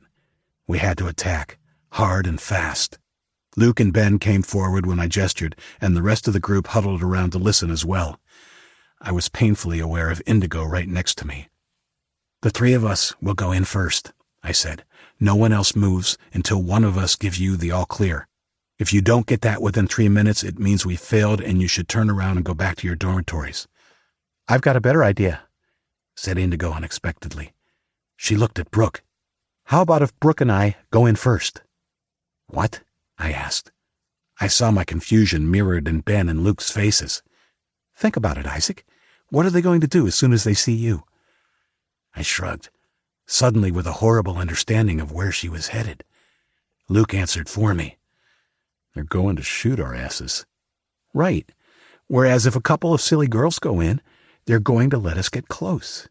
"Yeah, she's right. It's better than you lot getting shot up," said Brooke. Ben was scornful. "Oh, right. And what are you going to do when you get close? Shoot them?" "Yes," Indigo replied, in all seriousness.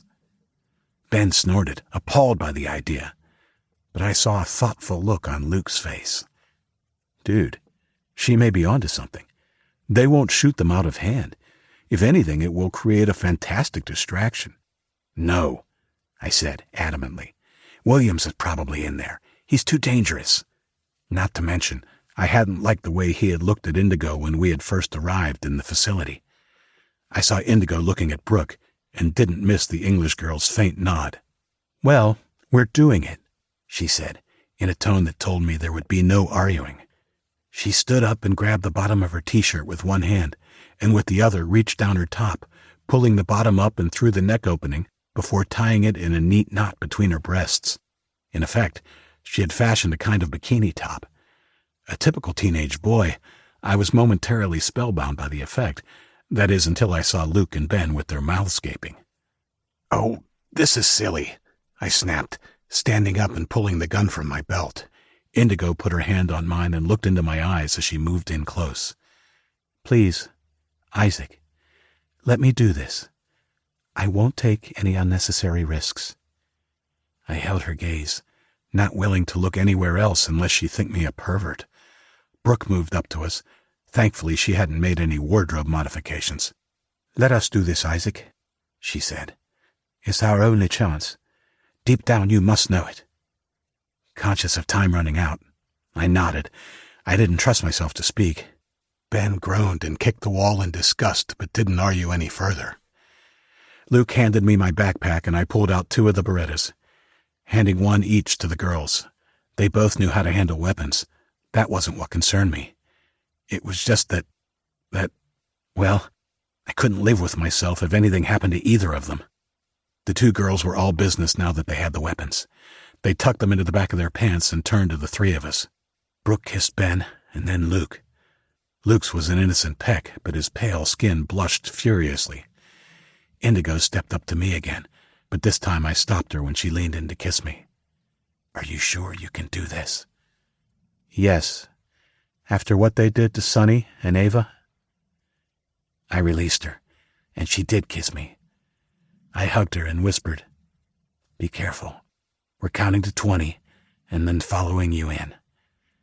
She nodded and gestured to Brooke. Brooke squeezed Indigo's wrist before they stepped up to the corner. They looked at each other one last time, before disappearing. I headed to the corner, gun in hand, already counting to 20. Luke and Ben sidled up, both with guns in hand, Luke still carrying his Zulu spear. Ben looked as scared as I felt, but Luke had that strange, excited look he always got before trouble. I had only counted to 14 when the first gunshot echoed from the lobby. It was quickly followed by a second and third. We pelted around the corner. The next few minutes were hectic. The first thing I saw when I ran into the lobby was a dead Homeland Security guard on the floor about 10 feet in. He was staring at the ceiling with a red bullet hole in his forehead. To my left, Brooke crouched behind a sofa, blood streaming from a nick on the bottom of her earlobe and pulling on the neck and shoulder of her t-shirt. She gave me a thumbs up even though her face was pale with shock. There was another Homeland guard draped over a table in the center of the room. It was clear that he was also dead. I had taken that much in when the first bullet whizzed over my head. I quickly ducked behind another sofa, panic setting in, not because someone was shooting at me, though. "Indigo, where are you?" I shouted desperately. I couldn't see her anywhere. Luke and Ben had followed me in. Ben had gone to crouch beside Brooke. He was already tending to her wound. Another shot answered my shout. It came from my left. Looking in that direction, I saw Luke hunkered down behind an upended table. He was peeking over the top with one eye, his weapon just below the rim of the table. When the Homeland guard firing at us lifted his head the next time, Luke's shot scalped him with a bloody spray and he fell with a thud. "Indigo!" I called again. "She's over here, soldier boy. With me." Fuck. I knew that voice and felt my stomach flip. "Let her go, Williams." "No, I don't think so. Although I can see why you want her so bad." His attempt to goad me out of my hiding place didn't work. Luke was looking at me. He pointed to the middle of the room. That was where Williams' voice was coming from, behind another upended table. Fuck. How were we going to get out of this? It was Williams who ended our brief stalemate. "You know what, Isaac? I'm going to stand up with your precious Indigo in a second. My gun is going to be against her neck, just over her carotid artery.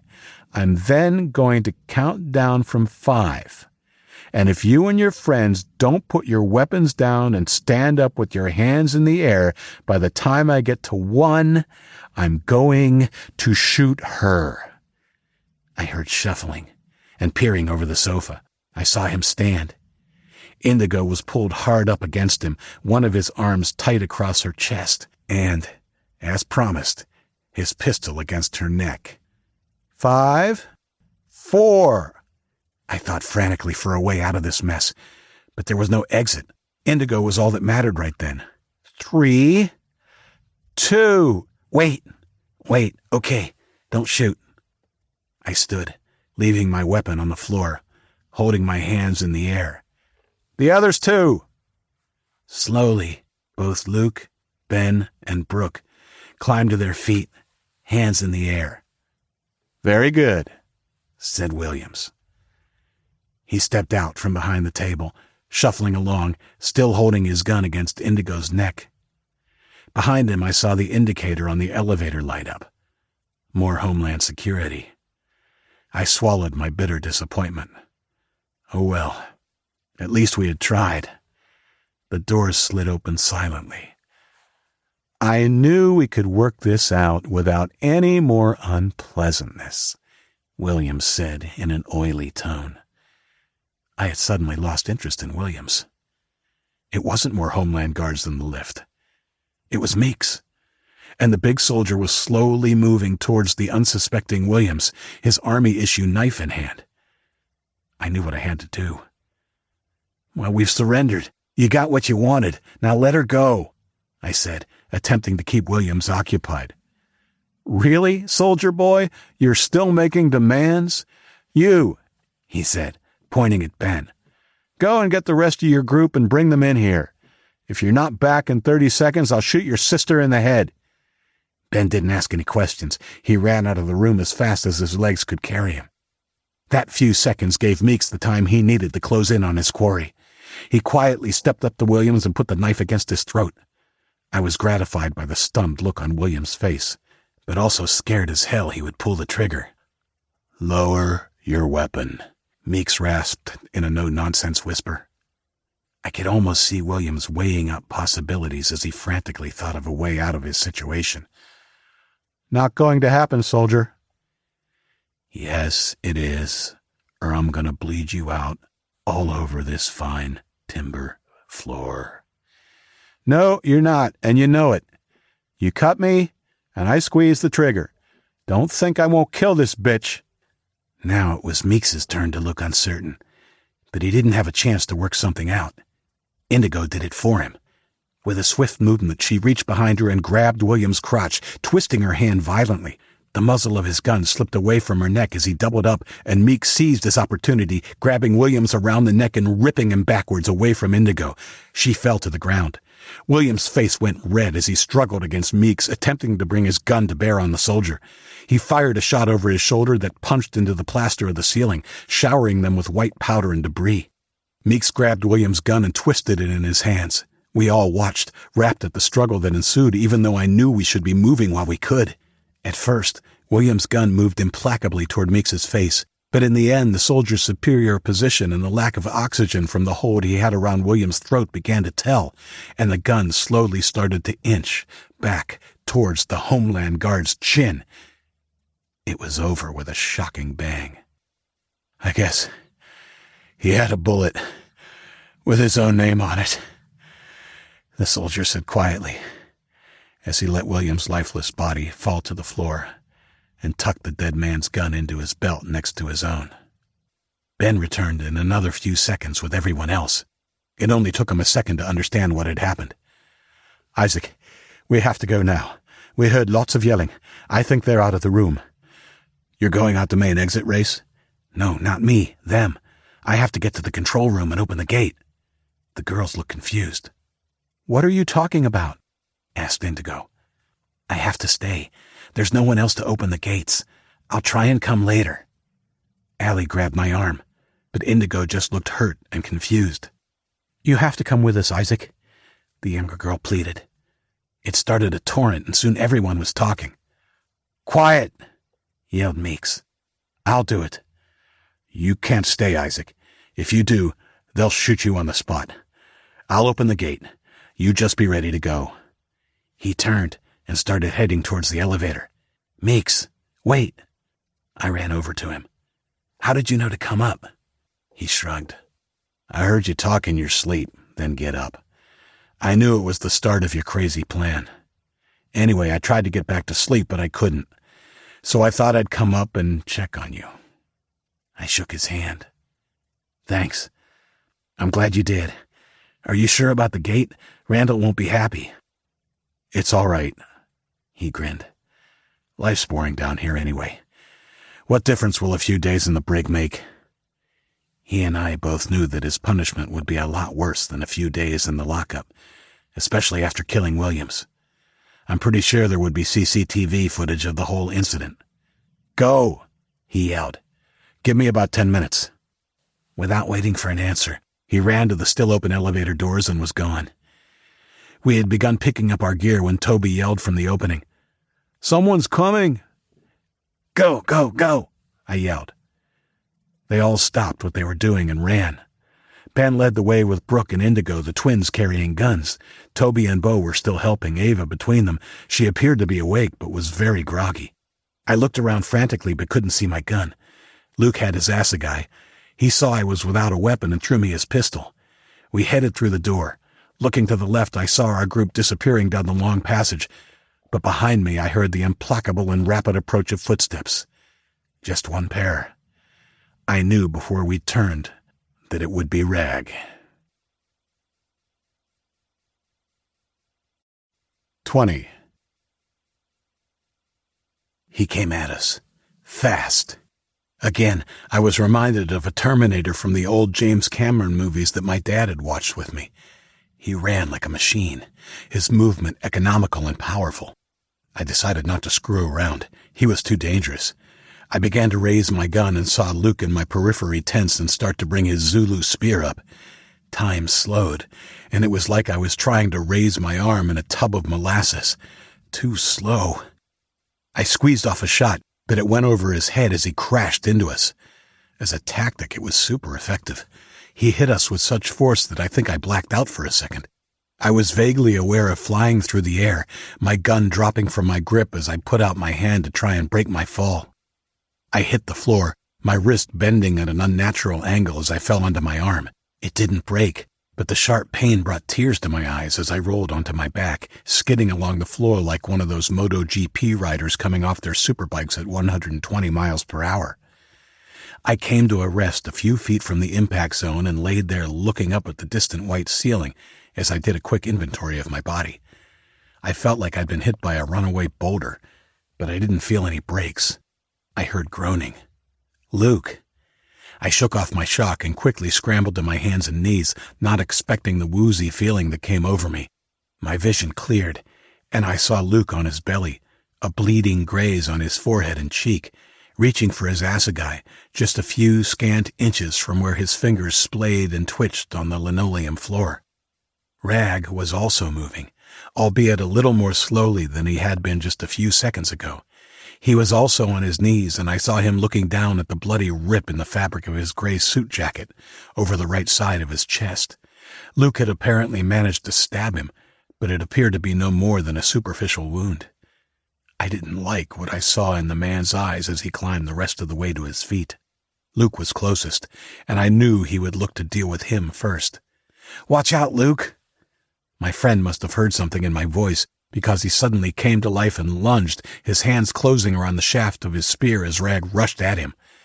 I also started running, ducking to pick up the gun in a surprisingly, given my grogginess, nimble movement. I was still feet away when Luke rolled like a snake onto his back, his hand gripping the spear and bringing it to bear on Rag. It was at this point that the professor, with Bradley, Maddox, and a puffing Leroy arrived, sliding to a clumsy halt a safe distance away. I ignored them, turning my gun towards Rag for the second time in the space of a few minutes. I should have known he wouldn't just put his hands up. As I tried to zero in on him, he leapt headlong onto Luke, pushing the spear away just before impact. The weight of the man caused the breath to whoosh out of Luke as I aimed at the frenetically moving Rag. I couldn't shoot. There was no way I could take a shot without the risk of hitting my friend. Luke was no walkover and tried to wrestle his assailant off him even as he sucked air back into his lungs. It was to no avail. Rag, while shorter than Luke, was all hard muscle and soon maneuvered himself into a position that saw them both on their side, with the professor's man lying behind Luke, his arm around his neck. "Put the gun down." The threat was implicit in the 4 words that the normally silent Rag uttered. If I didn't obey, he would snap Luke's neck. I was defeated. Rag knew it. The men watching knew it.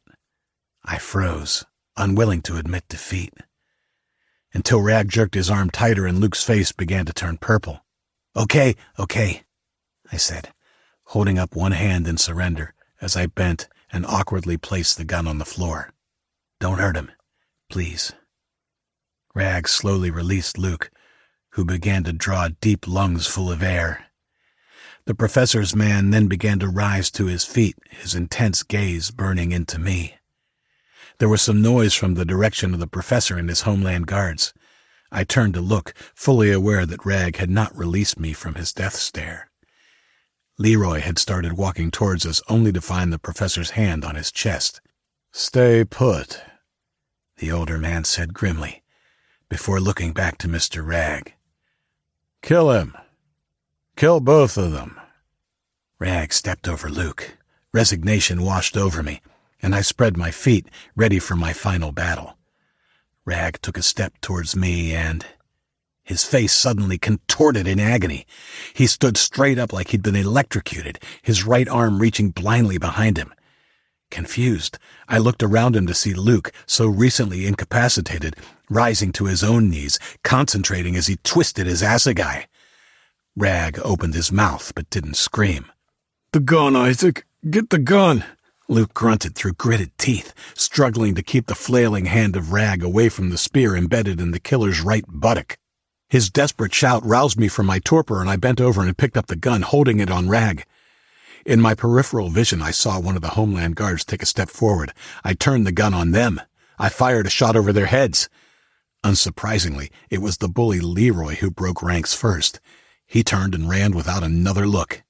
Maddox, clearly braver than the more recent Homeland recruit, stepped in front of the professor, while Bradley grabbed the older man's arm and attempted to lead him away. "What are you going to do, young Isaac?" yelled the professor stridently, shaking off Bradley's hand and stepping around Maddox. He held his hands out, his fingers splayed as though playing to a crowd. "Are you going to shoot me?" I pulled the trigger, giving him his answer. Why waste breath on words? The professor didn't flinch. In fact, surprisingly, he laughed. In shock, he apparently hadn't felt the bullet go through his right hand, just missing Officer Bradley's head and painting his face with blood and bone chips. It wasn't until he heard the moaning from Bradley and saw Maddox's horrified look that the older man realized he'd been shot. The effect was instantaneous. His face turned an unhealthy shade of gray, and he began to scream as he looked at his ruined hand. Maddox grabbed him again, and this time the professor allowed himself to be led away. "Come on, Luke. We need to go now," I said, turning back and warily holding my gun on Rag. Luke released the spear, but left it embedded in Rag. "Something for your ass to remember me by, you prick," he said, ruffling the man's hair as he stood and stepped around him. Apparently, Luke wasn't the only actor amongst us. As the smiling Luke took a step past Rag, the injured man's hand shot out and gripped Luke's left wrist, twisting it viciously. Luke fell to one knee in agony. I quickly stepped up and put the muzzle of my gun against Rag's forehead as Luke struggled to break his assailant's grip. "Let him go," I said. "No, you drop the gun." The gall of the guy was breathtaking. He looked calm, only a light sheen of sweat on his forehead giving away his discomfort. I pressed the muzzle of the gun harder against his skull. "Let him go." He didn't. What he did do was twist his hand viciously, and I heard Luke's wrist break with a horrible, meaty crack. He shrieked as Rag released him and then fell to his knees, cradling his dangling hand. I pulled the trigger. Click. Empty. I pulled it again. Click. Nothing. I saw the corners of Rag's mouth begin to curl into a smile, and in frustration I smashed the butt of the gun's handle into his right temple. His face slackened, and his glasses flew off his head as he fell sideways, his head smacking into the floor with a crack. He didn't get back up. Knowing time was our enemy now, I quickly helped Luke to his feet. He was moaning in agony. The hand he supported was rapidly turning red. Fuck, Isaac. He broke it. The bastard broke my wrist. I know. We have to move, though. Sorry, man. We'll look at it once we're safely out of here. Come on. I helped him up and urged him down the corridor, looking back once to check that the little bastard Rag was still down. I knew a blow to the temple like that could kill a man, but I hadn't had time to check his pulse. Like the time he climbed the mountain with a bullet wound, Luke again seemed to dig deep, and we managed a decent pace. It didn't take as much time as I thought, and we turned a corner and found ourselves in a larger chamber, a cool wind howling through the open inner and outer gates, 30 feet away. The view of the outside was underwhelming. The night was dark, inky, and I could make out nothing apart from the few feet of trail lit by the fluorescent lights of the chamber. Isaac! Luke! It was Ben. He ran towards us, followed by Brooke and Toby. Indigo stood where she was, looking extremely kick-ass with her T-shirt still tied up over her breasts and pointing her gun at the two guards on the floor in front of her. They had their hands behind their heads, looking extremely unhappy. Ben told me later that one had been asleep at the desk and the other one had been pleasantly taken aback at the appearance of Indigo, who had approached him the same way she had surprised Williams and the Homeland Guards. The gun in his face had soon sobered him very quickly. She really is a smiling assassin, you know? The rest of the group were around a large supply cupboard. It was to the left of the inner gate, and its contents were strewn over the floor. They were quickly donning the heavy military winter coats that were hanging neatly in a line, as if they'd been left there just for us. The chill of the night was dissipated somewhat when I saw Paul doing up the too large coat that he had helped his sister put on. As Ben and Brooke reached Luke and me, the shrill beeping of the alarm pierced the quiet of the facility. I ran over to Indigo and took the gun from her and pointed to the others. "Quickly, you should put on a coat. I'll watch these two." "Are you okay?" she yelled over the siren. I nodded. "Yeah, Luke isn't, though. His wrist is pretty bad." As if to prove my point, right then he screamed in agony as Brooke and Ben helped him into one of the coats. Indigo ran over and I called out to Bo, who was waiting for the others. "Can you bring my backpack?" We secured the two soldiers' wrists, then pushed them back to the floor. I caught the coat Ben threw me as we ran back. "We have to go now." Each beep of that alarm seemed to touch a raw nerve in my head. It was almost like a countdown, and I began to physically push those closest to me towards the gates. They soon got the message. As I went through the inner gate into the staging area, I looked up and caught sight of one of the CCTV cameras. I didn't know if Meeks was watching, but I gave the thumbs up before I turned and began running to the outer gate. Sure enough, I heard a buzz and both gates began to close. The cold of the mountain night blowing in through the outer gate cooled the sweat-soaked T-shirt I wore, and I found myself shivering, not having had the chance to put on the coat yet. The doors were closing fast when I spotted Luke's iPhone on the deck about 15 feet away. He must have dropped it. He never would have thrown it away. As prepared as I thought we had been, clearly we had not planned perfectly. The dark of the night told me one thing. We would need some sort of light. If we didn't, we would end up stopping through lack of visibility until the sun rose, huddled in the night, just waiting for the Drake Mountain people to come and pluck us off the mountain. Or worse, some of us could fall to our deaths. I looked back to the door, then made my decision. From the outside, I heard someone scream my name as I sprinted for the iPhone, scooping it up one-handed and running like a maniac for the outer gate. I wouldn't make it. I would make it. Yes, I was going to make it. I turned sideways and planted my right foot, jumping and flying through the gap. My shoulder banged hard against the 3-inch thick metal as I tumbled out and landed in a clumsy heap on the cold dirt and rock.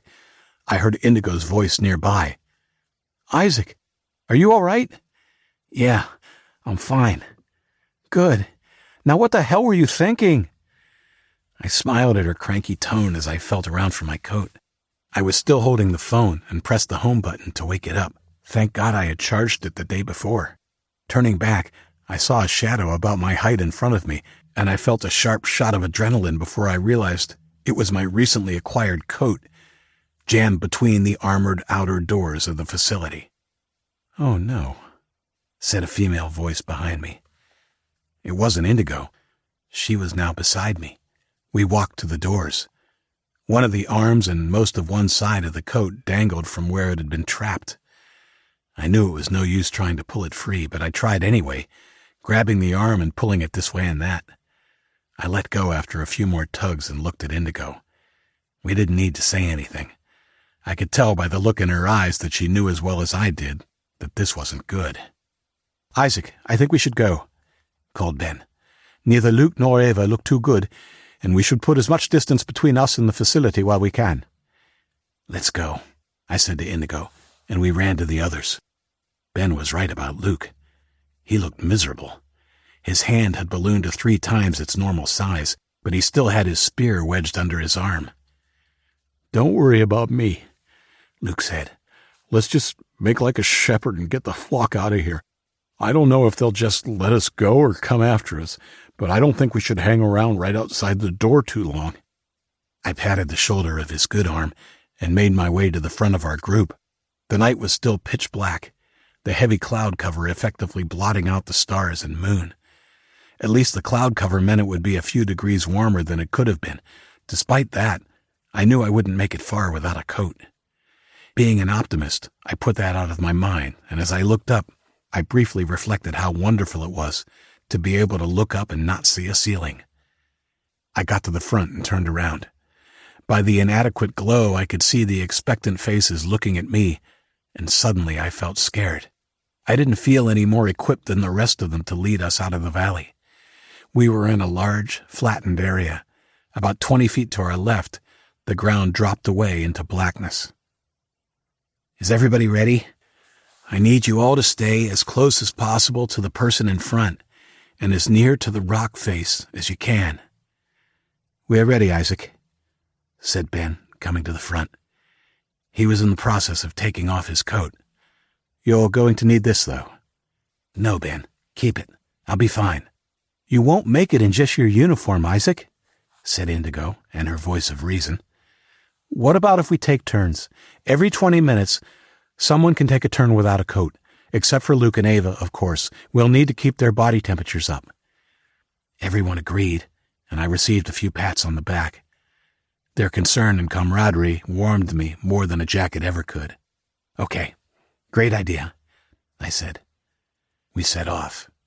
I went at a good pace, keeping the iPhone as far above my head as I could so that it lit as much of the surrounding terrain as possible. I didn't want to think about how much battery life it had remaining. It was at about 32% when we left, and I knew it wouldn't last long with the display on constantly. But the fact was, we needed the light. There was no point saving the battery if it meant increasing the danger of a fall for one of us. I thought about what might be happening back at the facility. They would be on high alert by now, and I knew that Leahy wouldn't just let us walk away. The only question was, who would he send after us? Randall's men or his own? Well, whoever it was, they couldn't go around us, so the narrow mountain trail gave us a good chance of holding them off with our firearms. I decided not to think too hard about it until I knew for sure that we were being chased. For now, we needed to concentrate on putting as much distance between us and them as we could. In the meantime, I told Ben, who was bringing up the rear, to be vigilant for signs of pursuit. As scary and demanding as the walk into the Drake Mountain facility had been, the walk out was worse. We had to pause several times to rest on the undulating path. It was cold and miserable, and none of us was used to vigorous physical activity, having been cooped up inside the facility for so long. Even worse than the physical aspect of our flight was the psychological one. Besides the threat of our captors pursuing us, when the path narrowed and the black chasm beside us came into full view, there was no way to tell how far one would fall if they happened to slip. It could be a few feet or 1,000. If anything, not being able to see anything but the inky blackness was worse than looking down on a 1,000-foot drop where you could see the bottom. As much as I concentrated on watching the path ahead, every 5 minutes or so I would bring everyone to a halt, lock the iPhone screen and look behind us, watching for the telltale sign of flashlights. Of course, they could have night vision goggles, in which case the stops were pointless, but it made me feel better. Every 20 minutes we stopped and did a coat swab, and I must say, despite my reluctance to take it when he had first offered it, after my first 20-minute stint coatless, taking that coat from Ben was the easiest thing I had ever done. After an hour of hiking, we still hadn't spotted any sign of pursuit, and I began to breathe a little easier. Perhaps the professor had decided to cut his losses and let us go. By that time, the battery was down to 5%, and, being optimistic, that would give us about 30 more minutes before it went flat. The iPhone's clock said it was 5:23. I had no idea what time dawn would break, but I knew that first light would be at least an hour and a half away. We pushed on. 20 minutes later, the battery died. Luckily, we had just gotten to a spot where the track had widened into a kind of rocky recess, the walls of the mountain towering over and around us, providing natural protection. Before the light blinked out, I saw it also had a scattering of small and large boulders, which would at least give us some shelter from the cool wind. In the almost complete darkness, I was only able to make out the barest of shapes. We all joined hands as I led the way to the back of the recess. My hand waved back and forth in front of me like I was playing blind man's bluff at a birthday party. I heard someone trip and swear behind me, and I felt a push in the back. We managed to stay upright, and after what seemed like an age, my outstretched hand brushed the rocky wall in front of me. Okay, we're at the back of the recess. Everyone sit down. You may as well try and get some sleep if you can. I'll keep watch. I heard a few more curses as everyone found their way to the ground and settled into a comfortable spot. Well, as comfortable as rocky ground could be. I thought about trying to find Indigo so that I could sit near her, but it would be pretty obvious to everyone what I was up to if I did that. I heard Allie next to me, and Paul to the right. He was comforting his sister, telling her it wouldn't be much longer now. At first, like typical teenagers, we sat with some distance between us, but as our bodies cooled, we all huddled closer together. "Are you okay, Luke?" I asked, not really sure where he was. "Yeah," he said directly from in front of me, in a voice that said pretty clearly that he wasn't fine. "My wrist hurts like a bitch, but at least I can't feel my hand." "Okay, everyone should try and get some sleep. I'll keep an eye on the path behind us for any sign of pursuit." "Don't think I can," came Brooke's voice, "but I'll give it a try." Silence fell over our little camp. I huddled with them too, but I would get up occasionally to blindly feel my way back to the trail and look back the way we had come. There were no telltale flashlight beams, and it made me feel better, even though I knew that didn't necessarily mean someone wasn't following us.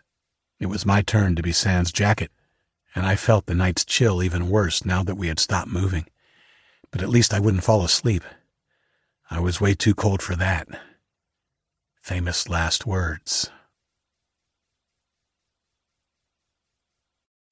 21.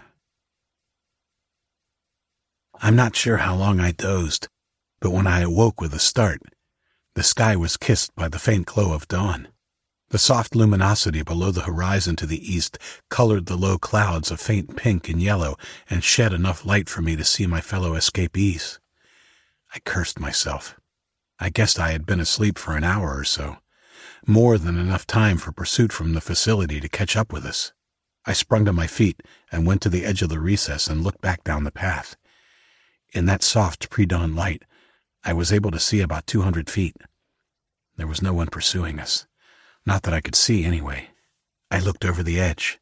The path was on the edge of a steep canyon, and while it wasn't bottomless, the floor of the canyon was littered with scree and jagged rocks, and it was a long, long way down. When I got back, Indigo was looking around. Whether it was the breaking dawn, seeing Indigo, or just a feeling of well-being at escaping the facility, I felt a strange feeling of elation. "Good morning," I said, cheerily. She turned her head sharply.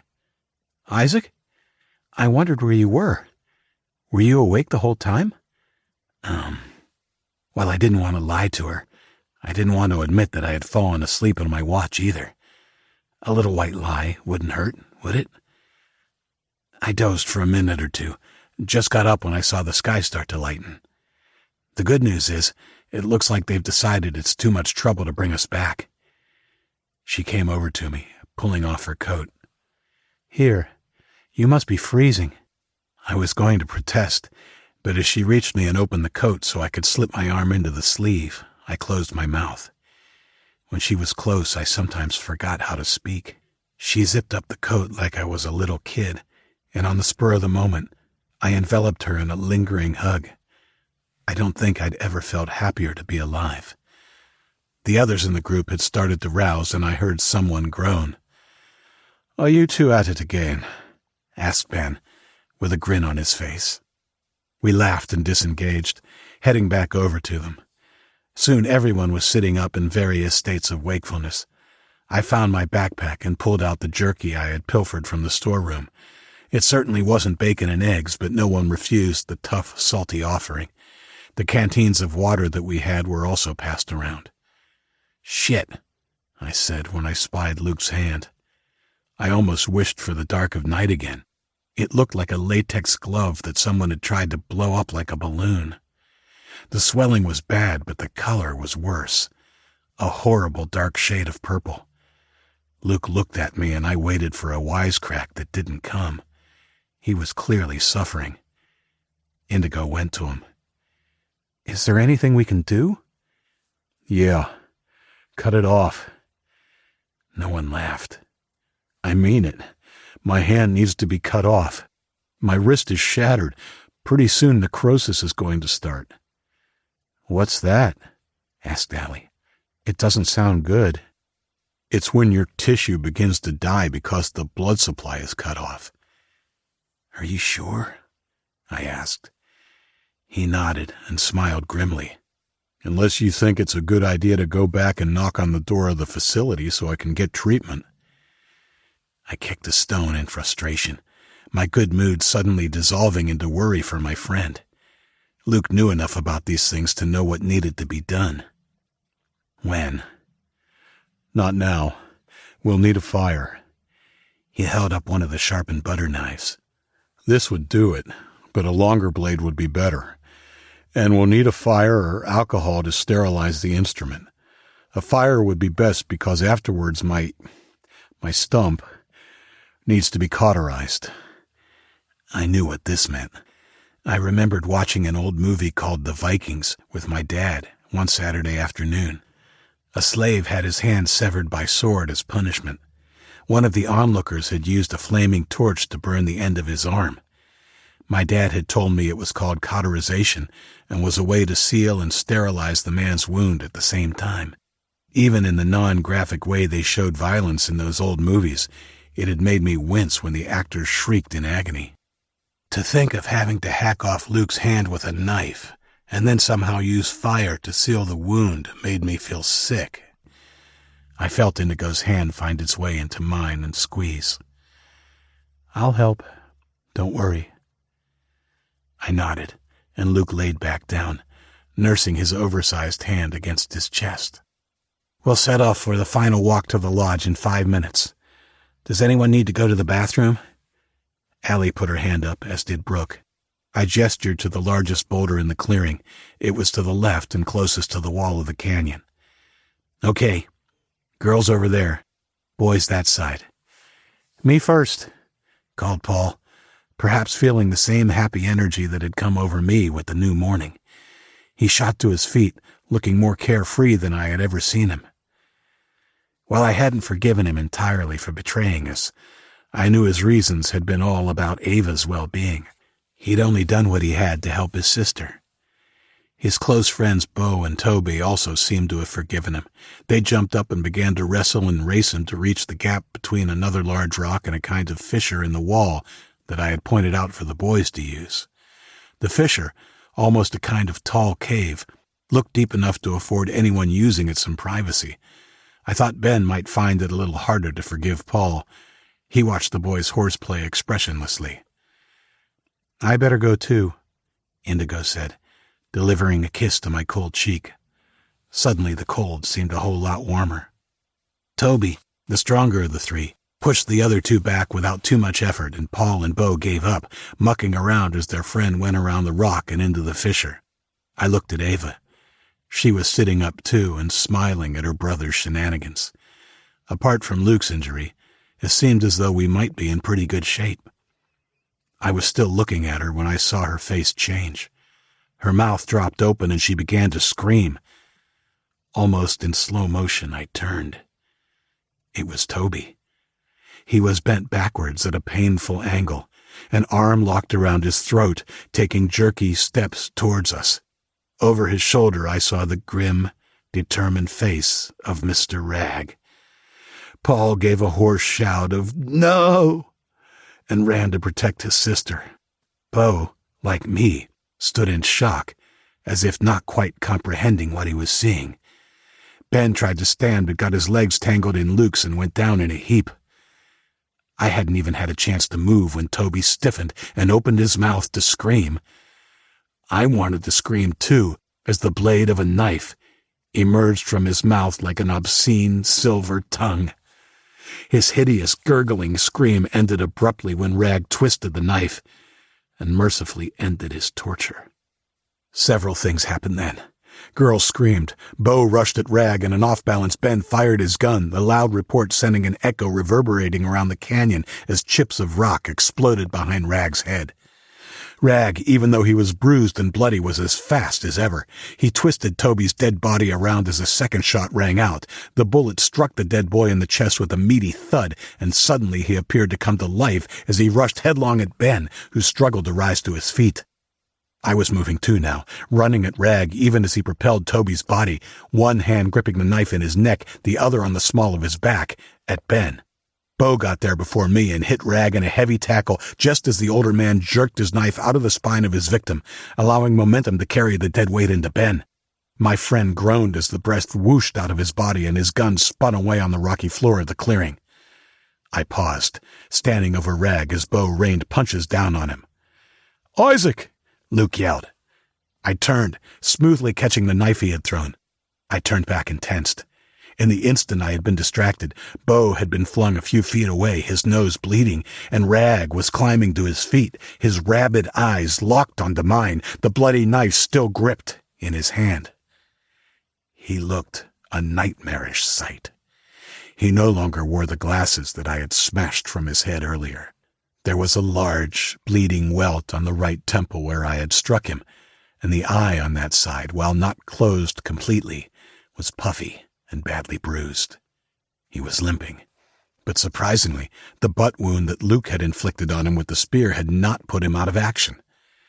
I had seen the force that Luke had used, and I knew it would have incapacitated most men. Rag was clearly not most men. I could see the crazed fire in his eyes and knew that was what had fueled him to get this far. A strange quiet fell over the clearing. I was aware of Ben struggling and swearing, trying to push the dead weight of Toby off him. Nearby, Bo was moaning, holding his head. Paul was rocking back and forth, comforting Ava and crying at the loss of his friend. I didn't dare take my eyes off my adversary, but I could hear the other girls weeping behind me. "You can take him down, Isaac." It was Luke. He spoke calmly and quietly, but without a hint of doubt in his voice. I didn't feel the same confidence. While my chances now were better than they had been 3 hours or so ago, Rag, despite his injuries, still seemed to have more than enough strength and twisted willpower to best me, and I knew he had the skill. I relaxed and tried to slow my breathing as Rag came to a standstill in front of me. Even though he was standing up straight, I got the impression of coiled steel ready to spring at any moment. He held the army-issue knife in a relaxed grip by his side. I transferred the knife Luke had thrown me to my right hand. It had been sharpened so much that it resembled a long, thin dagger, and I decided right then it would be better as a puncture weapon than a cutting one. I closed my hand around it so that the blade protruded a couple of inches from the bottom of my fist. I barely had time to set myself when Rag stalked towards me. I waited until the last possible moment and then skipped backwards and to the left out of his range, making him pivot off his injured side as he followed me. He barely winced, and as I prepared to pull the same move again, he anticipated it and suddenly ran at me, bringing his knife up between us. He didn't collide with me this time. I managed to dodge to the left again as he jabbed his hand at me in 2 quick stabbing motions. The first one missed. The second one scratched my side just below my ribs. I felt a line of fire where it struck and waited for him to come after me again. He didn't. Just circled me from a safe distance. That surprised me. He'd managed to strike me and should have tried to follow it up immediately. Either he was wary of me, or more disturbingly, he wanted to draw this out. I put my left hand to the fresh wound. It was superficial only, and even though my fingers were bloody when I held them up to look, there wasn't a lot. Taking advantage of even that slight distraction, he ran at me again. Again, I was a little too slow to elude him completely, and his fist caught me above the right ear as I tried to dodge him. The blow sent me stumbling onto the hard ground, and I braced myself for impact as I scrambled desperately to my feet. Again, the expected attack didn't come. I stood up, swaying a little, as I recovered from the stunning blow and looked at him. "What are you waiting for?" I yelled, the ringing in my ear now joining the melody of pain introduced by the knife wound. Rag didn't say anything, just watched me. I think I knew what he was doing. He was trying to get inside my head. It was working. Suddenly he rushed at me again, front on. This time I was ready. Kind of. I raised the fist with the knife in it and hammered it down with all my might as he struck me in the chest with the top of his head, the full weight of his body behind the blow. I remember flying backwards and landing heavily on my back, my head ricocheting off the ground with a crack. I lay there for a moment, staring up at the clouds, winded and possibly concussed, unable to get my breath back, almost willing him to finish it. Someone was screaming, "Get up, Isaac! You got him!" Indigo's voice seemed a long way away. What was she saying? "Get up!" She seemed closer now, her voice more urgent. Was it her that inspired me to get up? I'm not sure, but I know I didn't want to let her down. I didn't want to let any of them down. As my senses came back to me, I made a supreme effort to roll over and fought my way to a crawling position. I half expected to see Rag standing over me, perhaps waiting for me to regain my feet. It was then I realized how hard he had hit me.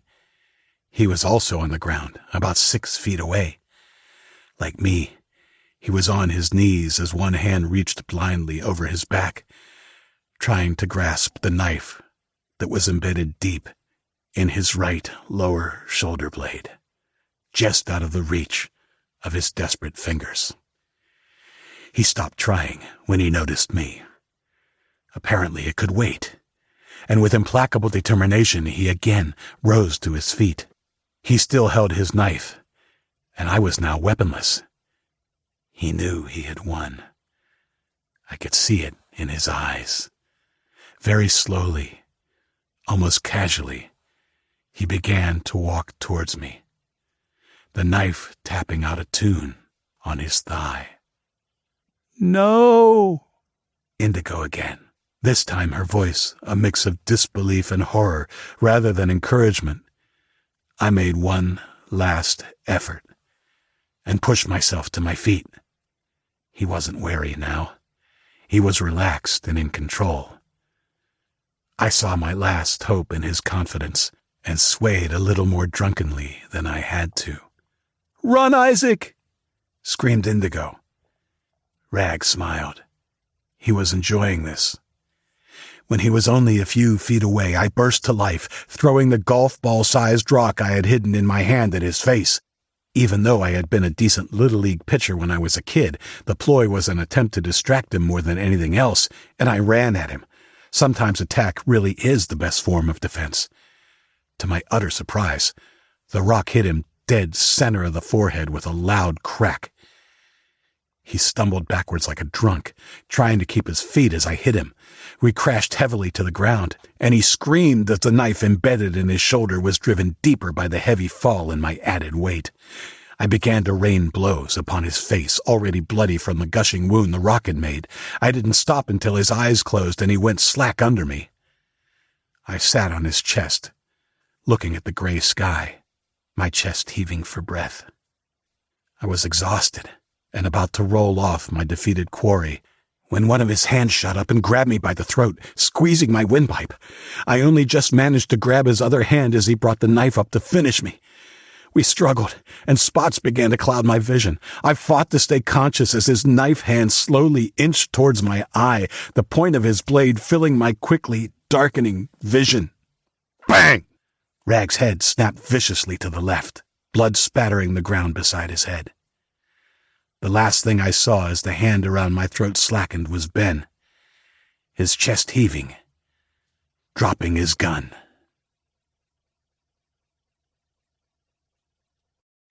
"22. When I came to, a circle of faces was looking down on me. Indigo was on the ground beside me, wiping my face with a damp handkerchief. Everything hurt. He's waking up." They helped me into a sitting position. I looked for Rag's body. It wasn't there. My eyes followed a scuffed trail that led to the cliff. "We threw him off," Allie explained, needlessly. I nodded and looked around. Bo was resting against a rock, Ava tending to him much in the same way Indigo was looking after me. Toby's body was against the rock wall to my left. His coat had been removed and placed over his face. Brooke was busy ripping a garment of some sort into rough strips. I realized after a second that it was Rag's suit jacket. A short time later, I was patched up and feeling relatively okay, if a little cold. Luke was quiet, but managed to tell me, "Well done, dude." "Do you think he was alone then?" Ben asked. I nodded as I took a gulp of water from the canteen Allie offered me.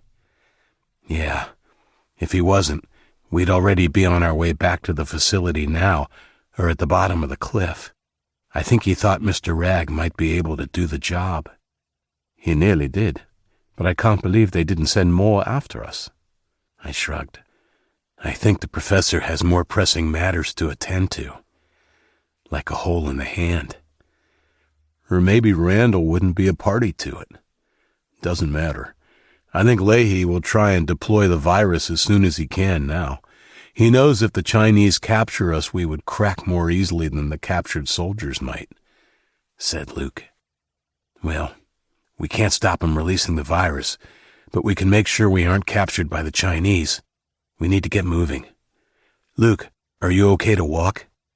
He didn't answer, just made his way gingerly to his feet and nodded grimly. I tried to avoid looking at his hand, but it was difficult not to. We made the decision to leave the body of Toby. We couldn't bury him in the hard, rocky ground, and none of us could stomach throwing him off the cliff like Rag. We settled for leaving him where he was. We didn't have another option. Indigo went to him and took his coat, replacing it with remnants of Rag's suit jacket before coming over and handing it to me. I started to say no, but she cut me off. "He won't be needing it, Isaac." I looked at her for a second, then nodded and took the coat. I asked Paul if he wanted to say a few words for Toby, and was surprised when he said no, his voice hitching. It was fair enough. I know what state I would have been in if it had been Luke, Ben, or any of the girls that had been killed. Even though I didn't know Toby that well, Paul, Bo, and Ava did, and I thought it was right to say a few words, so I gathered everyone around. I recited a poem I knew by a poet called Mary Fry. I knew it by heart because I had read the same poem at the funeral of my mom, dad, and sister. You could say the words were burned in my memory. We started moving not long after. The hike was much easier now that we had daylight. I had a splitting headache and started to wish that Indigo had wrapped a bandage around my skull, too. While the back of my head was not bleeding, It throbbed with a hot intensity that made it feel like my brains were leaking out. It took us another hour, but finally the path wound its way into a valley, and we were able to see the lodge in the distance. It perched on a rocky outcrop overlooking the valley, a silent sentinel. I estimated it would be about another 20 minutes walking time, so I called everyone to a stop so we could have some water. No one spoke as we passed the canteen around. I think we were all too exhausted both mentally and physically from our escape and the final confrontation with Rag. We were just picking up and getting ready for the final stretch of our hike back to the lodge when Allie pointed to the sky, back in the direction we had come from, and asked with wide eyes, "What's that?" At first I didn't see what she was pointing out, and then I saw the black specks.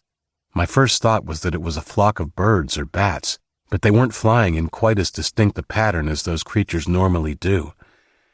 These ones appeared to be dispersing in all directions. I estimated there were about 100 all up. Luke joined me, then Indigo, and we stood shoulder to shoulder and watched the phenomenon in the morning sky together. "Drones," my friend whispered.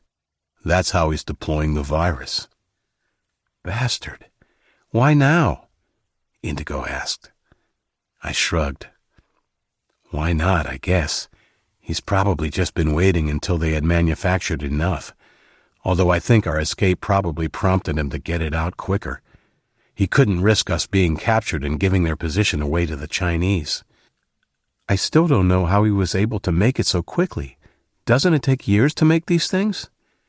"You'd be surprised," said Luke. "When there's money or war involved, things happen almost magically fast.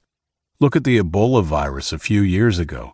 When it was killing poor people in Africa for 30 years, no one gave a damn. But as soon as it spread to a few different countries and it was clear that governments would pay for vaccines by the ton, they managed to produce one almost overnight.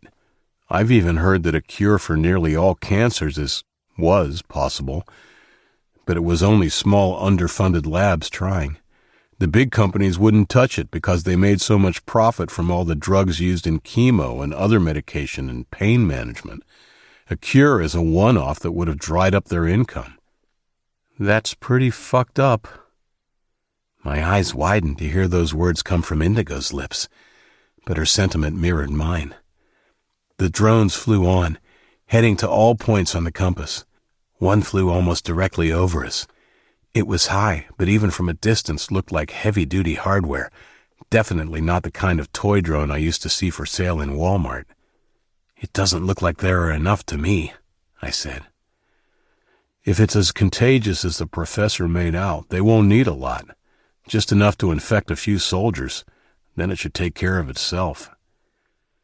I wish there was a way we could warn Huion.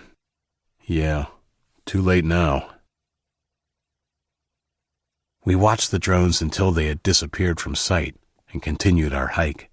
We came to the lodge 25 minutes later. We didn't waste time exploring. The place was a little bit creepy, and I don't think I was the only one who thought so. Luke collapsed when we finally broke in through a service entrance at the rear. It was as though he had used up all of his willpower to make it to the lodge and had nothing left to give. He wasn't unconscious, just plain exhausted. Ben, Bo, and myself picked him up and carried him up a flight of stairs and then into a hallway in what appeared to be the staff area of the lodge. He grabbed my arm as we walked. "You need to do it now, Isaac. If we leave it any longer, I could lose the whole arm. Or worse." I looked up at Ben, who looked a little pale at the thought. No help there. I looked back down at Luke and swallowed. "Okay, buddy. Just hang in there." After a few more minutes walking, we passed the kitchen, and ahead I saw a door marked Snow Bunny Lounge. I sent the girls to look for food, but called Indigo back before she disappeared through the door. "We need the sharpest knife you can find, and some towels, even alcohol, although I doubt there'll be any left. We'll be in the lounge, trying to make a fire." "Make it 2 knives. One with a wide blade if you can find it," Luke added weakly. "Sure," she said. "See you in a minute." We walked on and pushed through the double doors into a big, unlit room. It was just as you would expect the lounge of a ski resort to be, all dark timber and leather, and right smack bang in the middle was an enormous fireplace. Thankfully, it was the real deal, and there was a stack of cut timber logs in a rack next to it. We gently placed Luke on a large, luxurious bearskin that lay on the floor in front of the hearth. I immediately went to work piling some logs and strips of an old newspaper that Bo passed me into the brazier. I surveyed my handiwork quickly when I was finished, and then began to look around for matches or something to light it with. Paul, Bo, and I searched everywhere but couldn't find anything. I was about to send them to see if they could find a supply cupboard somewhere when the girls came through the door. They were mostly empty-handed, of course. The Drake Mountain people would have stripped the place of any food and anything else they needed. Brooke did carry a pile of towels, though, and Indigo held 2 blades, one in each hand. One was a dangerous-looking wide-bladed carving knife, the other a thinner, serrated-edged one. Behind her, Allie triumphantly held up a small first-aid case. "You guys rock," I said. "Thanks. Here, watch out. They're real sharp." I took the knives from her carefully, and she immediately dug into her pocket, pulling out a box of long matches. "Thought you might need these too." Legend. Within a few minutes we had a blazing fire and towels spread under and around Luke. The blades of both knives were in the fire. There was no alcohol in the first aid box, but the flames would sterilize the steel almost as well. Luke, for his part, appeared to be calm, although he was pale, and a slight sheen of perspiration covered his brow. I knew the answer, but I asked anyway. "You sure we have to do this? I mean, can't we?" "No, Isaac. There's no other way." I took a deep breath. "Okay, how do I do this?" "First, take the serrated knife out of the flames. That's the one you'll need to do the cutting with. Leave the other one in there. You'll be using the flat of the blade to seal the wound. It needs to be red hot. By the way, you'll need to get the boys to hold my arm still so I don't move." I was amazed at the casual way he was speaking to us. Amazed but thankful. His relaxed attitude also had the effect of calming me. I took the serrated knife out and rested it on the towel by his side. "Now, first you need to tie a tourniquet around my arm, here below the elbow. Make it real tight." I pulled the tourniquet out of the first aid box and did as he directed. Indigo passed me a firm cushion and I placed it on the floor before lifting his injured arm up onto it. The injured hand dangled over the edge of the cushion. Lucky I hadn't eaten in a while, because when I felt the unnatural way his hand moved under my touch, I nearly threw up. Luke winced at the pain. "You girls might want to go for a walk," he managed to squeak. Indigo nodded and took Allie by the hand. Brooke and Ava followed, while the boys gathered around Luke, looks of horrible anticipation on their faces. "Do it, dude. No matter what I say or scream, don't you dare fucking stop till it's off, okay?" "Okay." I picked up the knife and nodded to Paul, Ben, and Bo. They placed their hands on Luke, and I placed my hand on his wrist about 2 inches above where I would start the cut. I'm not going to describe in gory detail what happened.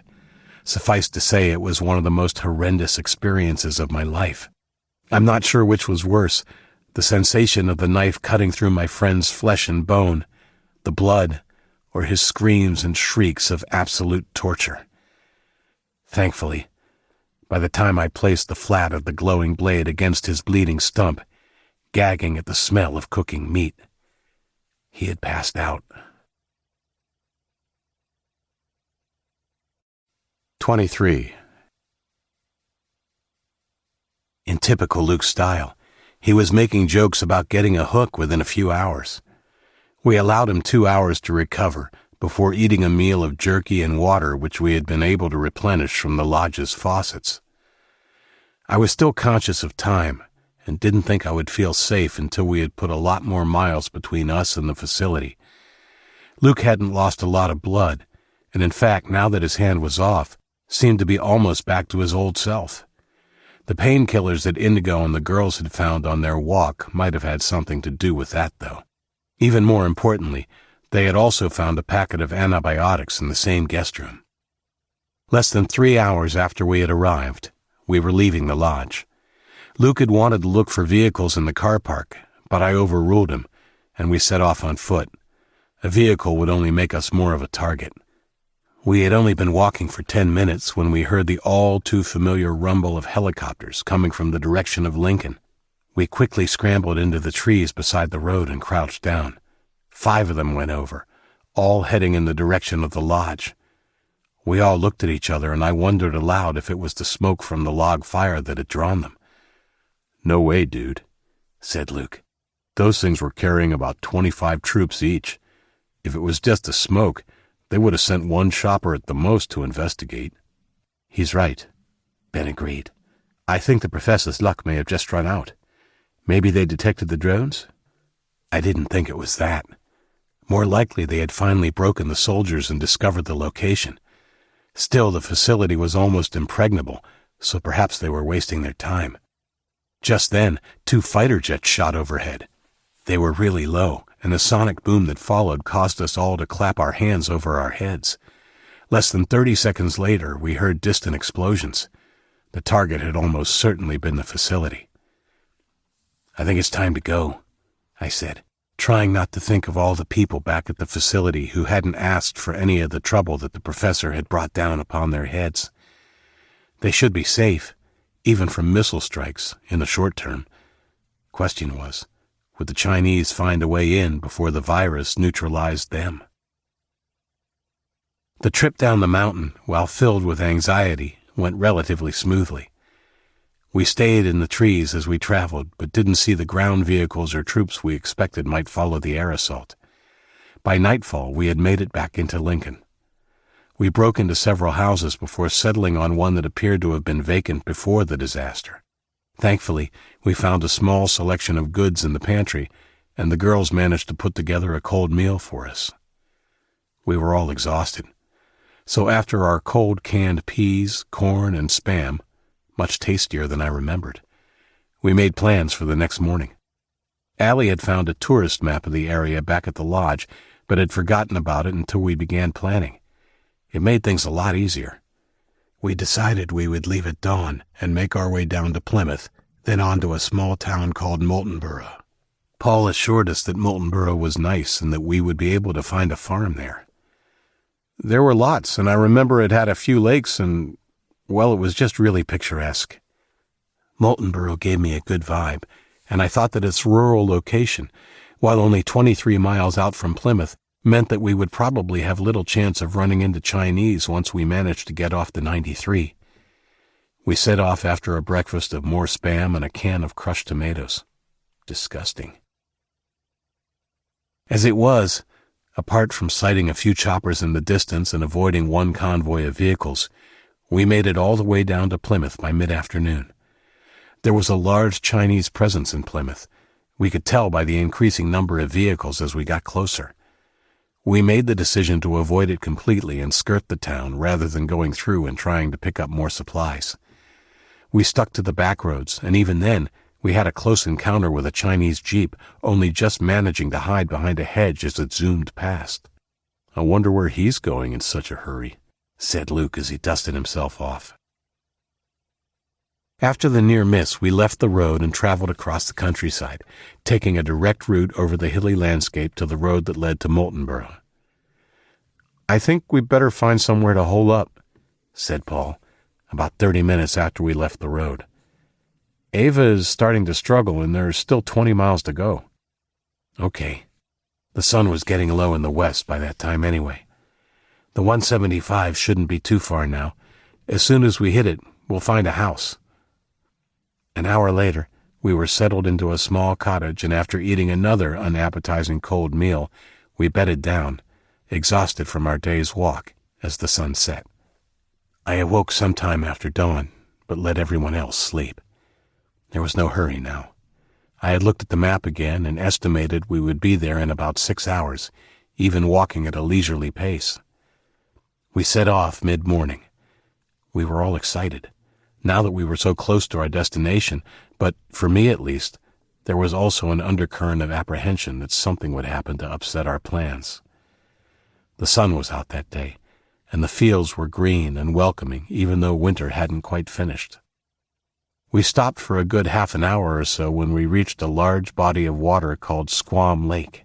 We sat down, enjoying the long-absent sunlight on our skin, sharing laughs and a few more tins of the food we had scavenged from the house. Finally, as I sat there in the grass with Indigo next to me, I began to let myself believe that we might actually be okay. 4 hours later, we topped a rise and came upon a picture book, red-painted farmhouse. It sat in a small valley upon roughly 6 open acres of softly undulating, overgrown fields, with a large pond at its lowest point. Adjacent to the farmhouse was a fenced-off paddock that had 6 or 7 cows lazily grazing. I also spotted a pig pen at the rear. I felt a sudden wave of euphoria wash over me. I wasn't the only one. With a whoop, Ben jumped in the air and ran down the hill towards the farmhouse with Brooke and Allie in hot pursuit. Ava, clearly delighted, grabbed Paul's hand and then Beau's and began skipping down the hill, laughing in delight when a worried Paul asked her to slow down. I watched them, a huge smile on my face as Indigo joined me, her hand taking mine. "We made it," she said simply. I felt another hand, this one bigger and rougher, take my other hand and looked up to see Luke gazing down at me with a romantic expression that quickly turned into a wicked grin.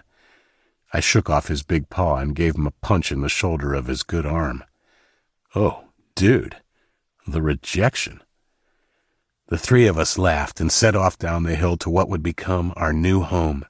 For the first time in a long time, I dared to hope that things would work out for us, that maybe there really was a happily ever after, waiting for us there in the valley.